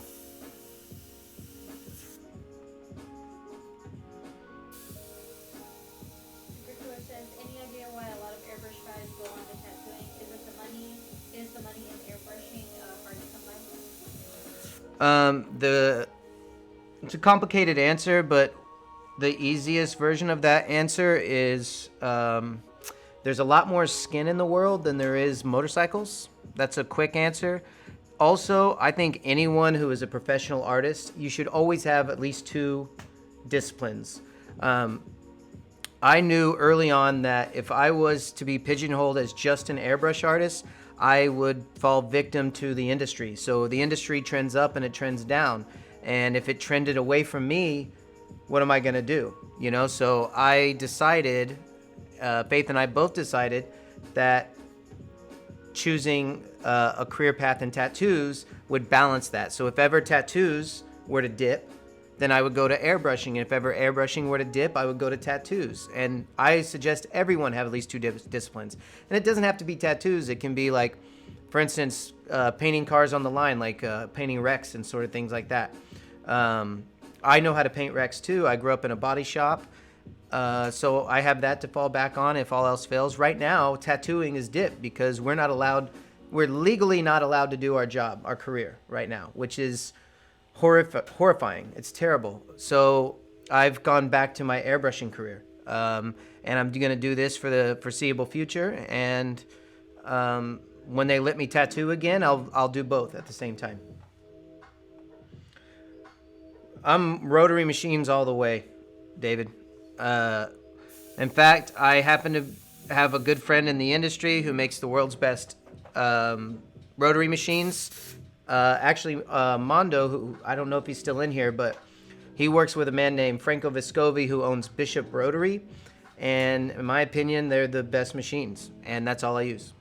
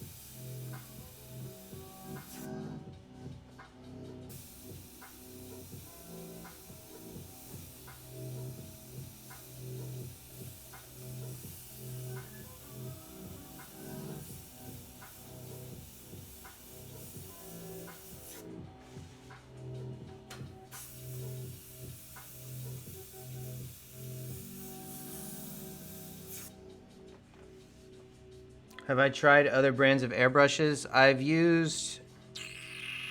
have used one brand of airbrush before, but I don't know enough about it to formulate an opinion. So I've been Iwata airbrush since day one.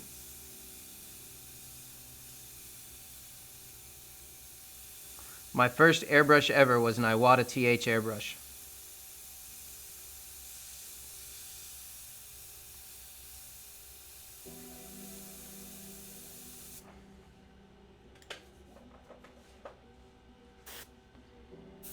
To answer Joseph's question,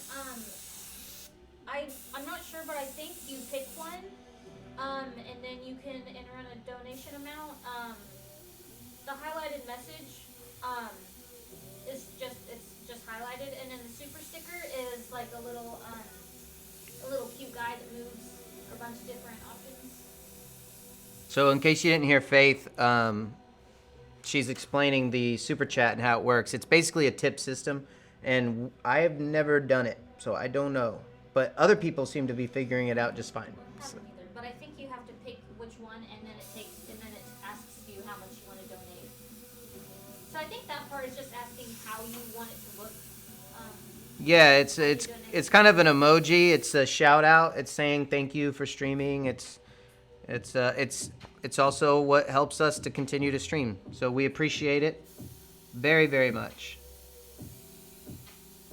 I know when I used to watch streamers, well, I still watch streamers. I didn't know what a super chat was for the longest time. I just would see streamers talk about it, and we found out what it was when we started doing this. So in the simple terms, it's a tip system for your streamer people that you like to watch. Mondo said still here, and yes, Bishop Rotary rocks all the way.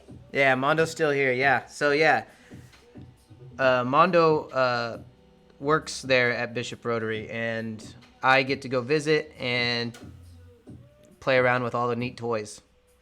Super Killer says, have you tried other brands of airbrushes? No, I answered that earlier, and no, I haven't. I've been airbrushing with Iwata since day one.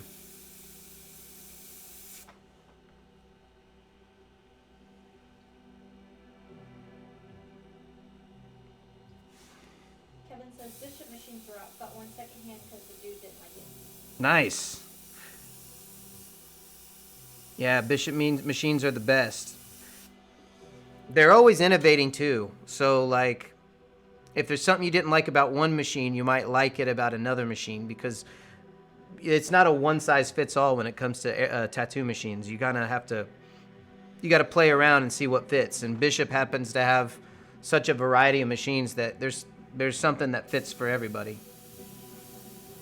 I'm on the wands now. I use the Bishop wands, and I love them. I love them. Those have changed the way that I tattoo. And if you do get a Bishop wand, I recommend getting all three. That's what I do. I actually use all three at the same time.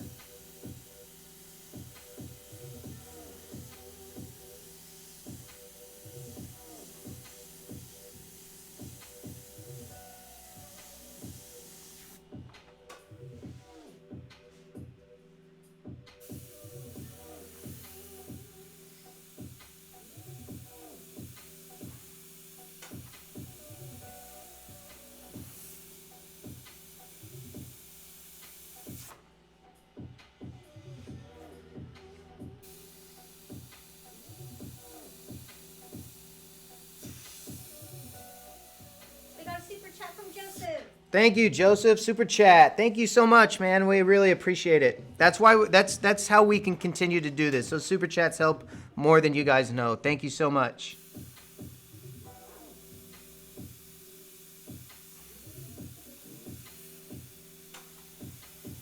Superkiller says, how's your airbrush script skills? I have none whatsoever. Can't do lettering. Non-existent. Ask Mondo. Yeah, ask Mondo about the airbrush script skills. So if ever I need something like that done, I always ask Mondo to do it. It's like, here, will you do this for me?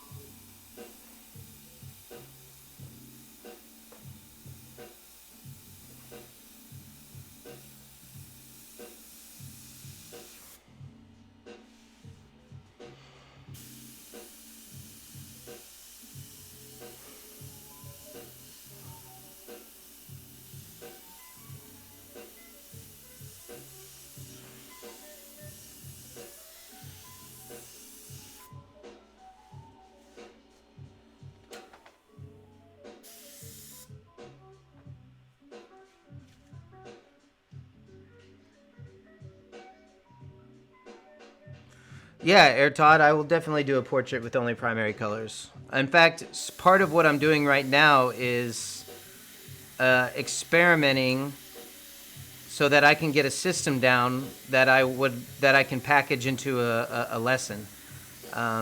So I'm just kind of, like with my black and gray or my monochromatic stuff. That's a technique I've used over the years, over and over and over again, and I've dialed it in. And I haven't taken the time with my color work to like find a system that's repeatable. And that's kind of what I'm doing right here. I'm just kind of playing around, getting a feel for it, and once I get a feel for it, I'll add it into a class for sure.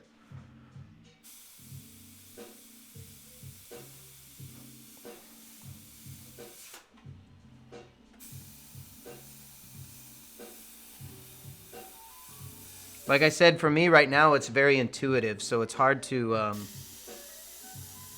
put what I'm doing into words at the moment.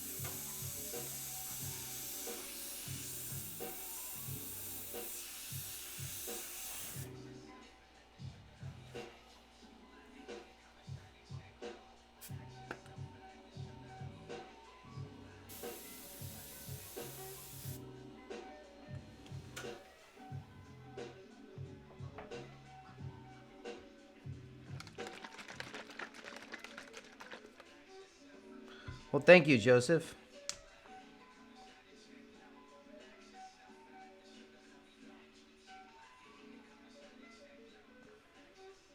Four years ago. Well, welcome to the party, man. Good to have you here. Speaking of party, Faith and I are going to, in case you guys are late to this party and you didn't hear earlier, we are planning, and Faith's going to let you know the dates. We are going to plan a. coming Friday. Is it this Friday for real? Yeah. Okay. Woo. Okay, so we are going to do a 24-hour You can call it all night paint party. all-night paint party. So basically what I'm doing right now, but I'm going to be painting Faith live. And I'm going to paint her until my back gives out on me. And so probably 20 hours. I don't know how many hours. I don't know. She says 20, but I'm going to see how much I can take. And so I'm going to paint Faith from life. I won't be forcing you. I'm just saying that would be fun. A 24-hour challenge of paint party. Yeah, it's exhausting. We'll try. We're going to paint until our fingers fall off. But that's this Friday. And you guys have to come keep us company because that's what's going to make it a party. Yeah, you guys got to come and be a part of it. We want you to paint along with us. Have all your paint out. It's a paint night. Bring your booze. Maybe we'll just paint till we all fall out drunk.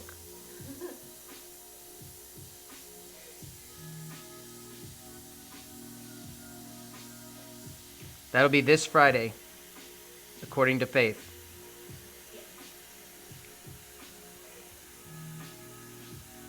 Friday the 8th.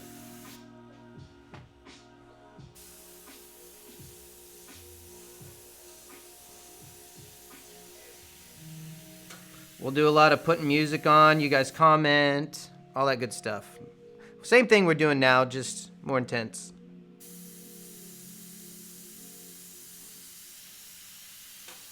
And I'll be painting Faith from life, so she'll be just sitting there and I'll paint her from, like, just by looking at her.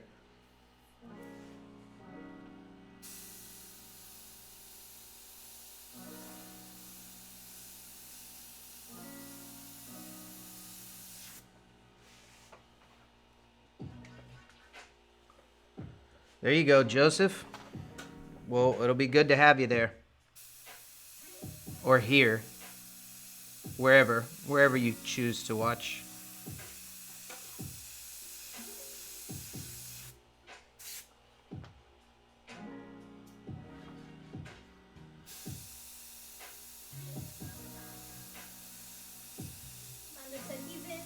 All right, Mondo, it's a party, dude.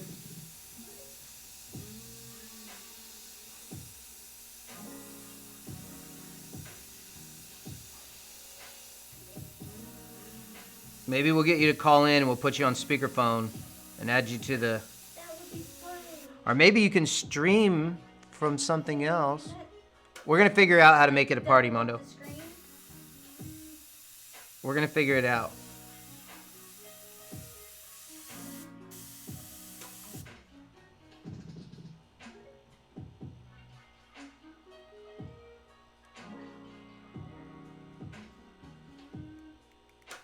Oh, the super chat invites you to the party. Oh yeah.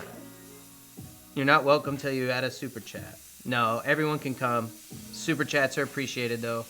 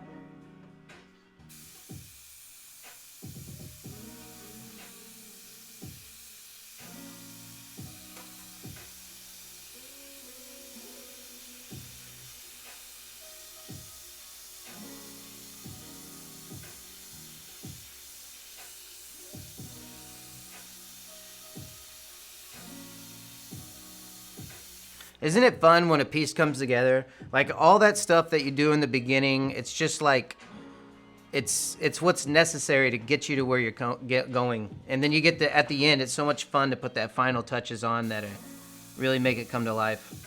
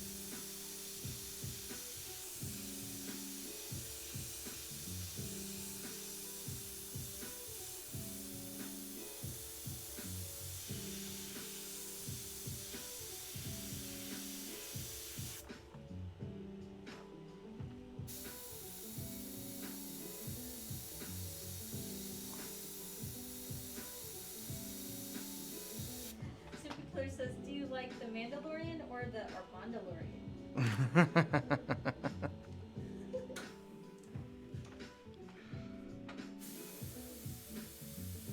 No, Todd, I don't tattoo, I just collect them. They do call him Mando the whole time. Mando, who was it? That girl from Sturgis? Wisconsin, yeah. So, She'd say Mando. so Mondo and us, the four of us worked in Sturgis one year. Well, we do it all the time, and there's a girl there that calls Mondo Mando. So now every time we watch The Mandalorian, I'm always thinking of that because it's so funny. Hey, Mando.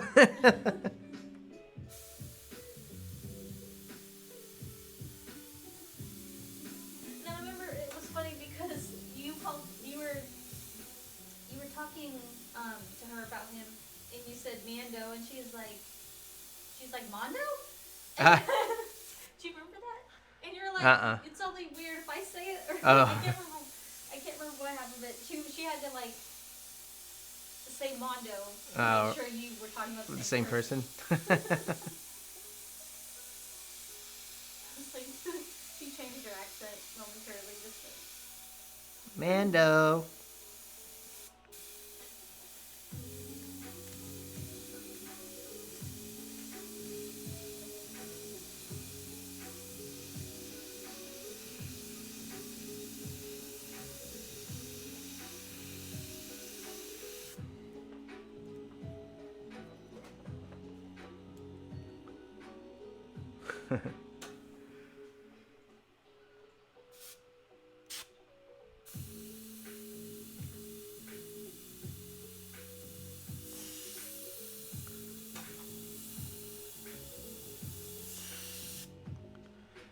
All right, now I'm gonna use some opaque black, and that might finish it off.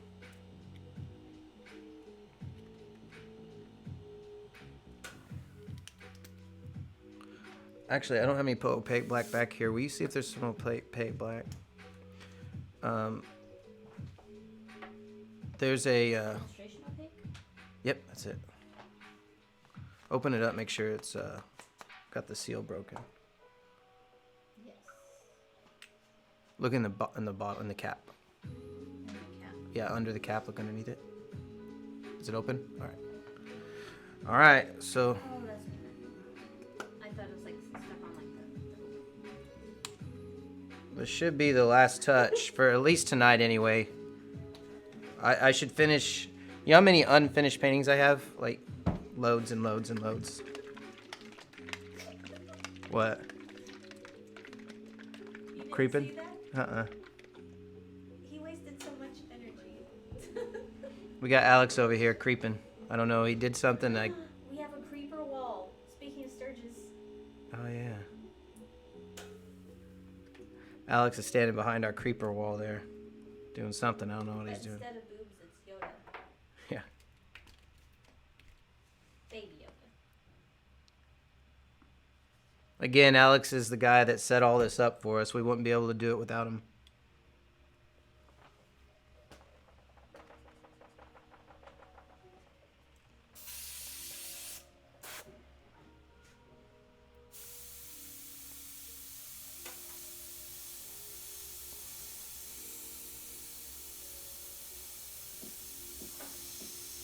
Is it easier to do portraits in opaque or transparent? I use both. I do portraits with transparent. Is how everything you saw me do tonight is how I do it. I start with transparents and then I finish off with opaques.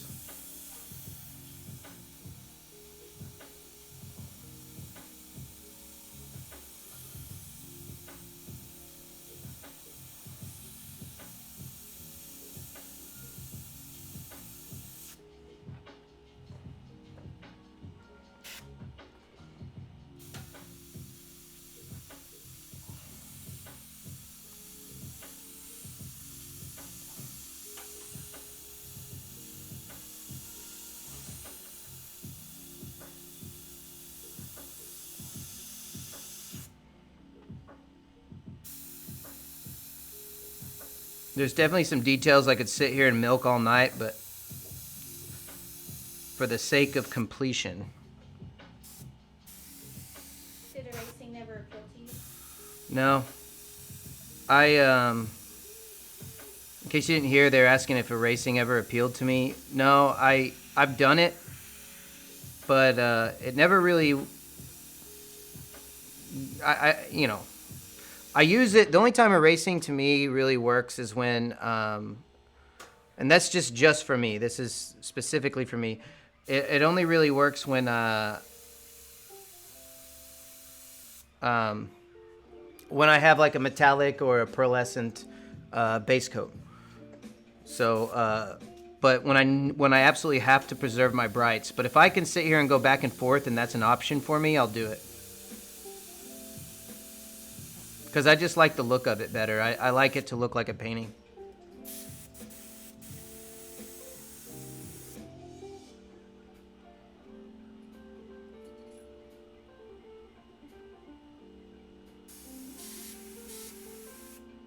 Yeah, these airbrushes need...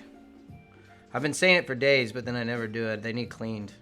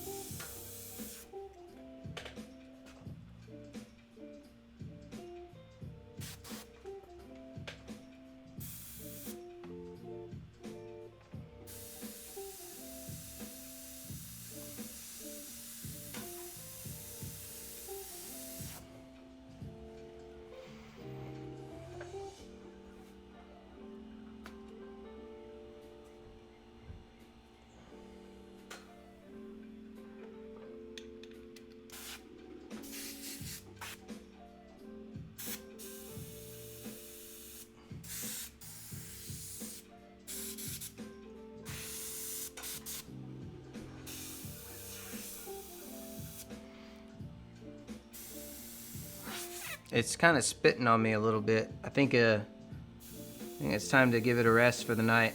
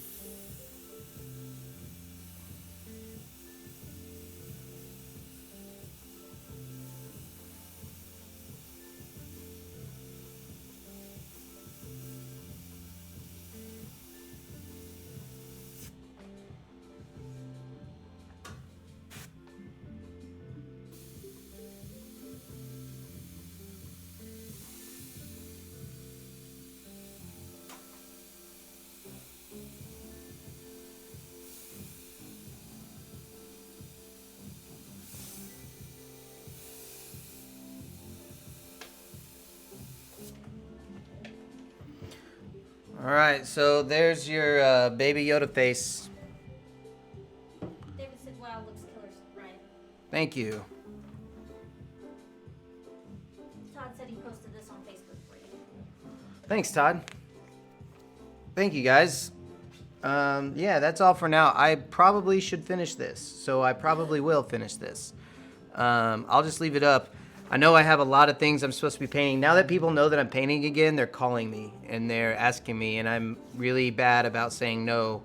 So, so I'm trying to get as much done as I can. So, yeah, thank you guys. I appreciate it. We're gonna end the stream there. What's that? We got another comment. Oh, we got a new comment. One Bad Mojo says, subscribe. Thanks so much. Great work and inspiration. I'm going to turn on some helmet. Yeah. And fire up the airbrush for its maiden voyage. There you go, buddy. There you go. Got to make your mistakes. Cool. Well, we'll see you guys. Take it easy. Bye, everybody. Good night.